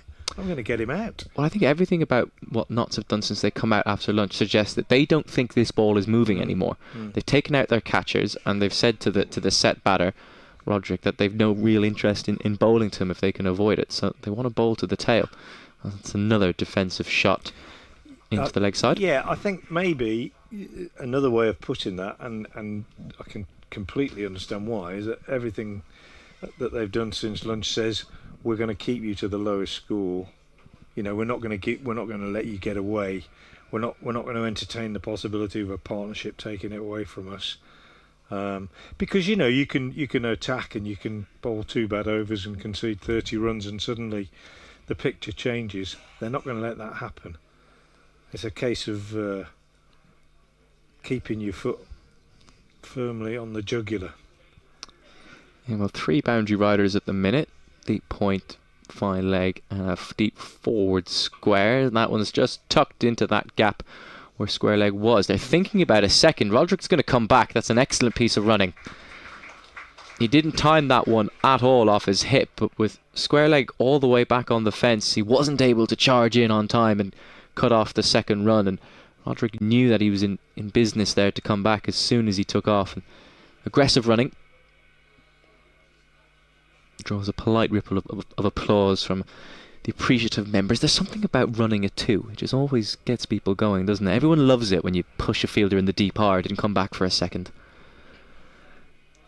That was good running. And again, going back to my previous point about miserly bowlers who hated giving runs away, I can think of a few bowlers over the years who would not have been happy about a 2 being taken there. Field comes up for the final delivery and Abbas beats him outside the off stump. So this time, Notts keep Roderick down at the non-striker's end for the next over. The score is 108 for 7. And that was the last ball of the 33rd over. Yeah, so they will be able to bowl at Taylor for the first time since he edged that second delivery he received down to the third man boundary for 4. They've already put 22 on these 2, which is fairly encouraging from a Worcestershire point of view. 53 for 6, remember, at one stage. 108 for 7 now. And although it's still a very, very modest score, it represents something of a recovery as Lyndon James starts a new over bowling to Taylor, who gets off strike by flicking this one down to long leg for a single. So all that effort for one ball, Roderick off the strike, which is again further grist to the mill, if you like, for my argument that you just set conventional fields and try and get the batters out. Well, they're changing the field again now with the more recognised batter Roderick on strike. It's the same field as what they had before, that deep wide third man or deep backward point, however you want to frame it, and 2 men back on the leg side. 3 close catches as James bowls and Roderick falls over this. His head just tips over to the offside as he tries to play it away on the leg side. Taken on the pad, strangled appeal from behind. So you've got first slip, second slip, fourth slip. And then a man on the boundary, that backward point. Hamid himself cover, and then mid-on. Man on the boundary at deep backward square, and a man on the boundary at long leg. It's an unusual field. As James bowls and Roderick takes a single on his toes, playing off the back foot wide of Tongue at mid-off. Well, just given the way this is going and the way this partnership is developing, we spoke a lot about Josh Tongue's ability to blow away tail-enders when playing for England. I wonder how long it is before he gets thrown the ball again. No, I don't think it'll be long. I think you're right. Man coming in off the boundary at deep square leg. Coming into mid-wicket. 110 for 7. James bowls outside the off stump. Taylor leaves through to the keeper. I mean, would you have a man out there on the boundary at backward point. It's just it's an odd thing, isn't it? Why is he not in a catching position? Or if trying to hit the top of off stump, you're a big lad. You've got the ball bouncing. You could easily look to force off the back foot and hit it in the air through that gully region. Obviously, they're a bit worried about not giving away boundaries. But I don't how many boundaries have gone through backward point today? Well, there's one through mid-wicket because James over pitches on leg stump and Tom Taylor clips that away. It's as good a shot as we've seen all day, in fact, and clipped away through mid-wicket for 4. My only thought then is going back to what we were thinking. They've come out after lunch with a plan. My thought now is that they've come out after lunch and they've said, this is not an easy pitch to bat on. It's not going to get a lot easier either, and therefore we want to make sure that we're not on the wrong end of even 160, 180 or something like that now. That'd be my take on it now, perhaps, as James bowls and Taylor drives. James does his own fielding, and just as well he did, otherwise that would have been 4 more. It's the end of the over. 86 for 7 when Waite was dismissed by Lyndon James for 18. The only wicket of the afternoon. Now 114 for 7 Worcestershire, with Taylor on 9 and Rodri top score of 35. And after a few more words from Nathan Johns, he'll be joined by Dave Bracefield. Looks like Mohamed Abbas will continue. And not going to continue with this in-out field. Joe Clark has gone back to that strange fielding position that has been oft discussed in the last few minutes of a deep backward point almost. So Abbas continues, 3 slips in play, 3 men back on the fence as well, as that one's left alone outside the off stump. Somebody's just gone down and started warming up. I think who's that in the covers, Dave, who's just started warming up? Pennington. Okay, so we might be seeing a change. Josh Tongue is actually... There's 2 of them. Josh Tongue's at mid-on warming up, and Pennington's at cover. So we were just deliberating on when do they go to Tongue, given his speciality at blowing away the tail. That might suggest it would be sooner rather than later, and he might be coming on in tandem with Pennington. But for now, it is Abbas who continues.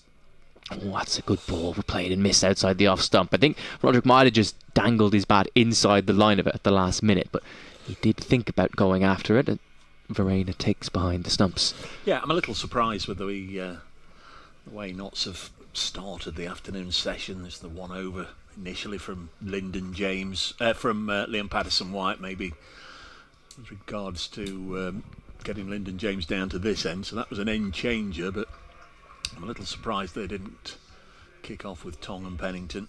Just try and blow Worcestershire away in the first 15-20 minutes after lunch.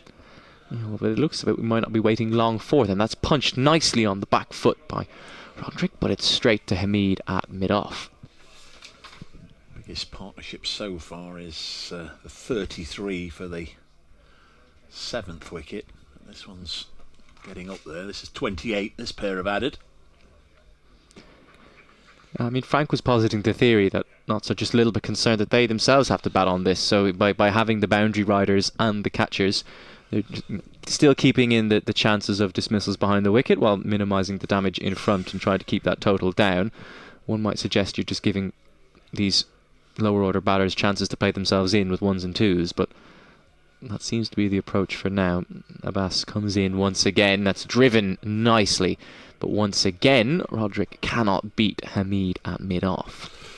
Yeah, there's a saying that's been around forever in cricket, though, isn't there? Bowl to your field, and you were talking about it with Frank in the last over. Got a man out on the deep point boundary and a delivery that could be worked through mid-wicket for 4. Nice shot from Gareth Roderick, but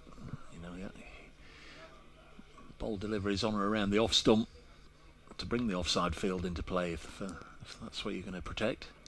Well, that one's well outside off stump and left well enough alone by Roderick. But it's even that, the deep backward point, it's curious because apart from one squirted drive behind square in the morning session, I can't remember any runs that have actually gone in that region. There's been quite a few nicked through the slips, so I could understand if they wanted a regulation third, but to have him so wide is curious. But he's come up to save 1 now, as has deep square, which does signify it's the last ball of the over, so Abbas wants to keep Roderick off strike for the next set of 6, whoever it is that may bowl. We've noticed that Pennington and Josh Tongue are warming up.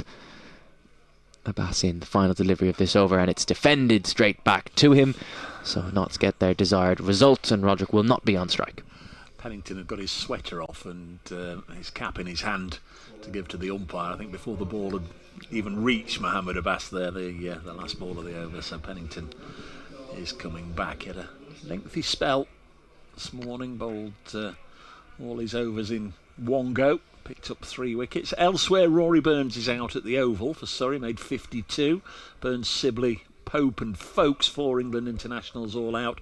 Surrey 143 for 4. Got Dan Lawrence and Ryan Patel at the crease at the moment. That one at the Oval. At Taunton, Somerset a 147 for 3 against Yorkshire. Alex Lees, as ever, seems to be making a healthy contribution at the top of the order for Durham. He's 76 not out. Durham 156 for 1 at Chelmsford against Essex, and the other Division 1 game going on is at Hove, Sussex, Hampshire. Hampshire 103 for 3. Have a silly name for that, don't they? The South Coast Classico or some such, I don't know, as Pennington starts a new over. His second spell, first after lunch, and eased into the offside by Tom Taylor, a man who is yet to play for Nottinghamshire but has virtually done the rounds of the Midlands clubs. Leicestershire, Derbyshire, Northants and now Worcestershire. Certainly a man of the Midlands, Tom Taylor. Division 2, Kent 159 for 2 against the Red Rose of Lancashire. Gloucestershire 145 for 3 at Leicester, the Division 2 leaders. 2 more to give you as Pennington, tall, fair-haired, runs past umpire Longley, a ball that can be whipped away on the leg side nicely by Taylor, and Mo Abbas will do the fielding in front of the hospitality marquee, and there'll be a couple of runs and Worcestershire will advance to 116 for 7 when it goes on. No joy yet for either Calvin Harrison, who's at Northants on loan.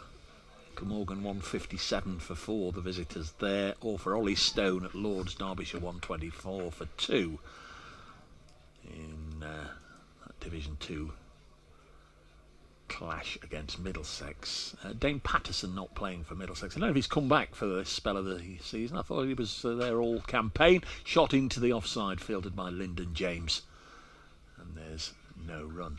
New Road looking a picture, the iconic cathedral standing loud and proud. Very often been here in the past with signs of scaffolding and rebuilding and tinkering going on, but looks to be in good order.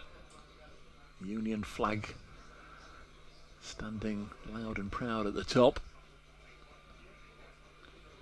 gently rippling in the breeze as Pennington bowls again to all-rounder Tom Taylor, who pushes this into the covers, and again Lyndon James will field. That's an interesting move, that, for Ollie Stone, isn't it? I mean, because it wasn't that long ago, you know, he was in the England Red Bull contention. Now, they're just looking at his record here before today's last first-class game. It was actually a test match last September 2024. And all of a sudden, you know, 12 months on, he's finding himself having to go out on loan to get some Red Bull overs into the legs. One or two people yesterday contacting me saying don't quite understand the logic behind it. 116 for 7, but to me it makes a bit of sense. Push to Josh Tongue, underarm flick towards the stumps. I think the single was always on there. Don't know as yet what's going to happen next week, or indeed the week after. Notts have got to play Surrey away and Warwickshire at home, but just say, and I have no insight or knowledge into this, but just say next week the ECB say Josh Tongue is done for the season and can't play in either of the last 2 matches. I know Notts are dearly hoping he'll be available for the matches in September, but it wouldn't be the first time, would it, that a fast bowler's been told just to have a rest, as Pennington comes in now, strikes the pad, and very loud and animated appeal from behind the stumps. Pennington joined in late on, but nothing doing. 117 for 7. But just say that Josh Tongue couldn't play next week, and wouldn't wish an injury on anybody else, but again, it wouldn't be the biggest surprise in the world if somebody in this game had a tweak, a groin or a hamstring or what have you. I know Brett Hutton's here and in the squad, but to have Ollie Stone this week, as Nathan's just said, he's not played a red ball game for a long time, but to get some overs under his belt this week, just in case he's needed, either for next week or the week after, I don't think it's the worst move in the world. Clearly he wasn't going to play in this one, so you might as well have him playing cricket. Get overs into the legs. Yeah, just looking at that LBW shout again as you were talking there, it's always interesting, isn't it, when the bowler doesn't show too much of an interest. It was almost as if he was reminded by the slip cordon that he should appeal. He was more interested in running after the ball and making sure they didn't get a leg by, but it always looked leg side. I think on replay going down leg. Taylor's on strike now. Abbas is going to continue. No Josh Tongue into the attack yet after lunch, and that's tucked away nicely off the hip through the gap at mid-wicket, and Taylor will gently stroll back for a second. Bowlers always want the keeper and the slips to join in with an appeal, almost as if it's a case of the more numbers we have appealing, the more chance we've got of getting it. And if the keeper and the slips do bellow loud, the bowlers even sometimes, if they don't think it's got a 1% chance of being given, they almost sort of reluctantly join in a little late on, but by then they've almost given the game away, haven't they? Anyone who's played club cricket knows that sometimes there's certain umpires that the more people appeal, the more chance you've got. The fewer people appeal with different umpires, the best chance you've got. That's punched nicely off the back foot, but fielded at cover. And also there's always an umpire or two, not at this level with these professionals, but definitely a club cricket where, every third appeal, they want to feel in the game, you've got a chance. I've heard plenty of the wily old bowlers, the umpires say, where do you want me to stand? Because they very often do, don't they? Even in the professional game, they sometimes have a little word when a bowler comes on, but certainly in club cricket, where do you want me to stand? Abbas to continue. Taylor on strike, gets a strong defensive shot down the ground. Tongue was a little bit sluggish to come around and cut it off, but they don't take the run this time. They've picked on him a little bit mid-on in the last few minutes. Yeah. And those umpires almost get a bit of a brief in from the wily old club pro, don't they? Just stand anywhere where you can see the LBWs, or don't worry, ump, I'll tell you if it's out or not. You generally get that sort of bit of a wise crack on a Saturday afternoon. All part of the fun. Here comes Abbas. He's got like a catching forward square now, but it doesn't go in that direction. Taylor looks to cut, but the inside edges it. Barely gets off the cut strip. 119 for 7. Worcestershire. Tail wagging a little bit. I think if he'd given Notts 180 all out Worcestershire today, they'd have taken it, but certainly from whatever it was, 37 for 5. I think they'd be a little disappointed if Worcestershire did get up to 180, but it'd be a great fight back from the home side. Yeah, that's exactly it. 37 for 5, of course, after the memorable 2-2 from Josh Tongue, and he could so easily have had a hat-trick. That was a good LBW shout. Well, that one just beats the outside edge. Taylor lunging forward, fails to make contact. Another change in the field. That man, that oft discussed deep backward point, it's back there now. Yeah, and of course it was Rodri who was the one on strike for the hat-trick ball. He's still there, top scoring, 35 from 62 deliveries now. Interesting to see what Hasib Hamid does here. Is he happy with the Abbas just going and being economical, making sure that Worcestershire don't have a dramatic sort of fight back, and he kind of rotates his other bowlers down the other end? Or is he going to bring Josh Tongue back on, coming down the hill from the end? He had all his success in the morning session. Half an appeal from behind the stubs, but that always looked high and slightly leg side. They do scamper through for a leg bye, so Tom Taylor keeps the strike, and that brings the score to 120 for 7. End of the over, eyes on Josh Tongue. He's got the ball in his hand. He's walking towards the umpire at this end, but Pennington's already discarded his sweater and cap over the boundary edge, so it will be Pennington to continue from this end. Just presume that Tongue will replace Mo Abbas when Abbas has finished. At the far end, where Tongue bowled this morning to great effect, 2 really big scalps, Jake Libby and Brett D'Oliveira. Two of Worcestershire's kingpins. Tong is loosening up as we look out from our position at the back of the main stand here at the New Road end as Dylan Pennington runs away from us. Tom Taylor works it to backward point. Fielded by Slater. And there's no run. 120 for 7 it remains. Yeah, Tong's warm-up has just all of a sudden got a little bit more enthusiastic. He was doing some stretches while still on his feet earlier. Now he's on the ground, and it looks like to be some sort of shoulder or chest stretch, dare I say. But he just looks a little bit more keen to be involved now. Now he's down stretching out his hamstring.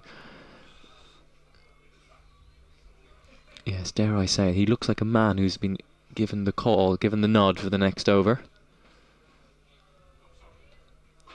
Meanwhile, it's his teammate Dylan Pennington bowling.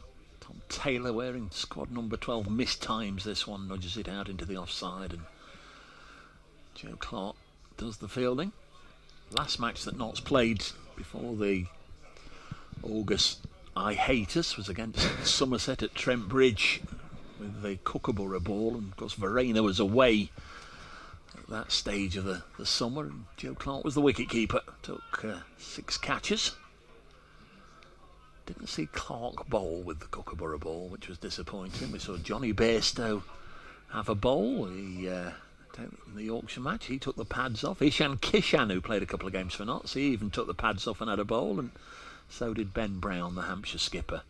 As Pennington bowls now, just angling in towards middle and leg, whipped out to Lyndon James. Again, fielding on the ladies' pavilion side of the ground for a single.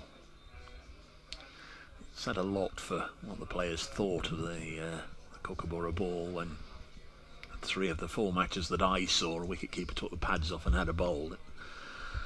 Well, at least it added some sort of entertainment value, if we're looking for clutching at straws a little bit. Let's keep more than half an eye on the clock as we're a minute away from 2 o'clock. I shall have to abandon you for 30 seconds in a moment, but may be able to get to the end of the over, although somebody's moving about behind the arm just to our left. Can't quite see who, but somebody slightly distracting. Former Gloucestershire player Gareth Rodri. Been here for about 6 or 7 years now, and angles this down to long leg to Mo Abbas for a single. First time Mo Abbas has played at New Road, incredibly. 1 more to the total, 122 for 7. Well, dare I say, he's enjoyed the favourable conditions. None for 22 off 12, yet to get his name to the wicket column, but by far the most economical bowler on display so far today. 200th first class match this for Mo Abbas. Unusual for him to go without a wicket. Here's Pennington, who's got 3 bowls now, and this has run to backward point, and there's no run. Abbas fielding in front of the new hospitality stand. First time I saw it was when we came here for the Blast match a couple of months or so ago now. Looks to be quite a nice little spot there just to sit under the canopies and have a look. And also it's another obstruction to stop my car being hit in the car park over there, because very often you'd see them swung out in that direction and disappear into the car park. As Pennington bowls again. This one is pulled away onto the leg side, and that will go to mid-wicket for 4 runs. Just short from Pennington, but it wasn't a venomously, if we can say it, short bouncer that really got up and troubled Taylor, pulled it away for 4. I'll leave you on your own for a minute or two. Go for it. Just for a second there, Jack Haynes at mid-wicket was interested in that pull shot. It was hit firm but flat, but in the end it was comfortably over the leaping efforts of Haynes at mid-wicket. And, well, we talked a lot about when Notts would bring Mr. Tongue back into the attack.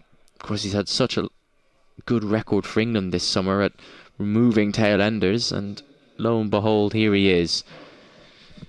Bowled fabulously in the morning session to Tongue. 6 overs, 1 maiden, 2 for 19. Those 2 wickets coming in back-to-back balls. He nicked off Jake Libby. Colin Verena taking the catch, and then poor old Brett D'Oliveira got an absolute ripper first ball. One that just pitched on the length, moved away, cleaned up the off stump, sent it cartwheeling, and the Worcester skipper was gone first ball, and Gareth Roderick nearly suffered the same fate. He fell over a Yorker and kicked it. Could have easily been given out LBW, but he got the benefit of the doubt of the decision, and he's still there now.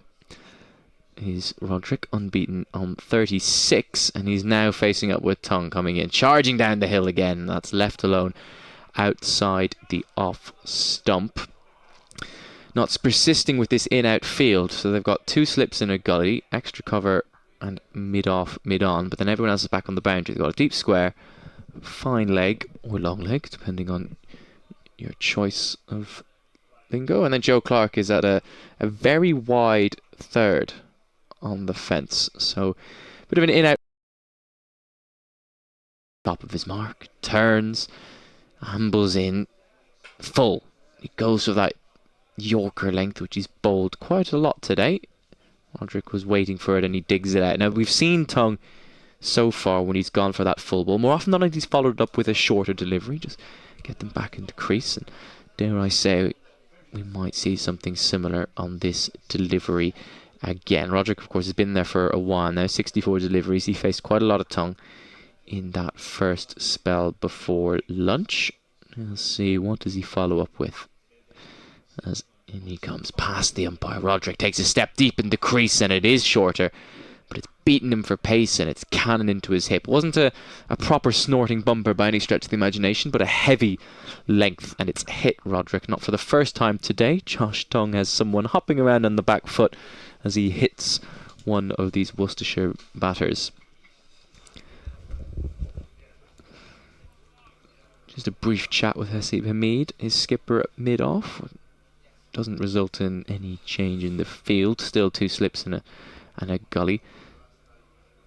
Jack Haynes is in very close at gully, and that's beaten the outside edge. I actually think Roderick's just left his bat inside that. I think it's a good leave. Yeah, this is where Tongue has sort of made a name for himself, isn't it? Just knocking over the last 2 or 3 wickets and hunting for rabbit pie, I think it was called in the India series. Going hunting for rabbit pie. Just his 5th appearance for Notts, this for Josh Tongue. Just missed that. I think that previous delivery was given as a no ball. That one's cut away off the back foot to Joe Clark down at third man. So Roderick just takes his single. Yeah, I missed that the previous delivery. Josh Tongue overstepping.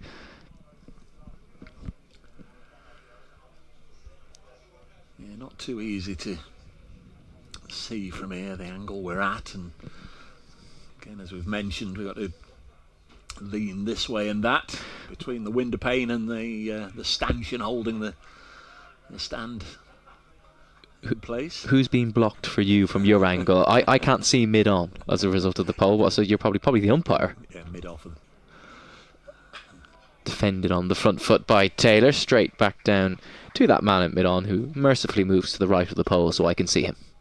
Yeah, it wouldn't be the first time on this ground I've said hit it away for 4 or 6, and it's been taken in the deep because there's a fielder behind one of the obstructions to our clear view. Changing the field, the man who was in at point is going to come into a leg gully position. Lyndon James has just been moved, so dare I say we might see a shorter delivery from Mr. Tongue here. Unless, of course, he goes for that double bluff.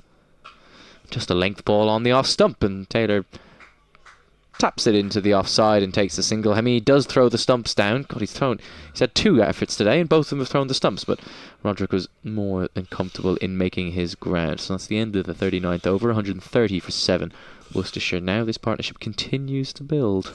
Yeah, somebody earlier made a comparison to me. Sort of has the same enthusiasm in the field as the great Derek Randall used to for Notts back in my younger days. One of the early heroes at Trent Bridge. He's always full of beans in the field. Haseeb Hameed sets a good example. Never see his head drop. You'll always see him running all the way to the fence. I know that's something that Brendan McCullum likes from the England side, isn't it? Run all the way to the rope. You never know if you're going to find the ball just slowing up. Unless you really give it everything. Here's Pennington, wide of the pegs and through to Verena. So 130 for 7. That's the largest partnership of the day. 44 added so far between Tom Taylor, who's on 20, and Gareth Rodri, who's on 37. Not a lot else really to get excited about from the Worcestershire point of view. Jake Libby made 18, so did Matthew Waite. 15 for Cash Alley and 10 for Ethan Brooks, the only others to reach double figures. As Pennington past umpire Longley bowls. Rocking on the front foot there, Taylor plays it into the offside. Joe Clark today in a floppy sun hat. Does the fielding. Don't often get him in the floppy sun hat. He doesn't wear one when he keeps, no? No, not often. No. He's got the sunglasses as ever on the top of his. I can't recall him ever having put the sunglasses on, however bright the day. As Pennington bowls again, and it's almost 2 hits there from Taylor down into the ground. It seemed to come up again and hit the glove before running onto the leg side. Cricketers with sunglasses on top of their caps or sun hats. It's almost the cricketing equivalent of footballers wearing gloves, isn't it? No need really, no point. Just in case those clouds decide to veer off, and they like to have the option. I've seen it. I've been at games where cricketers have been staring into the sun and they've missed catches because they didn't have the suitable eyewear. Next ball pushed up to mid on, and there's no run. Yeah, if you're going to take sunglasses out there, put them on. That's exactly. That's absolutely fine. But very often you'll just see them perched for 2-hour sessions just on top of somebody's head. They don't serve much of a purpose there. Outfield looks as if it's been through a few battles, particularly at this end of the ground.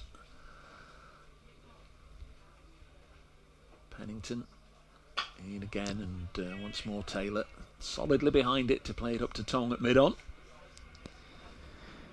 Yeah, just a rare quiet period of this game.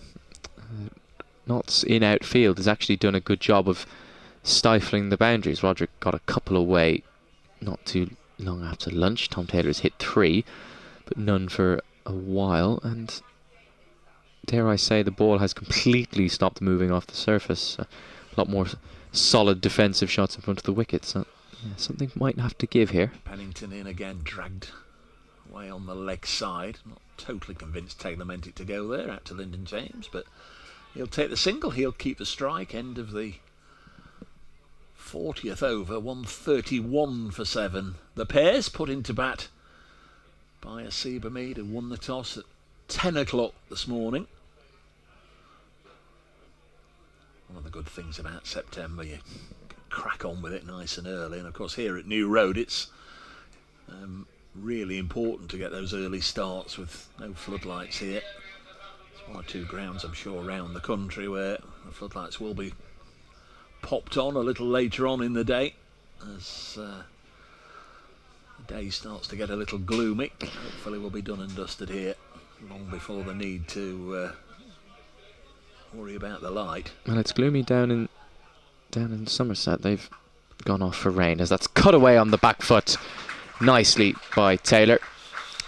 Beats the dive of Gully and it goes away for 4. Yeah, the fielder down here, I hadn't noticed that he slipped on or who'd gone off, but it's Joe Pocklington who I've been watching for a while. Slow left on spinner, minor counties or national county we should call them these days, spin bowler for Lincolnshire. He before the Metro Bank played a little bit of second 11 cricket for Notts. They liked what they saw and he played in all the Metro Bank matches. Bowling during the lunch break on the square, I noticed, as Tong comes in, that's top edge over the wicket-keeper. Taylor took on the short ball, didn't control it, flies away over Verena, and it's back-to-back boundaries for Taylor.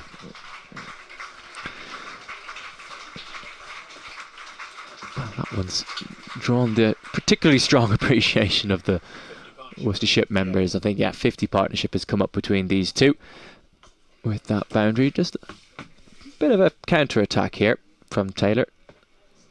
2 aggressive strokes, both resulting in boundaries that went behind square, but 8 runs in the scorebook. That's the risk reward, I guess, of someone with that extra pace of Tong. It challenges the batters in different ways, but of course it can very easily fly off the edge and away to the boundary. It has done. Oh, not sure. Was that a bump ball? I think it might have been. There was a cry of catch as that one came off the outside edge. It was put down at second slip, Freddie McCann there, but just judging by everybody's reaction, I think that might have been a bump ball. It was a Yorker that was jammed down into the surface. Out, yeah. Yeah, I think it's just come off the bottom of the bat and straight into the ground.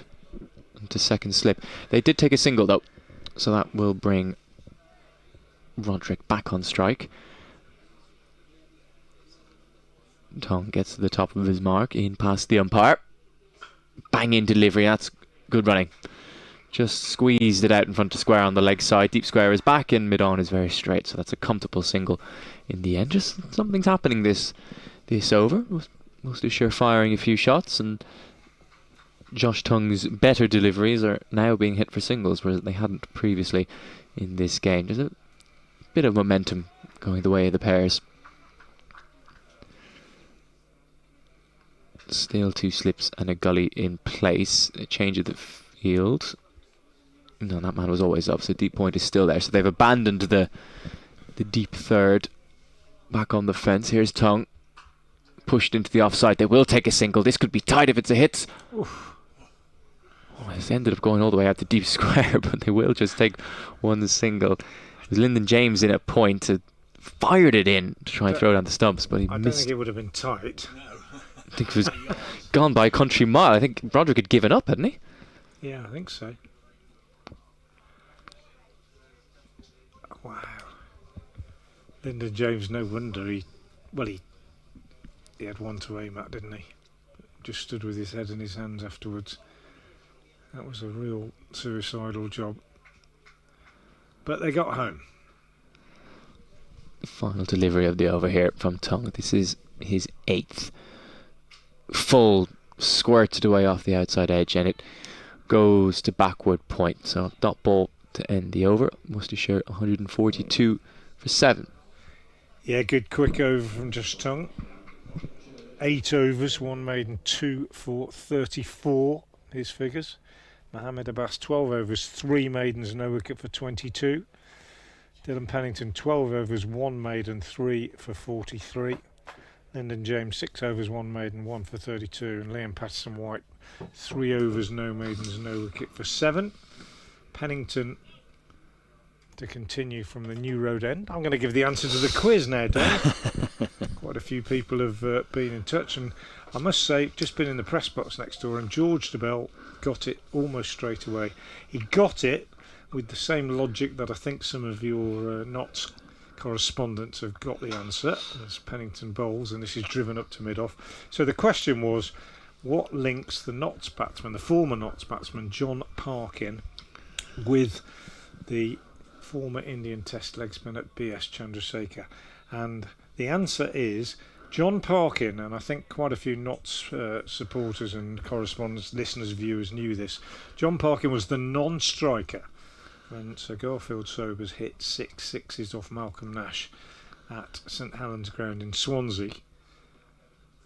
Pennington in, bowls, beaten. I might just have taken his bat away outside the off-stump Taylor. 142 for 7 it remains. And B.S. Chandrasekhar was the non-striker when Ravi Shastri also hit 6 sixes in an over. So what links them is that they both stood and leant on their bat handles at the non-strikers end. They had the best seat in the house. Yeah. So there you are, that was it. And if I get time to sort one out tonight, I'll try and find another quiz question for everybody tomorrow. 142 for 7.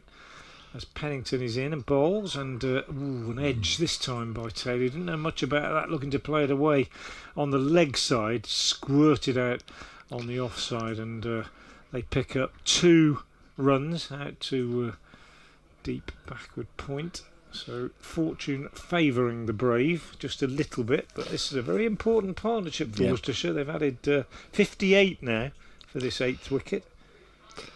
said in commentary with Nathan, I think at the start of the day, if you'd said to me, right, you've put them in, I'll offer you 180 all out now, would you take it? It'd have snapped your hand off. But at 35 for 5 or 37 for 5, whatever it was, this always stings a bit, doesn't it, when the tail wags? It often happens, doesn't it? Pennington in, bowls and pushed up to mid-on.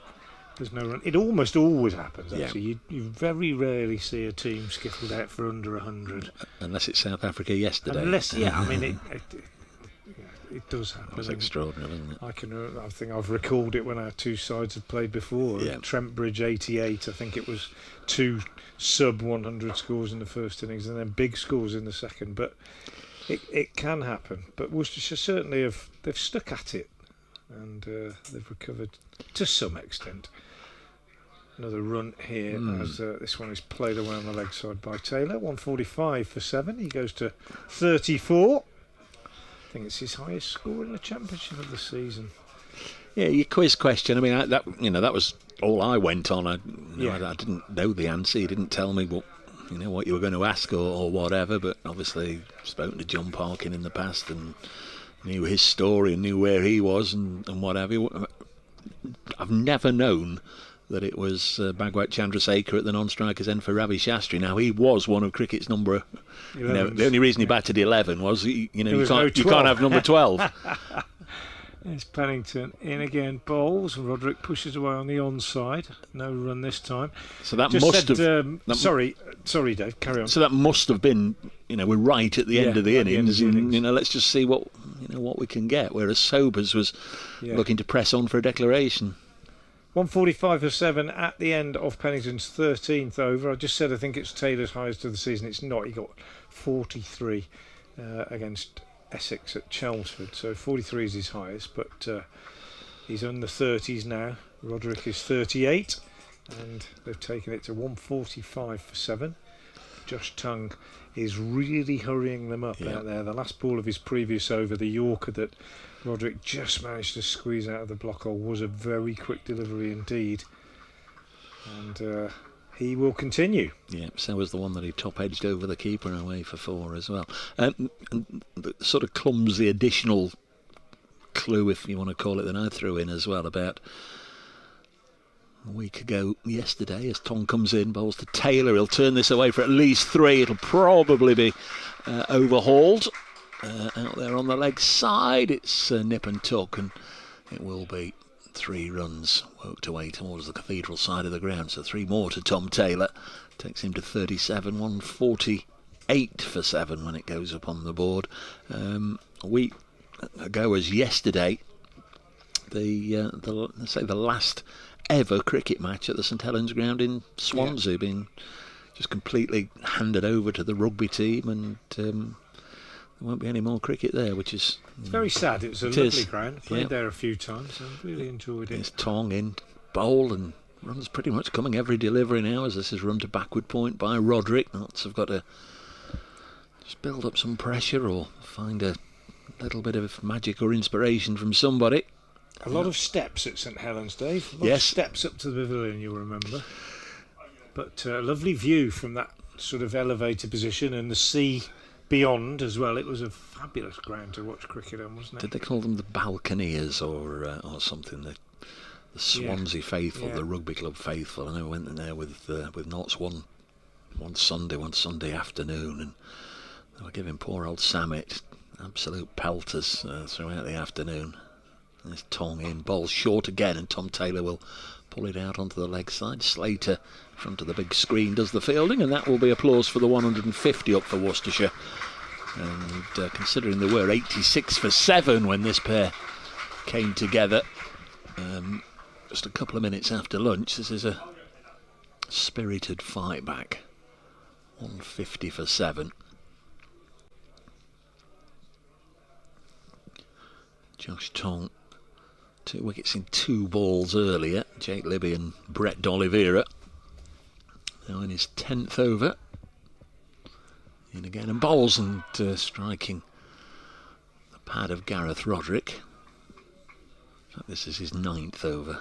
Figures are 2 for 39, 150 for 7.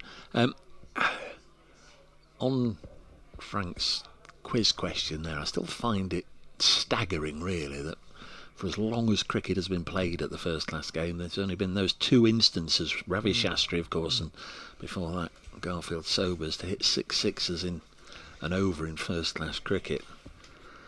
It's been one or two that have got close. Ball, isn't it, as well? Yeah.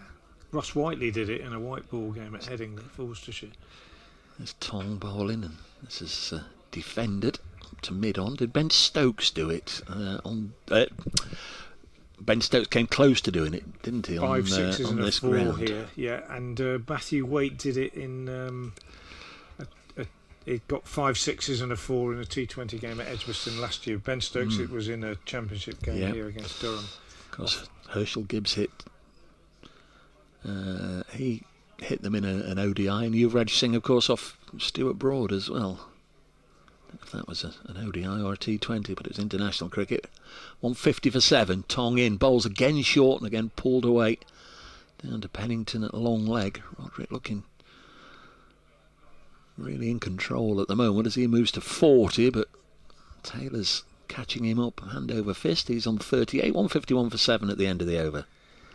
Yeah, good response from these two in the post-lunch period. At lunch, Worcestershire were 80 for 6, and we're going to see Liam Patterson-White brought back into the attack. Now, it's interesting, he's bowled 3 overs. He bowled 2 before lunch, he bowled 1 after lunch, and I thought it was quite surprising to see him bowling after lunch when the seamers could have come back. And he was whipped out of the attack. The fact that he's now being brought back is an indication that things have not gone as Hasib Hamid would have hoped since the break. I mean, still Notts on top. They had a brilliant morning. I think the one after lunch was an end change because Lyndon James finished he wanted to come the back morning session, and they wanted him from this end and Mo Abbas from the far end. Fair enough. But anyway, it would not have been something they would have been planning to do if things had gone well in the post-lunch period. But he is into the attack now at the New Road end. His first ball is pushed through quite quickly. He's got a slip in place. Other than that, his only catcher really is a short extra on the drive. He's got a man at backward point, sweeper on the offside, mid-off, mid-on, mid-wicket, and short fine, and then a man out on the square leg boundary as well. And he comes in, it's fairly straight approach, pushes this one through and played back up to him. It's pretty uncomplicated, Patterson White. I think he's got a nice straight approach. He's quite a big lad, big shoulders on him, and he's got a nice easy action, quite a bit of body in it, and puts quite a lot of revs on the ball. I think he'll get a bit out of this pitch on the back foot to that one, Roderick. But very comfortable technique for the bowler. Roderick misses a little paddle sweep here, and he can vary his pace quite easily without obviously changing his action very much, because it's in the arm, isn't it? He can push it through, he can give it a bit of flight. Bowling red and white ball formats. This one pushed out on the onside. I think he's what I'm trying to say, I think he's probably quite an underrated left arm spinner. You look around the country, he wouldn't be one of the first names that springs to mind for most people, but he's actually a very good technician. And that's a lovely way to finish the over, as this one's actually clipped up to mid-on, but it was nicely bowled by Patterson White. Just a 1 run from the over, 152 for 7. Yeah, just brought up his figures. 139 wickets at 35 apiece. This is his 57th first-class match. That probably doesn't really do. I think he's a better bowler than those numbers suggest, but maybe also his best. It takes a while to mature, doesn't it, as a spin bowler, and he just seems quite comfortable at the moment with what he's doing. He had an extraordinary first-class debut back in 2019 down at Taunton. Obviously, great moment to get your first appearance, to make your debut. Notts were in the field. Didn't have much to do in the first hour. They had drinks at midday at Taunton, and one or two of the players sort of looked at him and, "Are you all right?" And, "No, I don't feel well, I don't feel well. And they got the physio on and took him off and spent the rest of the day in hospital with tonsillitis. The next day confined to his sick bed, and they got him out for days 3 and 4 and he got a fifer. There you go. Extraordinary start to his career. Here's Josh Tong to continue. Little leg sided, just angled away. Might have been pad. Let's have a look at Ben Debenham, the umpire. I think he's going to tap his knee yet, so a leg by. If that happened now, Dave, would they have a substitute, or would it? Well, it wasn't concussion, it was tonsillitis. When you think about it, if it's a genuine illness, it shouldn't make any difference, should it? Really, I don't know. If you hit on the head, you're all right. But if you have a serious disease, strike you down. Yeah, they took him straight off to hospital to be tested and assessed and whatever, and then 24 hours bed rest and right, go on, give it a go. There's Tong in, and that's a little loose, or more than a little loose from Tom Taylor. Went hard at it, playing away from his body, but didn't get anything on it, and all thuds into the gloves of Kyle Verreynne, South Africa's Test wicket-keeper, the man who scored the winning runs in the World Test Championship. Not spoken to him since then, and promised to come on at some stage in the match, but batting at 6, it's maybe not going to be that easy. But if we can take him up on it, we will. Next ball again down the leg side this time, a little short from Tong, what I'm sure have been called as a wide in white ball cricket. That's through to the wicket keeper. I was talking with Nathan a little earlier. We were on about Patterson White. Obviously, he's bowling at the moment. He's the ball polisher, Frank. As I can see from his trousers. But during the Kookaburra matches, they decided that they could perhaps get more out of the Kookaburra ball by not polishing it. This has run down to third man, where Jack Haynes has just been released from the slip cordon to go down and prevent the boundary. Spoke to him about it. It was a little strange to get to the end of a day in a field and not having polished the ball and to come off with clean whites and what have you. I don't necessarily think it made any difference. No. I don't know what your experience of the Kookaburra was, but I'd say it was just 4 no, I'd be happy not to high see it draws, again in English 550 plays, 480 in all 4 matches or thereabouts. No, I don't think it added anything, really. 154 for 7. Tong in to bowl to Rodri. He's nibbling his way closer and closer to a half century. That's his 42nd run. Working it away on the leg side out to Slater, who, talking earlier with Dave Bradley about one of the days he remembers here not too long ago, when Notts came, and on the last day Ben Slater and Nasiba Mead battered through the entirety of the final day together. Both scored centuries to take Notts from a tricky position at the start of the day to a certain draw. Don't get too many full days of county championship cricket without a single wicket going down. 155 for 7. Taylor on 39 on strike. Tong in to bowl to him, and Taylor checks his drive up to a Mead at mid-off, and for reasons best known to himself, he dives to the ground to stop it. The Notts skipper. This is the only ground where I've seen a bowler, and it was the great Glenn McGrath bowling to an offside field of all 9. It's against Kent in a Sunday League match. You may or may not been here, Frank, back in 2000. No, I wasn't, but I've heard Steve Rhodes say that he never took a ball down the leg side off Glenn McGrath. And I've asked him about it. He said, no, I don't think it's actually true. I think I might have said it, but it was very rare. Anyway, it was very rare. Worcestershire were so on top. McGrath had it on a string, and he had all 9 on the offside. 4 or 5 slips, 2 or 3 gullies, and a point in a cover or what have you. Wasn't for long. It was almost, it's a long time ago, but almost just to make a point. Patterson White from the New Road End bowls, and Roderick takes a single off the first ball. Scores from elsewhere. Somerset 155 for 3 now at Taunton against Yorkshire. That one's a delay, presumably for rain. Glamorgan are playing Northants at Northampton. They're 189 for 5 after winning the toss and choosing to bat. Hampshire Sussex at Hove. Sussex won the toss, chose to bowl first. Hampshire 129 for 5. Oh, Patterson White, well, defeated Taylor with this one, really. Hurried through, didn't know much about it. Inside edge, gets a single. Durham Essex at Chelmsford. Durham going nicely, 188 for 1, having won the toss and chosen to bat. Derbyshire playing Middlesex at Lords.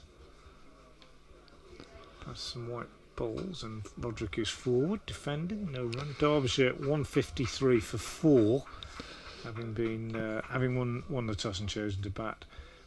Gloucestershire, Leicestershire at Leicester. Gloucestershire 181 for 3.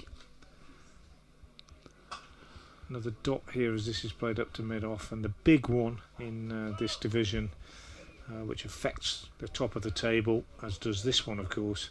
Surrey against Warwickshire at the Oval, and this is encouraging for you Notts fans, hence Dave's little chuckle away to my right. Another dot here.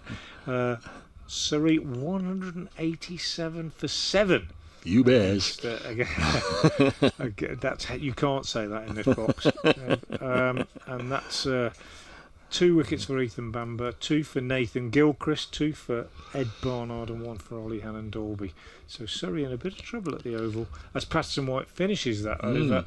Worcestershire remain 157 for 7, and there's one more score to bring you before Dave goes on to talk about that Surrey Warwickshire one, and that is Kent against Lancashire at Canterbury. Kent 192 for 2 after winning the toss and choosing to bat. Now, I was going to mention Lone Watch. Ollie Stone, 10 overs, none for 45 for Middlesex at Lords against Derbyshire, and Calvin Harrison, who's on loan with Northants, 7 overs, 1 for 33 for Calvin Harrison. Northants playing Glamorgan in Division 2. I'm not a massive fan of loans, Dave, and I'll explain why if we have a chat about it. And don't get me wrong, Worcestershire have had their fair share of loanees over the years, but when I see a player playing for 3 different counties in the space of 3 weeks or something, or I see an international coming in for just 1 game, I think we've got to have a think about our system. But there you go. What on earth is happening here? There's fielders going here, there and everywhere. It's almost it's almost like a kid's party game. Go and stand in a corner of the room away from everybody else. We've got no slips but a short leg. We've got Freddie McCann at long stop. Very strange. For the top edge that goes over Verena. We've got a backward point. I'll try and give you the rest of the field in a moment. But Josh Tonk going to bowl to Tom Taylor. Going to bowl rockets, and Taylor's hit this one straight up in the air. And he's caught. Mid-on, so gets the wicket. Mo Abbas with the catch, and well, the trap was set, and you have to say Tom Taylor gobbled it up. He chomped away at the bit of cheese. First ball, and it's gone straight up the chimney, straight up in the air, and brings Josh Tongue his 3rd wicket of the day. It was a nice innings from Tom Taylor, but I'm afraid he's been largely culpable there in his own dismissal. You could see what Tong was going to do. There's no slip, so what's he going to do? He's going to bang it in short. Taylor was expecting that. Thought he could take on the pace of Josh Tong. Went for the hook shot and top edged it straight up in the air, and it was just a case of which of the 5 or 6 or 7 of the Notts players were going to call and say it's mine. Well, it was Mo Abbas at mid-on. Fine innings from Taylor, but Nottinghamshire have got the 8th wicket, and I think they've been helped a little bit there. Here comes Ben Allison on his way out to the middle. I think if you put yourself in Tom Taylor's shoes, you know what's coming. So you're either thinking, right, I'm going to take it on, and I might end up slicing it over 3rd man, I might nick it, I might get a top edge over the keeper, I might just get one in the slot and get hold of a proper hook shot, or I'm just going to try and get out of the way of it. And he's obviously decided in the circumstances he's going to take it on, and it's maybe not paid off for him. But I can understand what his thinking was. Whether Ben Allison will take the same approach or not, I don't know. It's just basically blow them out of the water time as far as Tongue's concerned, isn't it? You know, duck underneath it, and then the umpire will call that's one for the over. And and then he's got to do something different.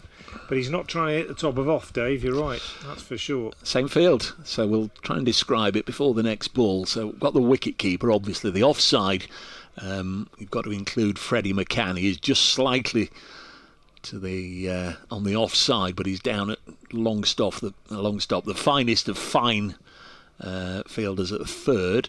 In fact, we're going to get Liam Patterson-White coming now into slip, so they are going to change it a little bit. We've got Joe Clark at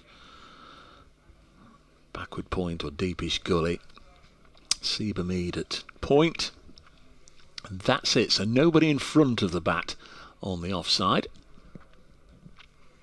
Here's Tong into the new arrival. It's him on the pad. That's out from here, surely. Umpire Ben Debenham says no, and they're going to run a leg by. Got a nick on it. Well, we'll have a little look. Yeah, must have got some bat on it. It looked for all the world there. Absolutely from here, I'd have given it. I'm not in line and clearly can't see. Bat striking ball. Oh, crikey. He was like French cricket, wasn't he? He got squared up right in front of all three and was clearly saved by a faint edge. Otherwise, that would have been Tong for the second time today, getting 2 in 2. In fact, it didn't hit the pad. It's just gone straight off the edge, I think. But had he missed it, it was one of those where you're just thinking, looking at his footwork, if that hits his pad, he's gone. But in fact, he's got an edge on it. It's not hit the pad at all. But I think it's the most convincing appeal we've seen of the day from Josh Tong. And as you say, it was off the bat. Yeah.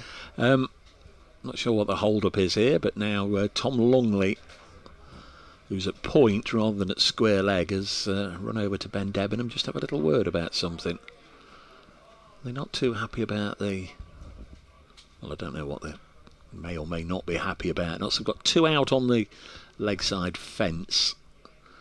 Lyndon James just in front of square, where the square leg umpire would stand, but just keeping on the right side of the line. Here's Tonk in again, and bowls a sharp bouncer that Gareth Rodri has to limbo his way out of the line of it as it goes through to Verena.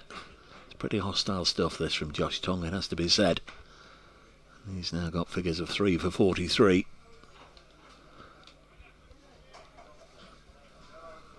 Just Karam Shazad to come.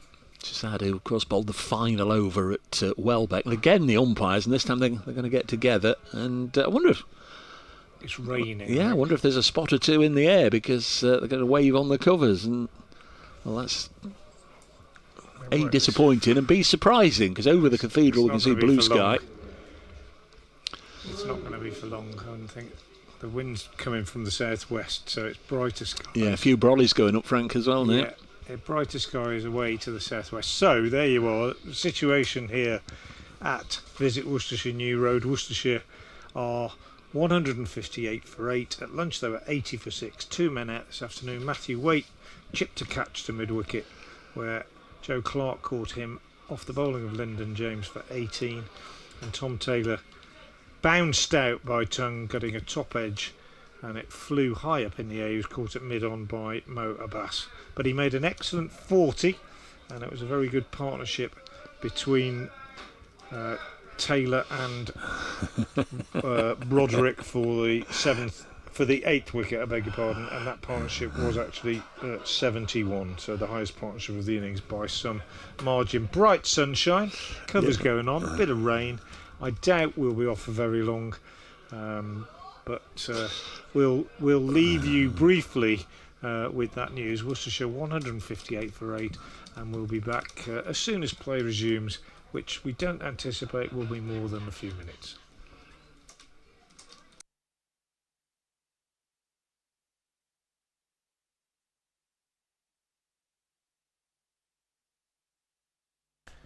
Well, a news update from Visit Worcestershire New Road. Tea is now being taken with the time at 2:40.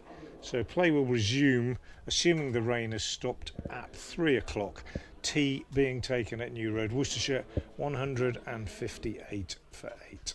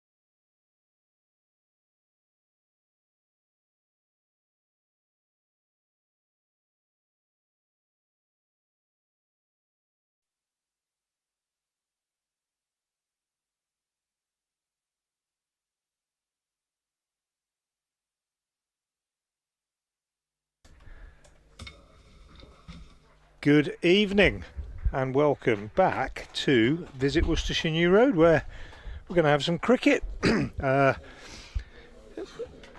Play about to resume in this Rothesay County Championship Division 1 game between Worcestershire and Nottinghamshire. We had what we thought would be a very quick rain break about 2 hours ago. Tea was taken and the rain intensified, and we've had quite a lengthy break, but we are now back, and we have 24.3 overs left in the day.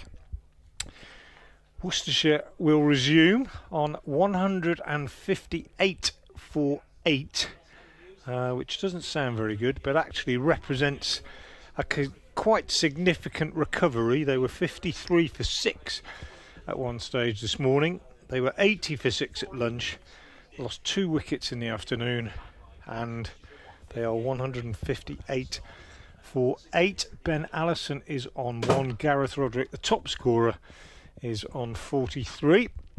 And as I say, we've had a lengthy break, and play is about to resume with 24.3 overs left in the day. And we're going to watch Josh Tongue take up the attack from the Diglis end of the ground. He's halfway through an over. In fact, his figures so far, 3 for 43. He's bowled with some pace and fire.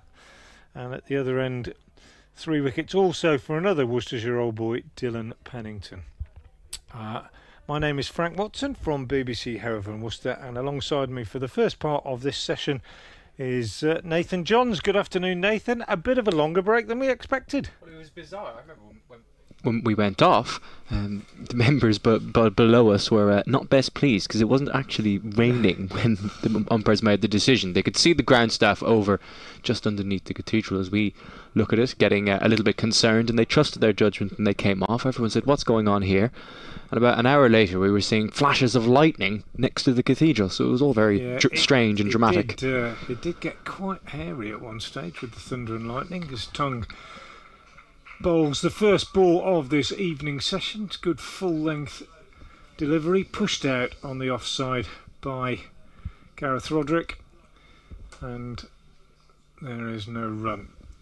158 for 8 then. As I say, Rodri, the top scorer, shared a partnership of 71 for the 8th wicket with Tom Taylor.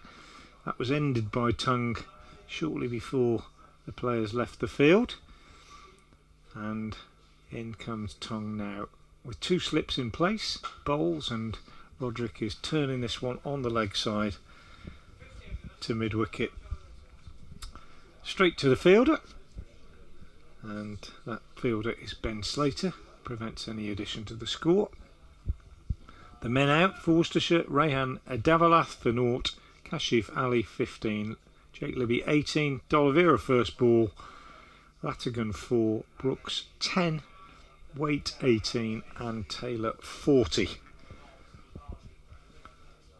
Last ball of the over from Tongue is in now, and he bowls, and Roderick is turning this one away behind square on the leg side. Fancied a single which would have allowed him to keep the strike, but prevented from taking that run by a decent bit of fielding by Lyndon James behind square on the leg side.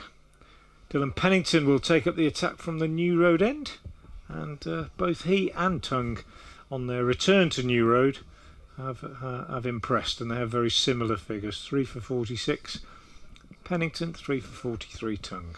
Yeah, dare I say, that's probably by minutes, that's the longest over of Josh Tongue's career, unless he's been in a similar situation with lengthy rain delays. Do you know what, given the time of the year that we play our red ball cricket, maybe that's happened to him before, but yeah, it's very strange. Dylan Pennington, every time he's come on to bowl, he's been almost ready. He's been ready to go before anyone else has been set. His first spell, when he came back for a second spell earlier, I think the ball hadn't even left Mohammed Abbas's hand for the final delivery of the over, and he already had his jumper and cap off, and he'd beaten the umpire to the stumps to give his cap today. But here he is, balled outside off, and that's left alone by Allison. He's got, what, 3 slips in play?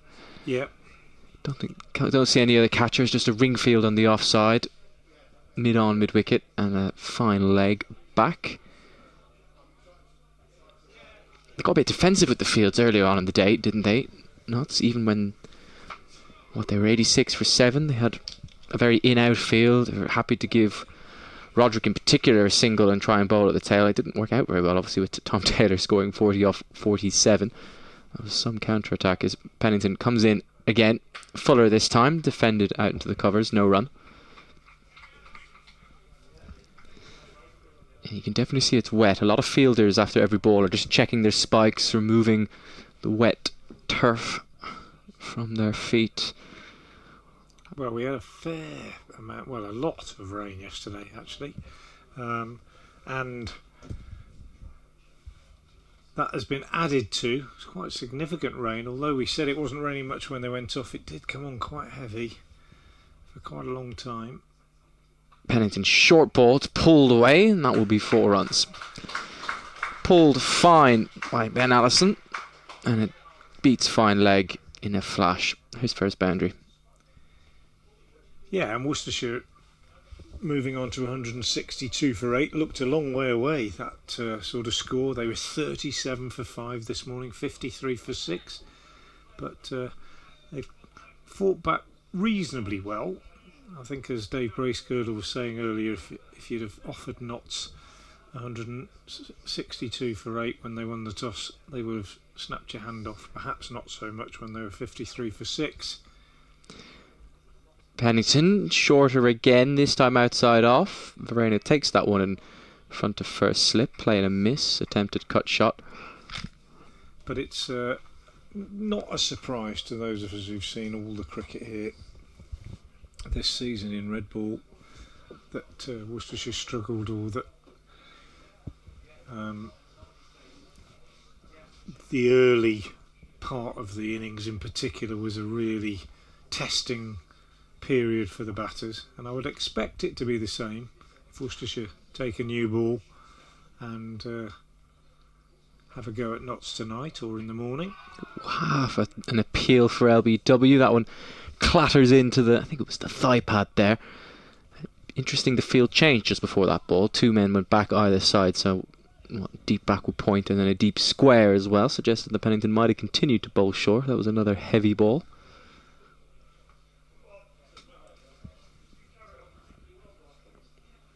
Lovely evening. Not many spectators have stayed, not surprisingly. I suppose maybe 200 or 300 at this new road end of the ground. Oh, more than I thought, considering the lightning at one stage. I thought everyone would have seen that and gone home. Big appeal for LBW given. Pennington's 4th wicket of the innings. Ben Allison's a big man. Hit him bunny rollish. Just have to have a look at the replay. Not too sure, but Tom Lungley didn't take long to give it up. Looks, as I say, I'm always saying it, aren't I? It looked a decent shout, I think. What was your thoughts, Nathan? I think again it always depends on which leg it's hit. If it's back leg, it's very close. The replay is just coming up again now. Oh, it hit him in line. Yeah, I wonder if he's just got outside the line, perhaps. Maybe. Very similar to Kashif Ali's earlier today. Yeah, but nip backer, and it's an important breakthrough in this evening session. So just one more wicket to get. That was Ben Allison who went. He got 5.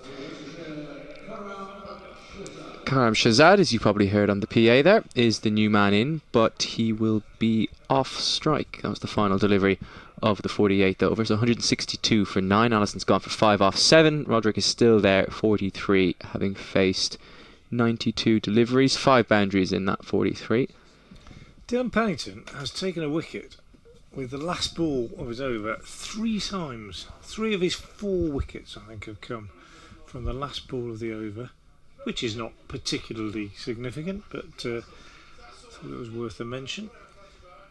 And he has the figures of 4 for 50, I beg your pardon, 4 for 50 from 14 overs. He's bowled very, very well indeed. Gareth Rodri now faces as Josh Tongue comes in from the Diglis end and beats him outside the off stump. Now Shahzad is not a great batter in my experience, and I think Gareth Rodri will probably A, do his best to keep the strike, obviously, and B, probably be tempted to play a shot or two, I think, in this next few minutes if he gets the chance. Well, not certainly expect that, don't they? As they have really throughout his innings for Roderick. They've got that spread field, so there's runs to be had in terms of singles, but you're going to find it hard to try and find gaps or boundaries. And there's the first run that is turned down. I often now start to make a little note and see how many runs they might have got. Do you do that every time? No, what's your record that you've seen? It depends, doesn't it, on the circumstances. But we've had a couple of situations in Worcestershire games this season, whether they've been batting or fielding, where teams have done this and they've turned down as many as 10, 15, 20 runs and then got out anyway. So you think, well, you might as well take them. And there's another one where they could have had a single, so that's 2. Field is completely spread now. Just one slip. Everybody else is in the deep. Oh, 2 slips, I beg your pardon. Everybody else is back. And there'll be one more ball, and then they'll bring them up for the last 2. Rodri will probably take a single if he's still there on the 5th, and then Shahzad will have to face 1, and then it'll all happen again in the next over ad infinitum. Maybe not, because Roderick takes 1 off the 4th and comes back for 2 and gets in. So good running from Roderick. A little bit of a change to the expected rhythm of the over, as I was predicting it. I suspect there'll be a single off this next ball. If there isn't a single off this next ball, then I think you get a bouncer from Tongue to go over the batter's head to try and prevent him from scoring off the last over. That's often the way it tends to go. Field is now in. 2 balls left in the over, but not completely in. Could still get a 1 behind square on the leg side. Hamid changes the field slightly. Still a run down to third man if he can steer one down there. Will Tongue go short or full? It's in now. Yorker, very well bowled, but no ball signalled by the umpire. So in straining to get that full length, Josh Tongue just oversteps slightly. So 2 runs added. Yeah, shame that was one of the better Yorkers he's landed today. Yeah, very good delivery. Yeah, Roderick did well to dig that one out. Man comes in from square leg now, so he's got to turn it on the leg side behind square. Yeah, I like that. Keep him on strike, and if he wants to score, he's going to have to take on the short ball, which brings in the catcher at fine leg.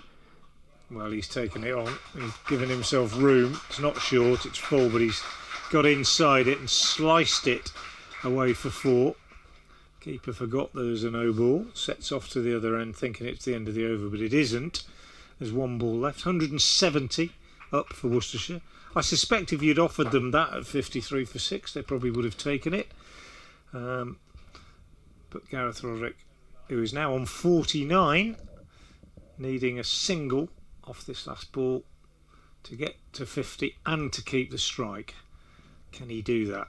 What Tongue doesn't want to do is let him turn him off his hip. He goes round the wicket and bangs it in short. It's wide down the leg side, can't get a bat on it, so he's got to out the over, and it's 170 for 9, and Shahzad will be on strike. Yeah, good call. The bumper at the last ball of the over, keep him on strike.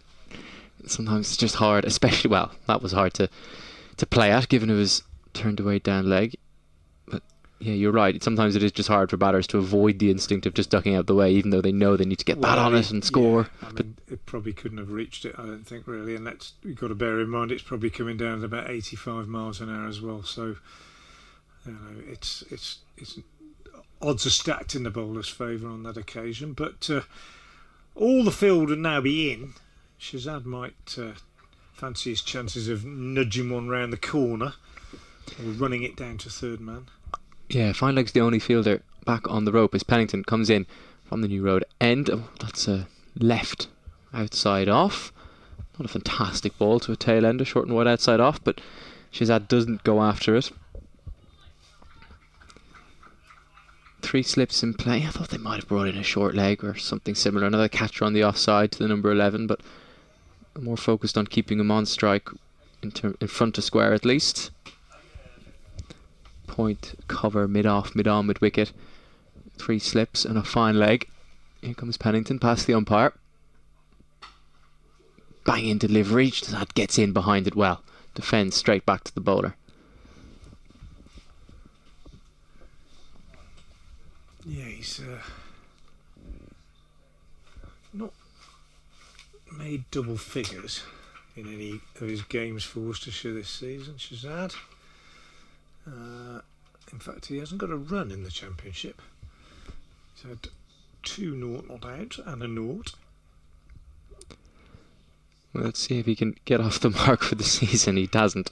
It's a good short ball, and Shazad kind of flapped at it while also trying to duck. A bit unconvincing. It's 1 for the over. He's got a top score of 1 not out.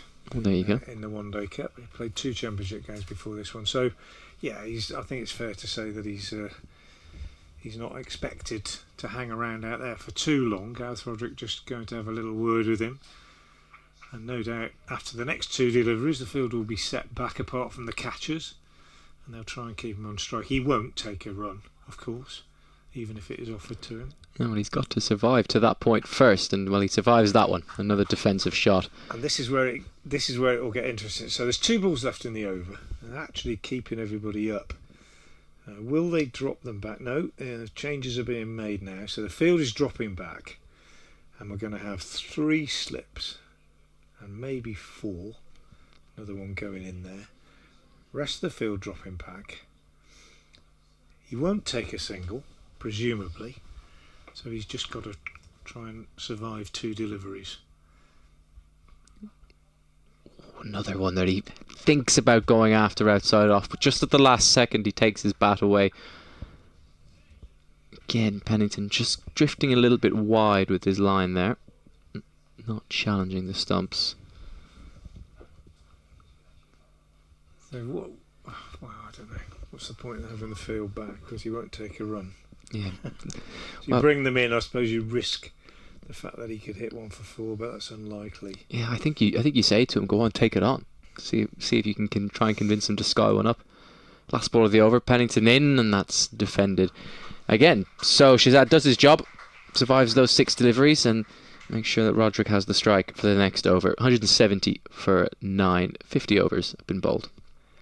Yeah, 21 overs left in the day. One imagines 2 of those will be lost to a change between innings at some point fairly shortly, and then we will see not to reply. And Worcestershire's ambitions tonight might extend as far as picking up 2 or 3 early wickets, you would have thought, if they've got something like 18, 20 overs, 15 overs at Notts tonight with the new ball.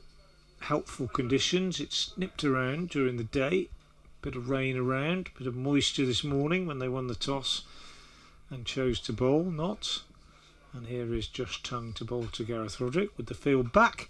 And Roderick looks to cut this away, gets a bottom edge, and it speeds down to 3rd man, and they could have had a run, but they turned it down as Ferry McCann went across to his left to do the fielding. So all the fielders are in the deep with the exception of 1 slip, and the challenge for Roderick is to try and find a boundary.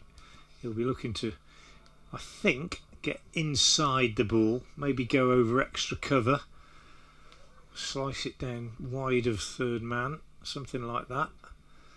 As well, he can't get a bat on that one from Tongue outside the off stump. Good pace. Yeah, this is as quick as he's looked all day, I think.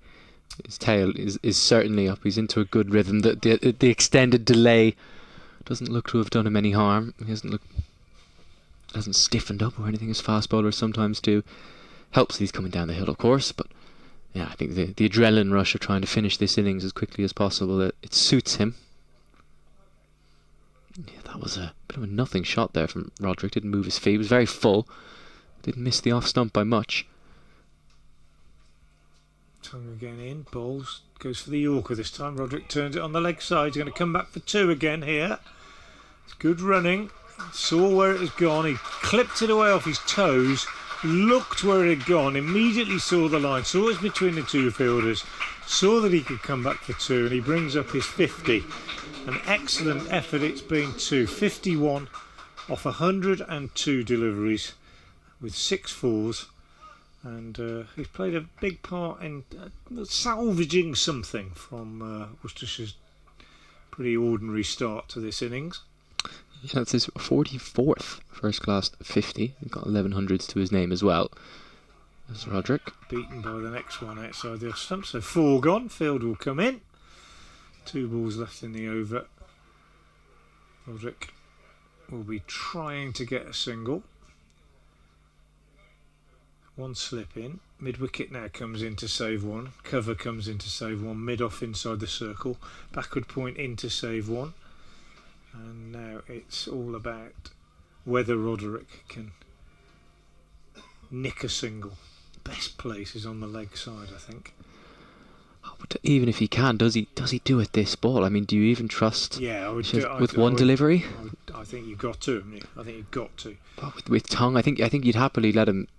I think you'd prefer him facing Pennington. That Tongue would be complete. I think just the fact that it is Tongue bowling just might change this equation. We'll see.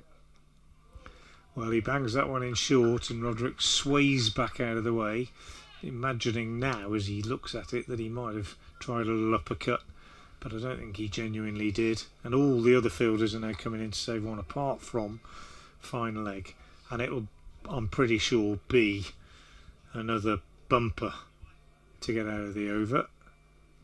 That's what I'd be expecting if I were Roderick. Tongue might do the double, triple, quadruple bluff, go for the Yorker.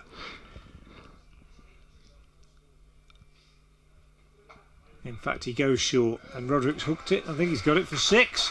He has, he's hooked it. Probably got a bit of a top edge. Good pace from Tongue, but it's gone all the way down to the boundary for 6.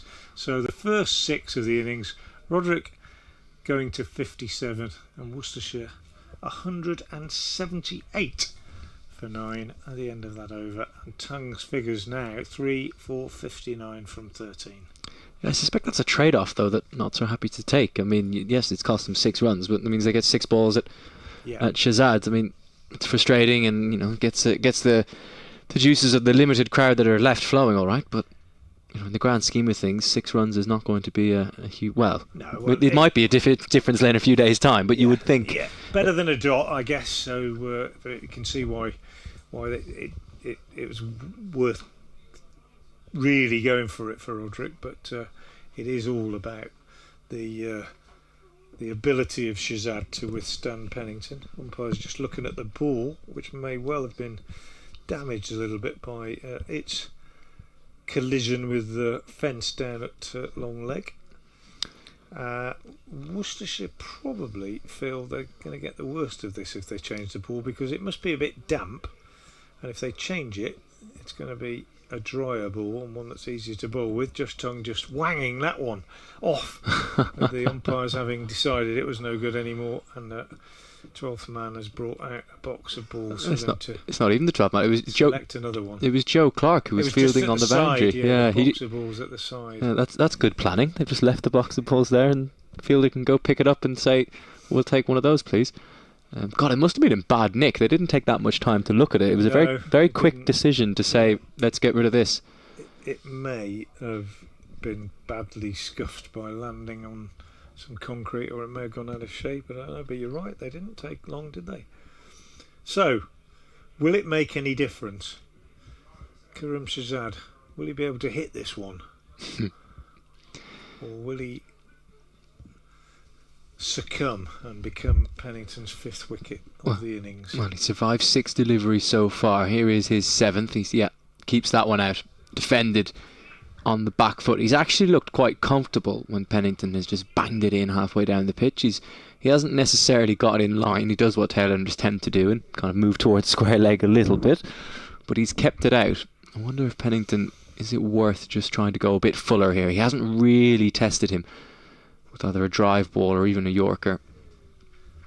No, he's kept trying to find that outside edge, really, if anything, hasn't he? 3 slips waiting. Does Pennington adjust his length? In he comes up past the umpire. That one is fuller, but it's also a solid shot from Shahzad. This time on the front foot, defending to Hamid at mid-off. Yeah, it's definitely damp. You can just see the umpire. He's just trying to... It almost looks like is he replacing divots from where Pennington runs in just as he gets to the start of the cut strip, right where the umpire is standing. It definitely looks like the square is being cut up a little bit after the afternoon of rain, and as you said, it was raining yesterday. Pennington bowls a short ball. Shahzad sways easily out of the way. So it's going to be a conversation here. I think Joe Clark is just coming over to have a chat to Hamid. They're going to form a little triangle with Josh Tongue and just have a conversation, trying to see if we can tell from the body language what's going on. It's Hamid who's doing all the talking. I think whatever suggestion Joe Clark came up with was quickly rejected there, because that was a very short chat. And Hamid didn't really convey any sort of message to Pennington there, so looks like they're going to stick with plan A for now. And he comes. Top of the stump's length, well, good length really, but once again Shahzad is in behind it. He's just motioning with his hand that ball actually left him a little bit. It's been a while since we've seen anyone suggest that, or any prodigious sideways movement off the pitch. I wonder, is that the new ball doing what Notts would probably like it to do, given they did manage to get the last one changed. 4 balls gone on the over, so the field is going to change once again. Another slip goes in, everyone else drops, apart from Tongue at mid-on. He's still saving 1. Pennington bowls a short ball. Well, that's never really threatened Shahzad. He ducked as soon as he saw it, and it almost ballooned over his head. It wasn't a vicious ball, it was kind of a tennis ball bounce that. He's just got one more delivery to survive in this over. Last ball of the over, that's when Pennington gets his wickets. Or at least it is today. He's done it 3 times. Can he do it a 4th? He's still got his field spread back. 4 slips waiting. That one's turned around the corner down to fine leg, who picks it up and throws it in, but Shahzad doesn't take the run, so he still has yet to score a county championship run.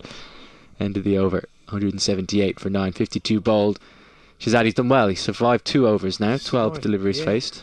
12 deliveries. That's probably his longest championship innings of the season, I think. Gareth Rodri has scored 57 off 105 deliveries. And we're going to see Liam Patterson-White being brought into the attack. So enough of the Tongue experiment. And quite a sensible move, I think, from Asim Hamid, is saying, well, Rodri, we're not going to let you get runs using the pace of the bowler here. You're going to have to earn them by hitting the ball yourself. Rodri is a very, very keen sweeper, so he might well play a sweep, a conventional sweep rather than a reverse, and he will be facing now. As Patterson-White bowls, and his first ball is short of a length. Could have had a single as he turned it on the leg side. Turns it down. What are we up to now? Are you still counting the runs that they... Probably 4 or 5, isn't it? At least. Goes for the sweep, as I said he might, but although he gets something on it, it's another one where he could have had a 1, but he doesn't. If he gets hold of the sweep well, he could bisect those 2 fielders out on the leg side and reach the boundary. Patterson-White again bowls, goes for the reverse, and he does get hold of it well, and he gets 4. So tried a couple of conventionals, now gone for the reverse sweep, more of a switch hit really, hit it quite hard, and he picks up 4 more. Goes to 61, 182 for 9, 20 added for the last wicket, beginning to get a little bit annoying, I would think, for Nottinghamshire. And Gareth Rodri probably enjoying himself. Yeah, changing the field. Joe Clark has gone deeper and squarer for that reverse sweep, so this plenty of protection on both sides of the wicket for both sweeps now. Turns that one down, so 4 gone in the over, 2 left. I think he'll back himself to take one and let Shazad face a ball from the spinner, but the field is coming in to try and prevent that. It won't prevent him playing the sweep, and if he gets hold of the sweep it'll be 4 because there's nobody out now on the leg side boundary behind square. That's my bet. He goes for it and he's missed it and he's out. LBW. So Patterson-White picks up the wicket of Gareth Roderick for 61, and Worcestershire are all out for 182. Yeah, clever piece of bowling that. As you said, they changed the field, nobody back on the sweep behind square. There was a deep mid-wicket in place, but it was a quicker ball. Patterson-White harder to get across and sweep, and so it proved. He tried to walk across his stumps to access behind square, and it's hit him in front. Just looking at the replay there, he's gone a long way across, you know. There might be once again, there might be half a question about whether that hit him in line, but it definitely looked like it was going on to hit the stumps. Clever piece of bowling to remove. Roderick can end what was, considering the circumstances of when he came in, an excellent knock. 61 he ends up unbeaten on, and worth remembering, it could have been very different. He of course was hit on the bad first ball when Josh Tongue was chasing a hat-trick and given not out in what was a very tight decision, but he survived and he's gone on to give Worcestershire a score that, what were they earlier on? 37 for 5, 53 for 6. They just looked unlikely to get to the heights of 182, but that's what they've managed. And the bowling figures just before we go for a little break. Mohammed Abbas, 12 overs, 3 maidens, no wicket for 22. Dylan Pennington, 16 overs, 3 maidens, 4 for 50. Josh Tongue, 13 overs, 1 maiden, 3 for 59. Lyndon James, 6 overs, 1 maiden, 1 for 32. And Liam Patterson-White, 5.5 overs, no maidens, 1 for 14. So Worcestershire all out for 182. We'll have 16 overs left in the day when Not start their reply, which will be in around about 7 or 8 minutes time, and we'll be back with you to bring you coverage of that. Do join us then.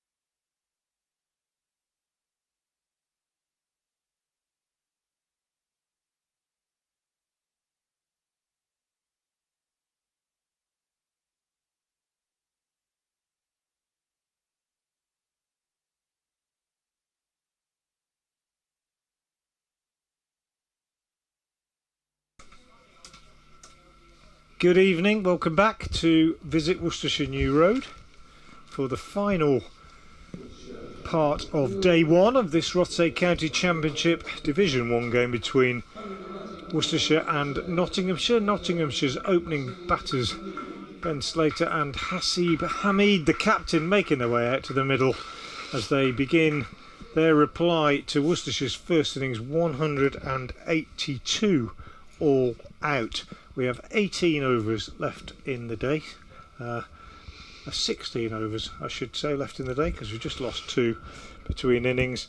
It is bright and sunny at the moment. Whether that light will remain past the next sort of 45 minutes, an hour or so, I'm not sure. I'm not sure we'll get all of these 16 overs in. We shall see. My name is Frank Watson. I'm from BBC Home Worcester, and alongside me is Dave Bracegirdle from BBC Radio Nottingham. Dave, good day for Notts so far, but whether they'll be able to see out these full 16 overs given the light and this time of year, I'm not so sure. Yeah, they'll feel that Worcestershire have got away a little bit, having been 37 for 5, but it's not the first time, and it won't be the last time, that a side has more than doubled their tally with the lower order. It's happened to and against Notts many times over the years. If you'd said it earlier, in fact I said it this morning, if Worcestershire get away and get to 180, I'm sure Hasib Hamid would have been happy with that at the toss. As it was, that was just about what Worcestershire got, 182. So 16 to go.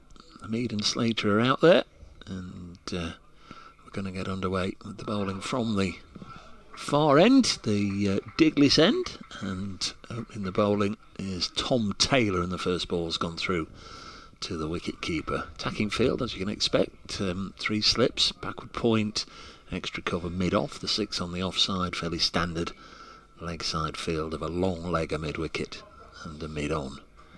Meanwhile, at the Oval, Surrey 246, Warwickshire in reply 84 for 4. So that one's pretty evenly poised, I would say. Hamid, the not skipper, on strike is bowled. Second ball of the innings. Lovely delivery from Tom Taylor. Pitched it up there nice and full, and on a ground where Hamid has had plenty of success over the years, he gets a rare duck, having already reached 1,000 runs for the season. His day is done. Nottinghamshire 0 for 1 after just 2 deliveries. Lovely bit of bowling. He was just a little late down on it. Nice and full. Might have just nipped back a whisker from Tom Taylor, but the perfect start for Worcestershire, who certainly since we've gone back out there after that 3 hours 20 minute rain and lightning and bad light delay, have added to their first innings tally, and then struck a really big blow right at the start of the Nottinghamshire reply. Notts 0 for 1. Well, he is the leading wicket taker in Division 1 going into this game, Tom Taylor, and I suppose you could say he's just demonstrated why. Cracking delivery, went past the bat with the first one, and second one bang on target. Hamid undone by that. Great start, brings McCann to the crease. Worcestershire will feel, having been 53 for 6 themselves, that if they can pick up another 2 or 3 tonight, they could still end day 1 very much in this game. But of course, well, I suppose we'll have a much clearer idea, Dave, just within the space of this session, and the rest of the game's going to go. Yeah, 1 or 2 people already saying that that might not be the last weather interruption we get during the course of the match. I think we should be okay this evening unless bad light takes over. Tomorrow I think it's looking okay, and Wednesday and Thursday not quite so good at the moment, but we'll worry about that when we get to Wednesday and Thursday. Meanwhile, the left-handed Freddie McCann is out there to face his first ball, and playing a miss. Taylor round the wicket, and there's lots of animation from behind the wicket and indeed from the bowler as Freddie McCann thrusts his bat in the general direction of that delivery outside the off stump, but again it was through him, wasn't it? Yeah, it was a good delivery, wasn't it? He started very, very nicely. Oh, I don't think that missed by much. Goodness me, it came back a long way after it had gone past the stumps as well. Rodri skipping over to his right to take it. He's asking some questions here, is Taylor. 20 years of age. Oh, it's gone over the top of the stumps. Freddie McCann Just his 17th first-class match. First against Worcestershire. And this one's wide enough to leave. It goes through to the wicket-keeper. 3 first-class centuries already for Freddie McCann.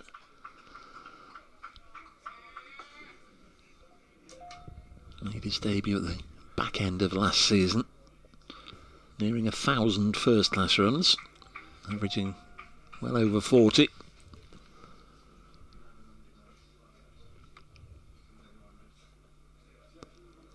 Comes Taylor. 5th ball of this opening over, and McCann definitely withdrew the bat inside the line there. It goes through to Gareth Rodri, who was last out. Just joining us, people obviously coming in from work and their other daytime activities all the time. Worcestershire were put into bat this morning. They were in a whole heap of trouble at 83 for 6 at lunch. Notts took 2 wickets in the afternoon session, but then that was shortened due to what began as light drizzle, turned into heavy rain, thunder and lightning. McCann lets this go through to the keeper, and Taylor starts with a wicket maiden. Coming in at number 6, Gareth Rodri, the glue that held the innings together. He was last out for 61, got a good deal of support in the lower order. That weight made 18, but Tom Taylor with 40 really helped turn the tide a little bit. And Worcestershire all out for 182. 4 wickets for Dylan Pennington, 3 for Josh Tong for Nottinghamshire. One of the highlights of the day was a wonderful bit of fielding from Asiba Mead, a lovely diving stop and direct hit to run out Ethan Brooks, but Mead's day has gone from pretty good to not so good, because he's already been dismissed in that opening over. Notts 0 for 1. Counterattacks just being told which side of the ball to shine by Tom Taylor, who's at mid-on. He's just had a look at it and said, which side are we looking at? And Tom's gone over and told him. Don't think there's a lot of damage on it yet. It's probably difficult to tell which side's been polished. Well, here is Shazad from the New Road end, round the wicket to the left-handed Slater. He bowls, and Slater leaves that alone outside the off stump. Karam Shazad, who has played 2 championship games for Worcestershire prior to this one. His most impressive performance was at Edgbaston in the first innings against Warwickshire. 16 overs, 2 maidens, 6 for 42. He's only taken 1 wicket since then in red ball cricket in the next 3 innings, but he did pick up a 4-for and a 3-for in the one-day cup game. So it's been mixed, his impact so far. He's round the wicket, balls, and Slater leaves that alone outside the off stump. He's got some pace. For me, my observations based just on a few games, of course. He's a slippery character who can get the ball through at some speed. He's not very tall, but its length is the key with him. If he bowls too short, I've seen him get punished, and I've seen him also bowl too full early on and get driven a lot down the ground. If he gets that length right in the middle, somewhere just what they call a heavy length these days, just back of an ordinary length that we would talk about as an old-fashioned good length, and then he can be a real handful. Slater just steers this one out square on the offside, but it is very much about length with Karam Shazad. Bowled the final over at Welbeck in the 50 over match that ended in a tie. A little bit of bottle with the final delivery, with Notts needing 2 to win, 1 to tie. They scrambled a bye to the wicket keeper. Finished in an extraordinary tie. Comes in again now. Just slight hesitation of his run up there. He just seemed to lose it as he came into the crease, didn't he? But still manages to produce a very good delivery, and that's exactly the sort of length that I'm talking about, that he needs to hit regularly, and if he does, then he can be quite a difficult customer. But he's still relatively inexperienced. Although he's played Test cricket, he's only played 40 or 50 first-class games, I think, in his career, which sounds a lot, but it's not really, is it, compared to many of the Test bowlers around. So he's fairly raw, I think, in many ways. Comes in now and bowls, and Slater gets his, well, I was going to say gets his first run as he turns that on the leg side, but Brett D'Oliveira is quick across the ground from mid-on and prevents that single being taken. I think we began this morning with 3 maidens, didn't we? We did, yeah. It's not been easy out there. Certainly, obviously, on what we've seen, 182 all out Worcestershire, it's not been easier. You know, that's been the story here, Dave, this season in red ball cricket. Scores of 200, 250 have been about par, really. Shazad again is in round the wicket and bowls, and again Slater is tucking her away on the onside. There's no run, so it is a second maiden, and Notts still yet to open their account. 0 for 1 after Worcestershire got 182 all out.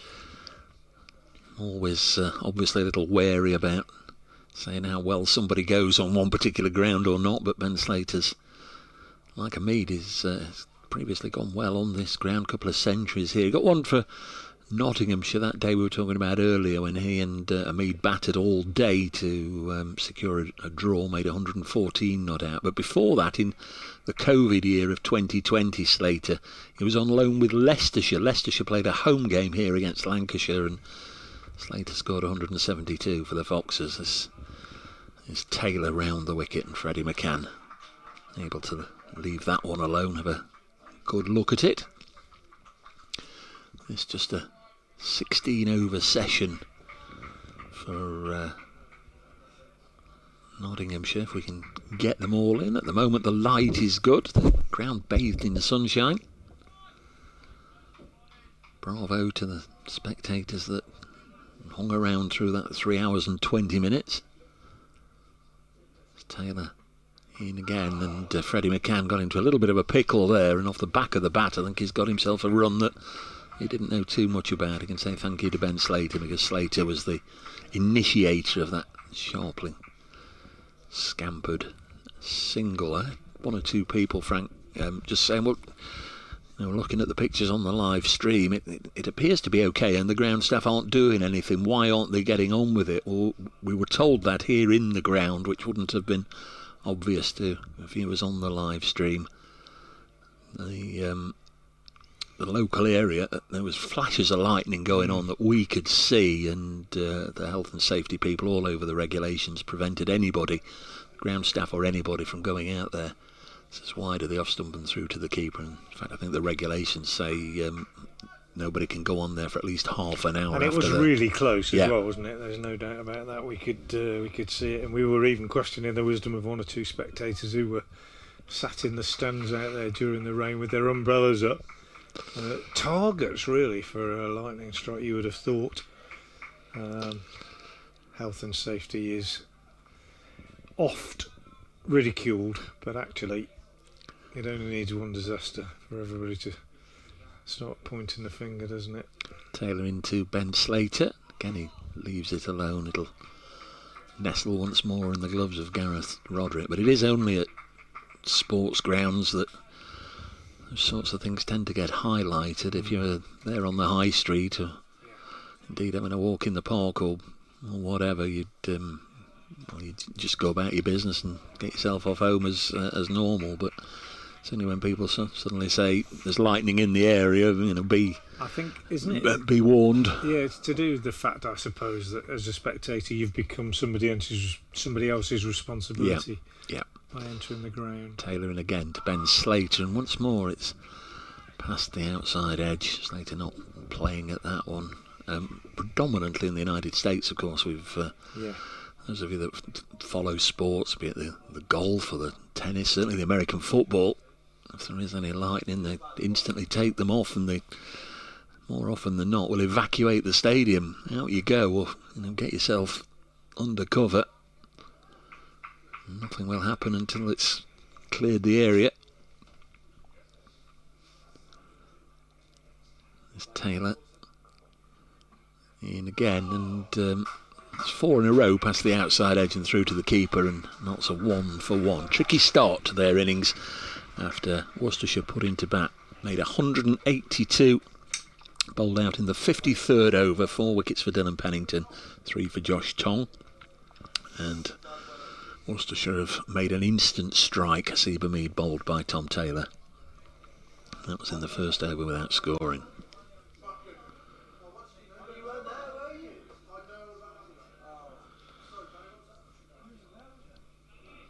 Warwickshire still 4 down at the Oval, 89 for 4. No wickets today for Ollie Stone. He had a good old bowl, 17 overs, none for 77 on his Middlesex debut down there at Lord's.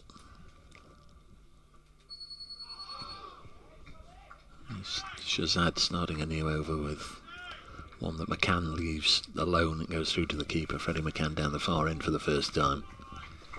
Good old Ollie Stone. You know why I'm a fan of Ollie Stone, don't you, Dave? What do I share in common with him? Do you know? He's a big Norwich City supporter. Oh, yeah. Born in Norwich and stayed true to his roots. We're under fire a bit here these days at New Road because Ben Allison is one of the biggest Ipswich Town supporters you could ever meet. Here's Shazad round the wicket in bowls, and McCann is taken on the pad as he looks to turn it on the leg side. So good start from the Worcestershire bowlers, and it needs to be. They've only got 182 on the board in their first innings. Have picked up a wicket, 1 for 1 so far. Not the man out. Hamid bowled second ball of the innings by Taylor without scoring. The two left-handers, McCann and Slater, just looking to build a bit of a platform at the start of this innings in the evening sunshine. Dampish evening sunshine. It was a lovely morning. Shazad is in again and bowls, and McCann is getting a single, just steering this down behind square on the offside. And through they go for one as Ray and Nadavalast does the fielding at backward point. Not seen Worcestershire in red ball action for a while. Obviously this is the first meeting this season. Have they gone back to the Wally Pulley? Yeah, they have, yeah, but not with the traditional colouring around the edge. It's a cable knit sweater, but just plain white with the sponsor's name on the front. No numbers, which doesn't help you. Although I think you know them all pretty well, Dave. Shazad bowls down the leg side, and that'll be 4. Off the legs, off the pads, whizzed away down to final leg, quick, flicked the pad, died on Rodri, had no chance of stopping it, and whizzing away down to final leg for 4 leg byes. Yeah, welcome runs to Notts. That's 6 o'clock. I'll just have to go and do a little bit. I'll just be back with you shortly. Thank heavens for the cathedral chiming. Yeah. So 6 for 1 Notts, and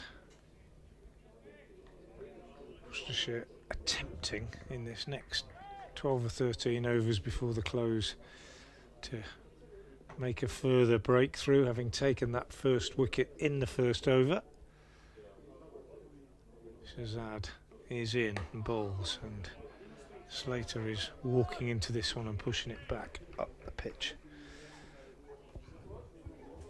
So a long interruption this afternoon,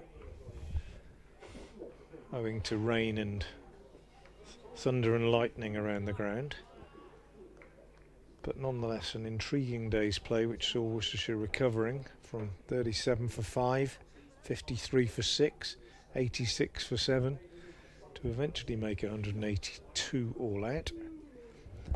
3 wickets for old boy Josh Tongue, and 4 for old boy Dylan Pennington. An appeal from Karam Shazad, the last ball of the over, turned down by umpire Lungley, and that is the end of the 4th over. Notts are 6 for 1.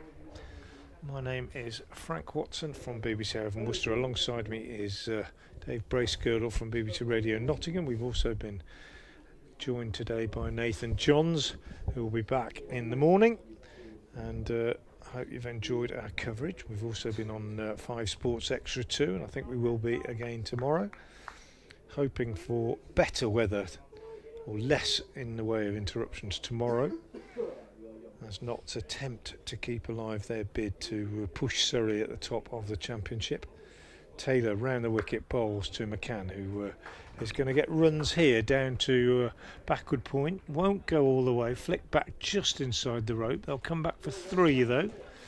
So good running by Ben Slater. McCann moves on to 5. Slater yet to get off the mark. And Notts move on to 9 for 1. Earlier today I posed a quiz question which prompted a little bit of interest. No, I don't think not many people got the answer, but just to run it by everybody again, and I'll have another one tomorrow hopefully if I have time to sort one out tonight. The question today concerned a former Notts player, edged by Slater. He's off the mark, down to fine leg this time. So the question that I asked this morning: what was the link between former Notts batsman John Parkin and the former Indian Test leg spinner B.S. Chandrasekhar? And of course the answer, which some people got, and they got by working out that John Parkin was the non-striker when Gary Sobers hit 6 sixes at Swansea off Malcolm Nash in a game between Notts and Glamorgan, and B.S. Chandrasekhar the non-striker when Ravi Shastri hit sixes in an over as well. That's a lovely shot from Freddie McCann. Half volley outside the off stump from Tom Taylor, and McCann just leaned into it, beautifully struck it through extra cover. It doesn't matter whether it's a difficult pitch, bit of a rain break, there's been a delay, lost an early wicket or whatever, to a batter of top quality. If you bowl him a half volley, he will put it away, and McCann made sure that he didn't miss out on that, and he moves on to 9 and the total to 14 for 1. Halfway through the 5th over, there's a lovely shot from Freddie McCann. There's a slight change.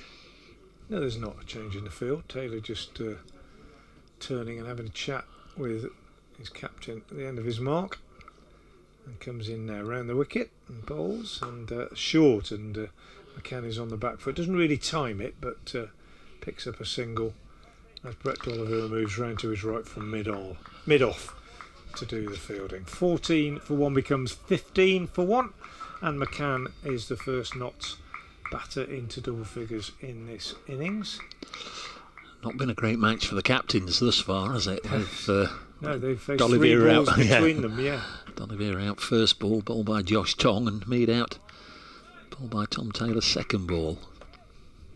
2 balls left in this Tom Taylor over then as he moves in towards us, and bowls to Slater, who is hitting the second boundary of the over and probably the shot of the innings so far, as he's on the back foot. He's only on 1, he's faced 14 balls up to now, but he makes no mistake as Taylor drops one short and he gets in behind it and plays a lovely back foot punch through extra cover for 4. So a super shot from Ben Slater. They'll know each other pretty well. Yes, of course, from Derbyshire days, yeah. Both in the academy at Derbyshire at the same time, I think. Ben Slater and Tom Taylor. Ben Slater might just have been a little bit before Tom.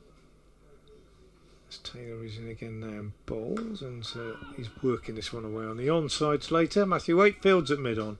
There is no run. It's the end of the over. 5 gone in the innings, and we've got 11 left in the day.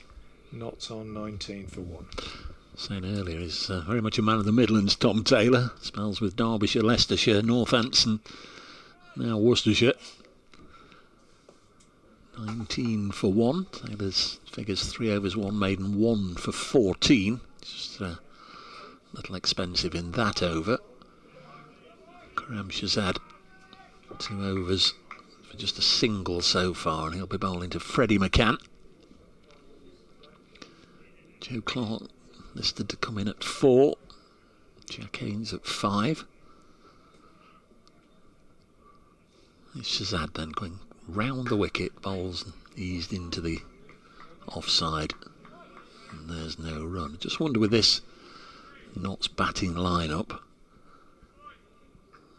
should a wicket go down inside the final 6 overs of the day, that's normally when Notts sort of turn towards a night watchman. Just who it might be. Of course, we had many years of Luke Fletcher doing the role. Brett Hutton's done it a time or two as well. We've seen Farhan Ahmed a couple of times this season when he's played, but of course none of those are involved in this match. So I don't know who it might be to stick his hand up should the need arise. Not so hoping it won't, as McCann plays this back to the bowler.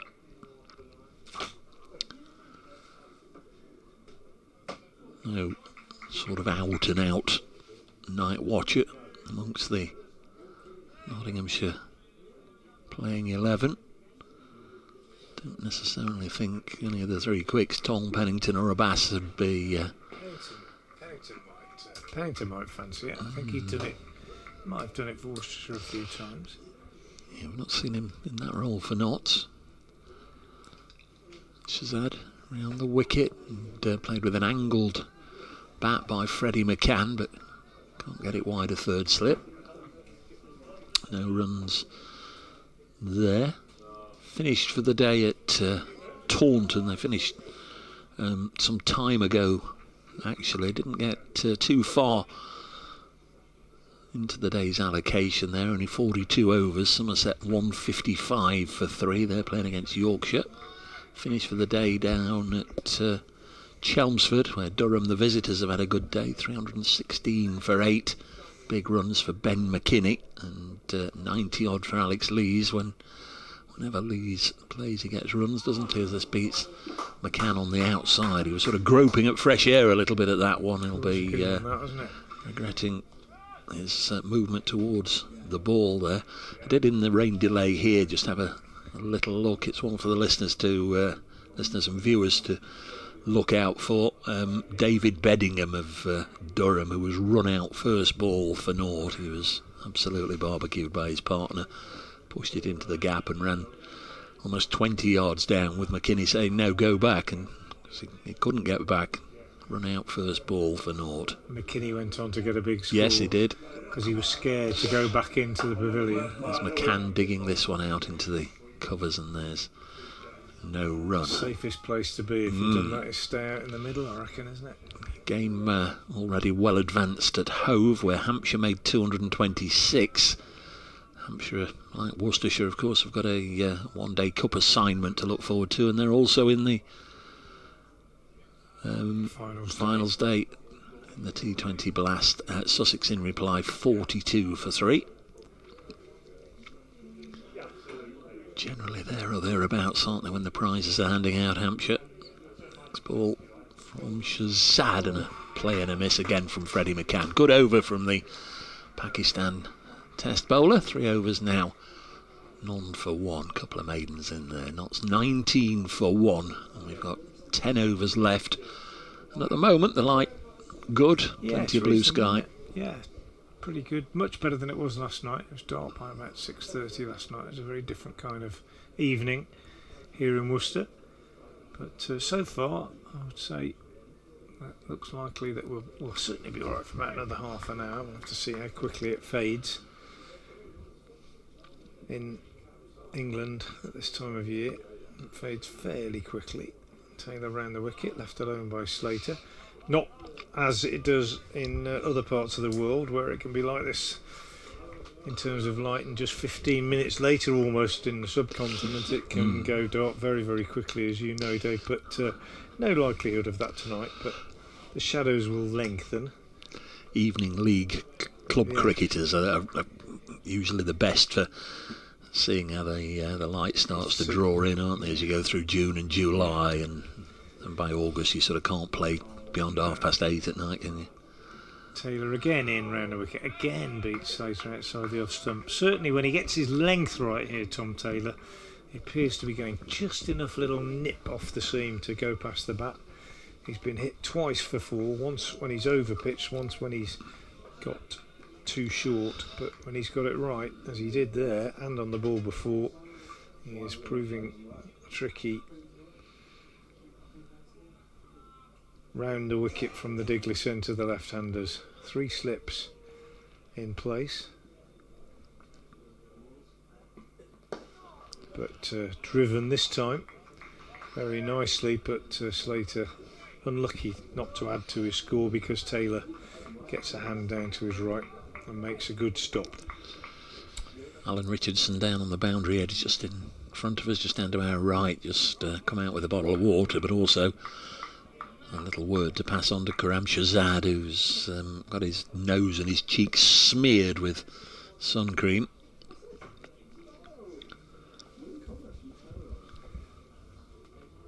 Taylor again in, bowls, and Slater works this one on the onside. And there's no run. So runs are not easy to come by out there. We're in the 7th over and just 19 on the board. Earlier today, Worcestershire really struggled early on, 25 for 2 when Kashif was out. That was in the 12th over. So they found runs very, very hard to come by early on. And at one stage they were 37 for 5. Recovered to 182. And they're trying to do some damage with the ball themselves. Good leave by Slater this time. Outside the off stump. 19 for 1 it remains. Mark the mod, where is Luke Fletcher when you need him? Mandy Clark, Notts need to bat long and hard. The yellow belly, if anyone can, Freddie McCann can. Thank you, yellow belly. That's Alan Richardson's voice. You can maybe just hear in the effects microphone just in front of us, chatting to a few Worcestershire supporters, having broken up from his chat with Counterattacks. Taylor again round the wicket, clipped away by Slater very nicely for 4 this time, just drifting into the pads, and Slater gets a bat on it, times it really well too, and races away despite the damp outfield for 4. So last ball of the over goes to the boundary, and Notts at the end of the over. 7 gone, 9 remaining in the day. They are 23 for 1 with McCann on 10 and Slater on 9. The man out, Hasib Hamid, who did not trouble the scorers. Tell you what, you've got to be sure of your footing and make sure you get everything behind the ball down in this little pocket of the outfield, haven't you? It's really quite badly damaged, bearing patches, lush in others. It's certainly bearing the scars of a long season. A lot of months without much rain. As Shazad round the wicket, bowls and beats McCann again on the outside. Freddie McCann on 10.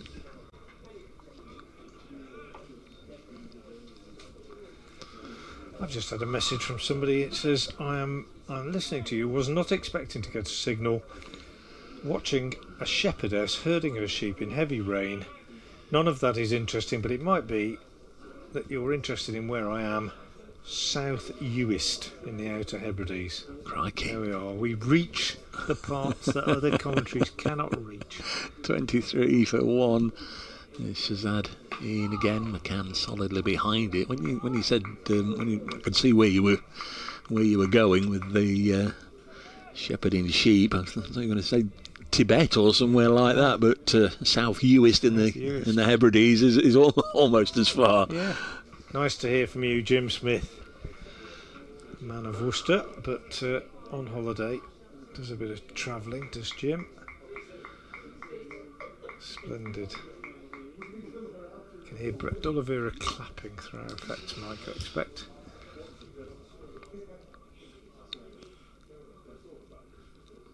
Shazad, wide of the pegs. Never done any of the Scottish Islands. Is it Shetlands that's the furthest north, then the Orkneys, then the Hebrides?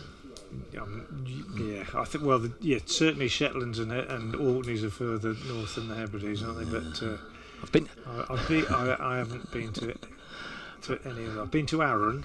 I've been to Skye. I've not been to any of the islands at all, and a thing to this day I regret. Not that many years ago, actually, I had to go to Wick for something, and Wick's about, 5 or 10 miles from John O'Groats around the wicket. This goes through to the keeper.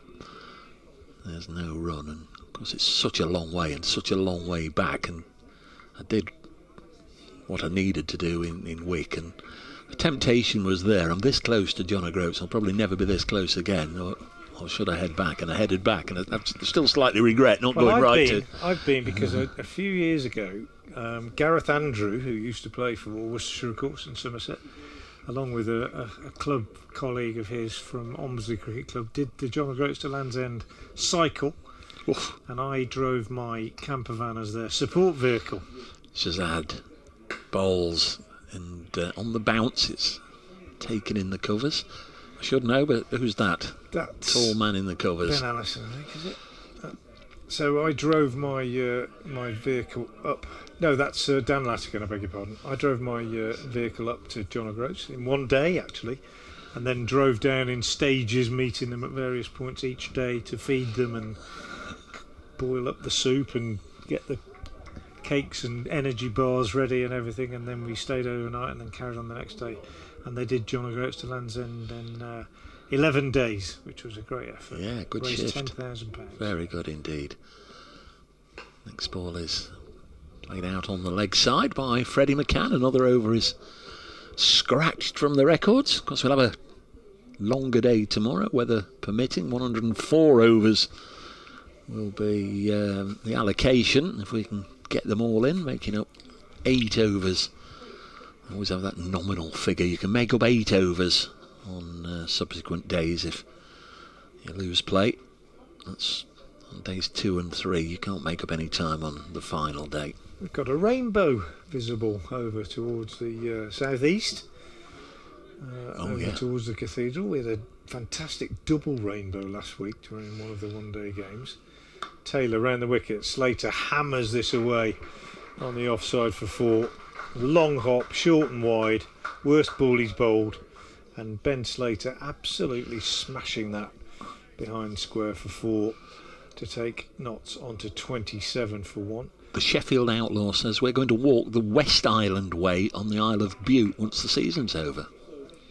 Very nice. Absolutely no idea where the Isle of Bute is, but have a great time. Glorious, isn't it? Yeah, so we've got a lovely rainbow arching off into the sky at Bigless End as Taylor comes in. 7 for 1. Next one's pushed into the offside and there's no run. Sorry, is this your end? I think it is. Yeah, sorry about that. Doesn't matter. No run. So Ben Slater, 13 not out. I mean, it's all about getting to the end of the day, really, especially having lost that early wicket. And there's 7 overs left in the day after this. But that said, Slater very quickly onto that loose one, hammering it away. Not going to miss out on a free gift like that, and it could be all about coming back tomorrow and getting a big score on the board, getting a first innings lead. Taylor outside the off stump, Slater leaves, and with all eyes on that game between Surrey and Warwickshire as well, not still in with a chance of overhauling Surrey and winning the county championship. And we still don't know for sure what the structure will be of the championship next year. So whether Worcestershire will nominally be relegated, but if that then means that they go into a different system, it may not mean dropping from one division to the other. This one pushed out on the offside by Slater. But that remains to be seen. They say you can only play what's in front of you. You can only play in the competition according to the conditions as they exist at any one time. So, and either way, at the other end of the table, winning it makes no difference. As if you win it, you are county champions. So, Notts with absolutely everything to play for. But it's ridiculous, isn't it? Absolutely ridiculous. It is. But you don't know what you're preparing for next year. Absolutely. Round the wicket again, Taylor bowls, and Slater again leaves outside the off stump. He's growing in confidence, Slater, I think. It sounds daft to say it, but sometimes a batter can leave a ball tentatively, and at other times he can leave it with great confidence. Yeah. And Slater played and missed a few times early on. Now, it just appears to me to have the air of a batter who's just got it lined up a little bit. He's worked out his angles, got used to the pace of it a little bit, put the bad ball away 2 or 3 times, and just beginning to settle, having faced 27 deliveries, and just underlines that by picking up another boundary, another half volley outside off stump. Last ball of the over, possibly Taylor a little bit tired, and Slater punishes that with another cover drive for 4, 31 for 1. Finished in all 4 matches in Division 2. At Canterbury, Kent made 293. Lancashire just started their second innings 19 without loss. At Grace Road, Leicestershire, the Division 2 leaders, have had a tough day in the field. Gloucestershire 382 for 7 at the close there, predominantly due to a century from Graham Van Buren. 3 other players passing 50, so a good day for Gloucestershire. At Lords, Derbyshire 283, Middlesex 12 without loss, and at Wantage Road, Glamorgan century again from Asa Tribe 367 for 6. Gets a lot of runs, doesn't it? Yeah, well, he got 300s in 4 days last week or the week before, including 1 here, 2 in the One Day Cup, 1 for Jersey, for whom his brother also plays. He's absolutely in the form of his life. Talented young player, keep an eye on him. 31 for 1, round the wicket comes Shazad. This is eased into the offside. So that's Division 2. Division 1, I've already given you. Somerset 155 for 3 against Yorkshire. They finished mid-afternoon. At Hove, Sussex 42 for 3, Hampshire 226. That's done for the day. Still, no, they've just finished at the Oval, where Warwickshire 132 for 4, having bowled Surrey out for 246. Ed Barnard 48 not out. Will Young, former Notts man, 35 not out. Good recovery, that. Shazad past Freddie McCann and through to the keeper. Will Young 2 years ago made his Notts debut at the Oval against Surrey and scored a century, so Notts supporters will be hoping he can do the same again on his Bears debut. So the only game that's still going on, and that's predominantly because we had a 3 hour 20 minute stoppage here, 3 hours 25 minutes actually, here at New Road. Worcestershire 182 all out, and Notts in reply 31 for 1 with 7 overs or thereabouts to go. Shazad falls again and squeezed between bat and pad by young McCann, who's on pretty 10. well here, isn't he, Shazad? He's probably, you can't really say he's deserved a wicket because he has. They've defended solidly against him, but 4 overs, 3 maidens, none for 1 before this, and very, very tidy indeed. Gone past the bat a few times. Maybe could argue that he might have made the batsman play a little bit more. He's only conceded 1 run. He's halfway through his 5th over. In again, and that's a beauty, isn't it? Lovely delivery that McCann did well not to nick. Through to the keeper. So he's bowled 28 balls and only gone for 1 run so far. Karam Shazad. Still 3 in the slip, Gordon. Top scorer for Worcestershire earlier in the day, Gareth Rodri. Been opening all season but dropped down to number 6. Came in with the score 37 for 4. Actually, the first ball he faced was a hat-trick ball from Josh Tong.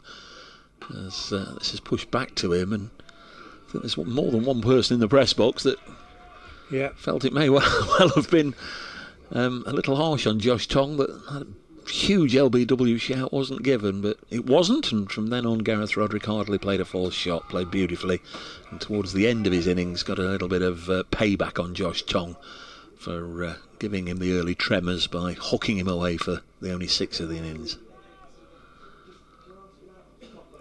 Yeah, I think we have to bow to the umpire's best view, don't we, on the hat-trick ball. Josh Tongue obviously thought it was out as a big appeal, but there always going to be, wasn't there?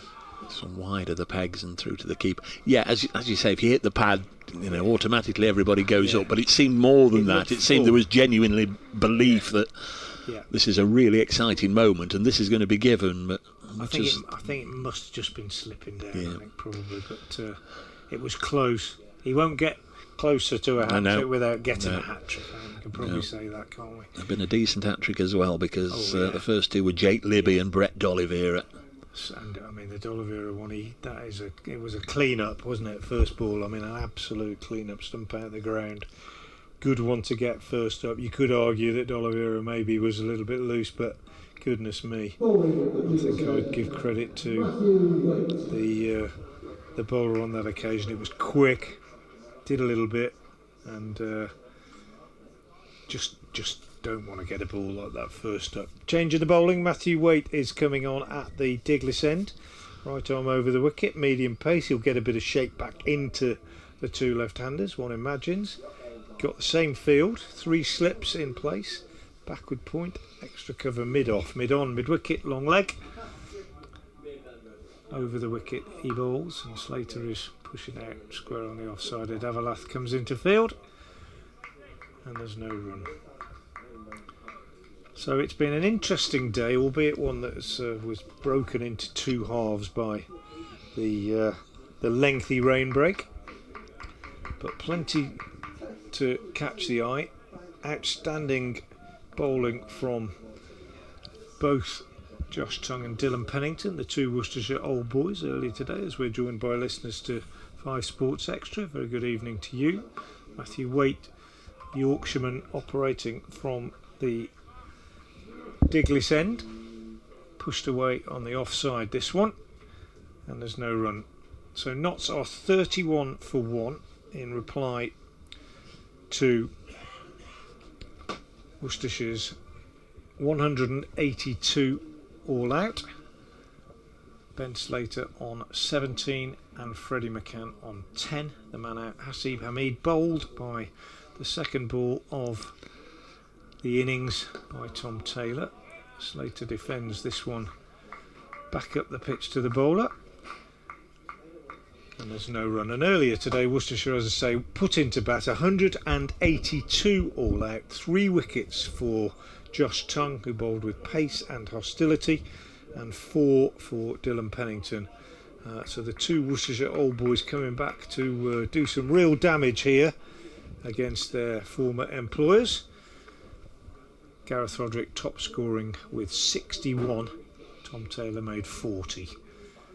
Matthew Waite is in again, bowls, and left alone outside the off stump by Ben Slater, taken by Gareth Rodri. Bright sunshine now. Whether we'll get the remaining overs in, I think we probably will, Dave. Now shadows are lengthening across the pitch, but still bright sunshine on the actual strip, and I think we'll probably be alright. 5 overs left in the day after this one, after a lengthy delay. Took a chunk of the day from us. Waite again in and bowls, and Slater steers this one down to third man, and he'll pick up a couple of runs as Davalath goes back to do the fielding and returns to Gareth Rodri. So Slater will move on to 19 and Notts to 33 for 1. Batting has been a tricky business. Worcestershire were in real trouble early on this morning and had slumped to 53 for 6 at one point before a couple of partnerships helped them recover to that eventual total of 182. But they've started well with the ball, particularly Karam Shahzad, the Pakistani test bowler. 5 overs, 4 maidens, no wicket for 1 so far from him, but only 1 wicket so far. Hamid, the man out, without scoring. Waite in, bowls. Slater on the back foot, pushing out on the offside, fielded by Dan Latigan, coming in from extra cover. End of the over, 33 for 1, 5 left in the day, and Freddie McCann has 10, Ben Slater has 19. They're both very watchful. They've both faced more than 30 deliveries, and they're both very much focused, Dave Bracegirdle, on reaching the end of the day without further damage. Yeah, it's clearly still slightly damp on the extremities here. Just watching Shahzad through the course of that over. He's going to bowl the next over, but every opportunity between deliveries he was scraping the mud and the grass from his studs. A little bit claggy, is that the word, down at this end of the ground where he's bowling from now, and this is turned away by McCann behind square on the leg side, and get a couple of runs. Notts moving on to 35 for 1. Worcestershire bringing a couple of youngsters into their starting 11. It was a bit of a chastening experience for them both this morning. Ryan Davalath and Dan Latigan both dismissed cheaply for naught in Davalath's case. Only 4 for Latigan, both by Dylan Pennington, returning to his former club. Brett D'Oliveira got a beauty first up from Josh Tong, clean bowled him. It was a lovely bit of fielding as well from Seba Mead. More on that in a moment as Shazad bowls and elegantly driven away through the offside. I must admit I was initially expecting it to come down the ground, playing in the V there from Freddie McCann, but he gets it into the offside and gets 2 more runs. Ethan Brooks had started brightly. He'd clearly been watching the cricket from the comfort of the Worcestershire dressing room or the balcony, and went out there and straight away he was getting down the track, wasn't he? A couple of strides towards the bowler each delivery. He was looking to play positively. He had a couple of 4s in his 10 and then pushed one sort of a wide-ish mid-off position, thinking there was a single. Shazad comes in again to McCann, pushes us into the offside and set off, called his partner for a sharp single, but Seba Mead dived full length on the ball and somehow sprang up into a position where he could shy at the stumps, and with a direct hit ran Brooks out by 10 or 12 inches. A wonderful bit of work from Seba Mead, and the time as well. We also praised umpire Lungley for getting himself square on to adjudicate. It was a wonderful moment for a Mead, but obviously since then Mead's day has turned a little sour on him. Bowled for naught is Shazad again, bowling to Freddie McCann, eases it into the offside. 37 for 1. Yeah, seems like Frank, I was just going to say, looking out there, it just seems like, the old telly, somebody's turned the brightness down, the sun's gone behind a cloud. The sun's gone behind a cloud, and it is very dark now. Well, not very dark, but quite dark. I was just thinking about that run out, and Hasib Hamid, he'll be a bit gutted that he didn't get any runs, of course, but at least he'll have as he sits down tonight and reflects on the day, he'll have a crumb of comfort to reflect on that run out as a big moment for him. Shazad round the wicket. Again, Freddie McCann looking to play straight and gets a run into the offside. I'm sure Coach Watson on another day might just have a little word in his ear and give him 50 balls as throwdowns just to try and correct that a little bit. I'm sure Coach Peter Moores will be doing that in the morning as well, because the last couple of scoring shots from Freddie McCann, he's looked to play in the V and he's got a run into the offside. And just going back to that run out, and you mentioned Tom Lungley, and when he sits down at the end of the day and reflects on the day and he thinks about his decisions, he might have a little bit of satisfaction as well about, well, you know what, I got myself into a really good position, and you're right, he was spot on with the decision. It was a great bit of work. Next ball is whipped away by Slater for 4. Slater, good record on this ground. He got into position up on his tippy toes there just to whip it away down to long leg for 4, and another over comes to an end. We've had 12 overs of this innings, another 4 to go. If we get them all in, we should do. 42 for 1, Slater on 23, McCann on 15. Gut feeling, we've had a bowling change at the far end, Waite replacing Taylor. Just time to whip Shazad out, yeah. I think Ben Allison's going to come on and bowl a couple from this new road end he's loosening up at the moment. It's gone well, hasn't it, for Notts since the wicket. They came out with 16 overs to face. Hasib Hamid went to the second ball of the innings. The worry would have been a low score in the Worcestershire innings and lose 3 or 4 tonight and it's game on, but actually these two have done really well as Matthew Waite starts a new over from the Diglis end. Still the vestiges of that little rainbow in the far southeast corner of the ground, but Ben Slater and Freddie McCann, two left-handers, have applied themselves exceptionally well. Good spell from Shazad. From him, 6 overs, 4 maidens, no wicket for 10, I think, at the end of that spell. But Tom Taylor, having got that early wicket, unable to follow up with a second. Matthew Waite early in his spell so far, just outside the off stump again to McCann here, and I think these two have done a really good job, and Peter Moores, the coach, will be, provided they get through to the end of the day without further damage, will be more than satisfied with the day's work from his team. Pennington and Tongue excellent with the ball. Mo Abbas tidy if less threatening, and a good effort in the field. They've looked a good side, a well drilled side, and a side that is pressing at the top of the championship, as this one is pushed out by McCann on the offside.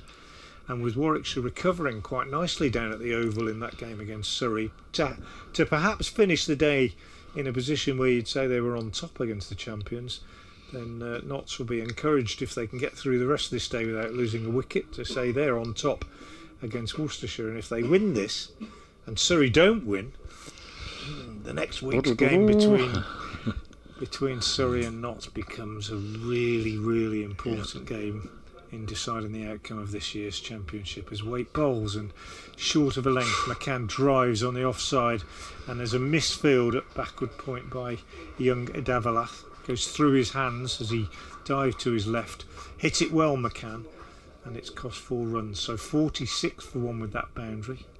And now it suddenly does seem quite dark out there. You look at the scoreboard, lights shining out on the 7 side of the ground, but Notts pressing home their advantage, and a very good shot from Freddie McCann. Yeah, I haven't seen the umpires sort of glance in each other's direction. You almost get a preliminary warning when they're contemplating taking them off, but I haven't seen them sort of look towards each other.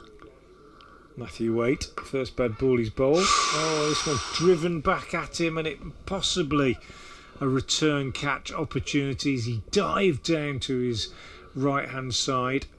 Judging by the reactions, it was a chance. I'm just going to see if I can glean any more from the replay. Yeah, indeed it was. It kind of stopped a bit on McCann, and he checked his drive, and it just popped back, and diving low to his left, he was unable to hold on to it, Matthew Waite. That would have been a really useful breakthrough for Worcestershire just before the end of the evening. It did carry, but he couldn't quite get his hands down to it as he fell away to his left. Encouragement though for him. He's in now. That's a good one outside the off stump. Left alone by McCann. Got away with it just a little bit in that over. He's on 19, having faced 40 deliveries. Slater has faced 35 for his 23, and Notts are 46 for 1, just 136 runs in arrears now after Worcestershire made 182 in their first innings. And Ben Allison it is who will come on at the New Road end. Yeah, big man Matthew Waite, and it was hit very hard indeed by Freddie McCann, and it was only no more than ankle height. He had to readjust, having delivered the ball. Obviously the normal route that the bowler would take would be to veer away from the wicket, and that was hit back very firmly, very crisply by McCann back towards him, and he had to readjust and throw himself to the ground and couldn't hang on. It's a good effort, has to go down as a chance, but very difficult one. Here's Allison, former Essex man, bowls, and his first ball through to the keeper. Don't know if you did that game, Frank, but earlier in the season, watching on from afar, you had Allison versus Allison, and they end up one way or another getting each other out, didn't they? One bowled the other one, and he got him out. But in the game down at Chelmsford, when they first played against each other, I said to Ben, are you looking forward to it? And he said, I'm on an absolute island to nothing here, because if I get him out, it's just big brother bullying little brother, etc. And he didn't, but then he did get him out in the game here. So But Charlie's had a good season. Young Charlie down at Chelmsford. Got a couple of hundreds. Allison bowls, and that's a nice looking shot from Slater, but can't get it past Shazad at wide-ish mid-on. There's no run. And there was one day, or there was a 48-hour period, I think, during the one-day cut where Charlie Allison got 100 and Ben then recorded the best figures that anybody had recorded up to that point in the competition when he got a sixer. So Mr. and Mrs. Allison must have enjoyed that particular week. False start here from Allison. And if he lost his stride or looked up and felt Slater wasn't ready. Or Sun's out again now. Lovely evening again. Will be good to get it all in, I'm sure. Slater on strike, left-hander again, whips it to mid-wicket, and there's no run. 46 for 1. I think in all we lost 25 overs of actual cricket. We lost another couple, of course, with the change of innings, which came after we restarted after tea. Went off early for tea with that rain break. The umpires had a little chat. In fact, they had a couple of chats with light drizzle falling. They could see the ground staff getting ready. This was about 20 to 3 with the covers, and the time or two they looked at each other as Allison bowls again and eased into the offside, and the umpires then pointed towards the pavilion. The players went walking off, and although the drizzle was falling, the sun was out, it was bright. The one or two spectators had umbrellas up, but the majority of spectators were sort of imploring the players to stop and go back out, weren't they? But the ground staff clearly had looked on the radar. They continued to bring the covers on. The umpires had a word with them and insisted the players left the field, and literally a minute or two later it was really raining heavily, and then the lightning set in as well. So it's a good decision by all involved.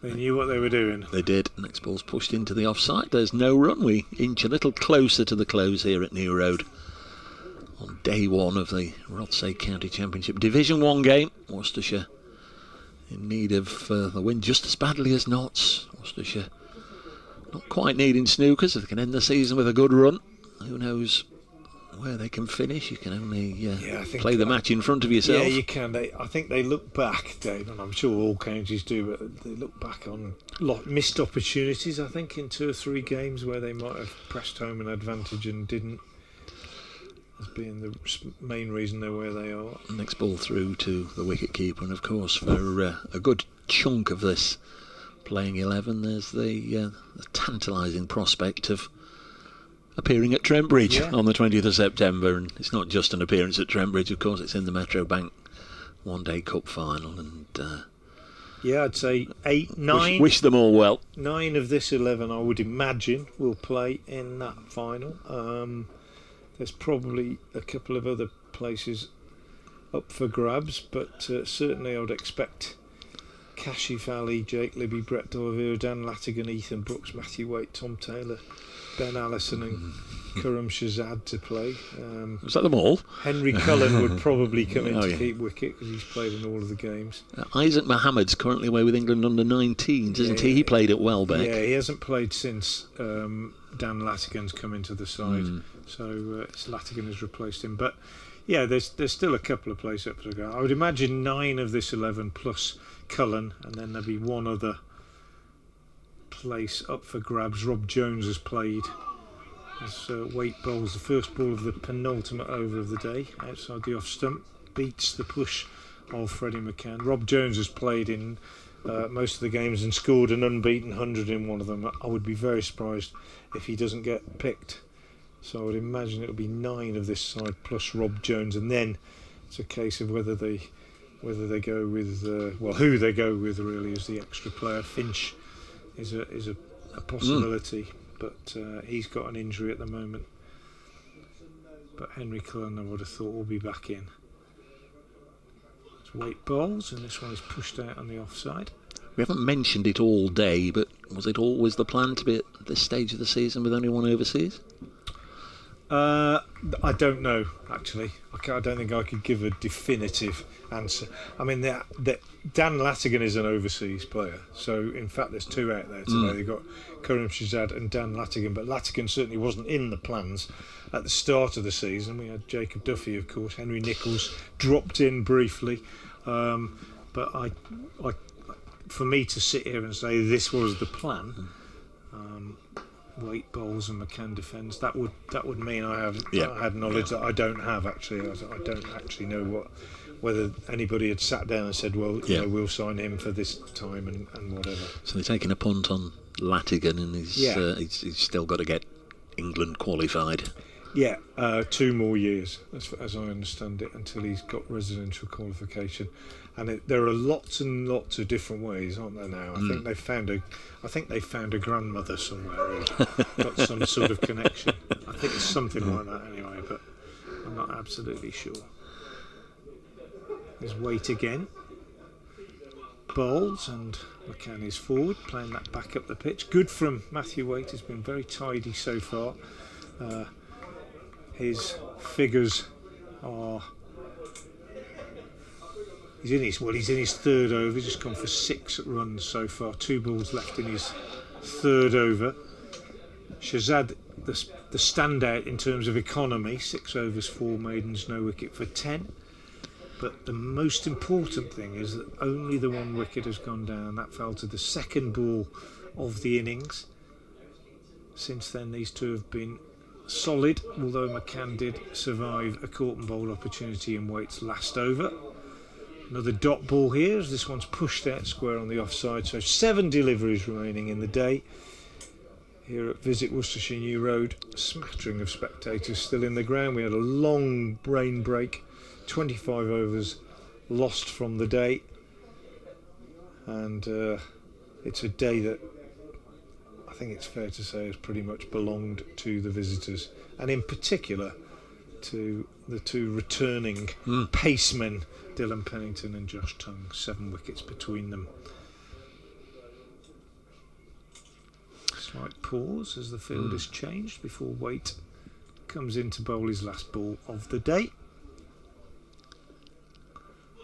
And it's a dot as McCann pushes out on the offside.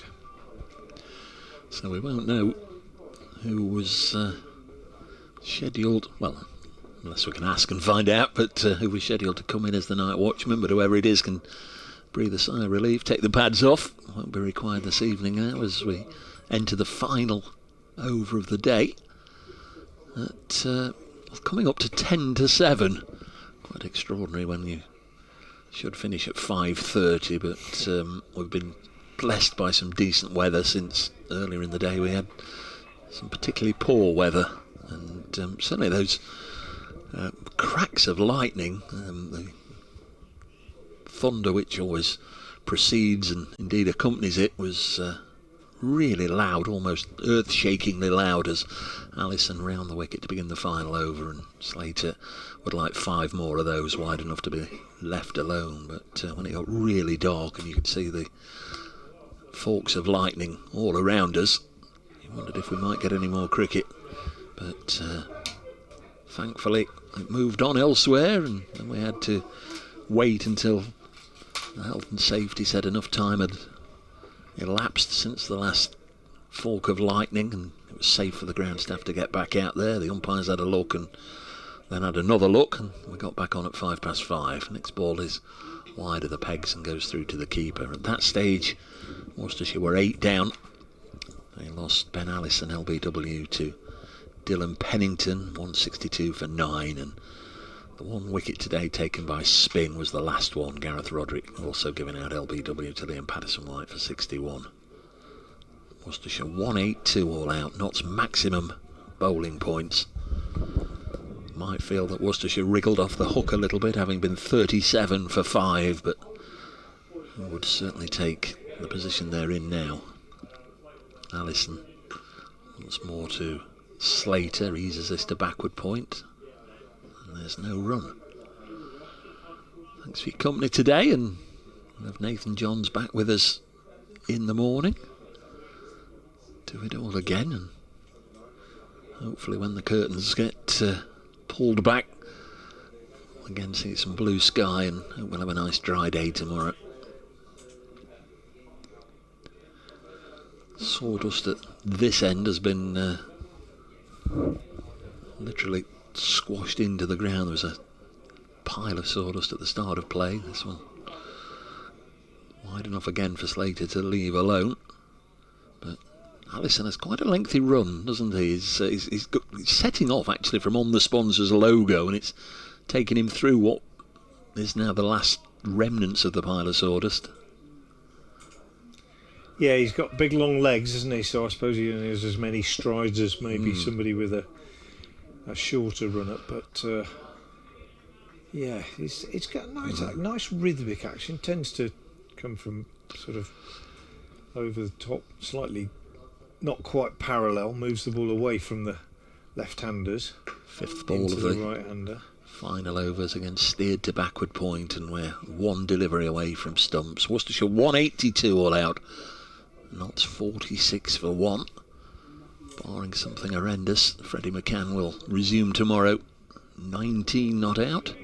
Ben Slater with one delivery left to face is 23 not out. And if you're a Worcestershire supporter just wanting to whisper into Ben Allison's ear, he'll be saying, make him play. At least make him play. Ask questions of Ben Slater, last ball of the day. Can he do that? Round the wicket he bowls. No, because Slater again is afforded the luxury of leaving it alone. It goes through to Gareth Rodri. Tom Longley at this end, the umpire, removes the bails and gives the bowler his cap and sweater, and we're done for the day. Rather more cricket than I thought we were going to get. About 4 o'clock we did see the back end of the Worcestershire innings. Some prodigious hitting in the end from Gareth Rodri to get his half century and go on to then hit Tong for a big 6 before being dismissed for 61, leaving Karamshazad 0 not out at the end of the Worcestershire innings. Worcestershire 182 all out. 4 wickets for Dylan Pennington, 3 for Josh Tong, 1 apiece for Lyndon James and Liam Patterson-White, and a run out, a direct hit for a Seabermeet. Worcestershire 182, and when Notts battered in reply, Hamid was bowled Taylor. Second ball of the innings. At that stage, Notts 0 for 1, 46 then added by McCann, who's 19 not out. Ben Slater 23 not out. And we're done here at New Road on the first day of this Division 1 match. Thank you very much for that summary to Dave Bracegirdle from BBC Radio Nottingham. I'm Frank Watson from BBC Hereford and Worcester, saying thank you very much for being with us. We'll be back tomorrow, myself and Dave and Nathan Johns, in the morning from 10:30 when play resumes here at New Road. Until then, thank you very much for being with us.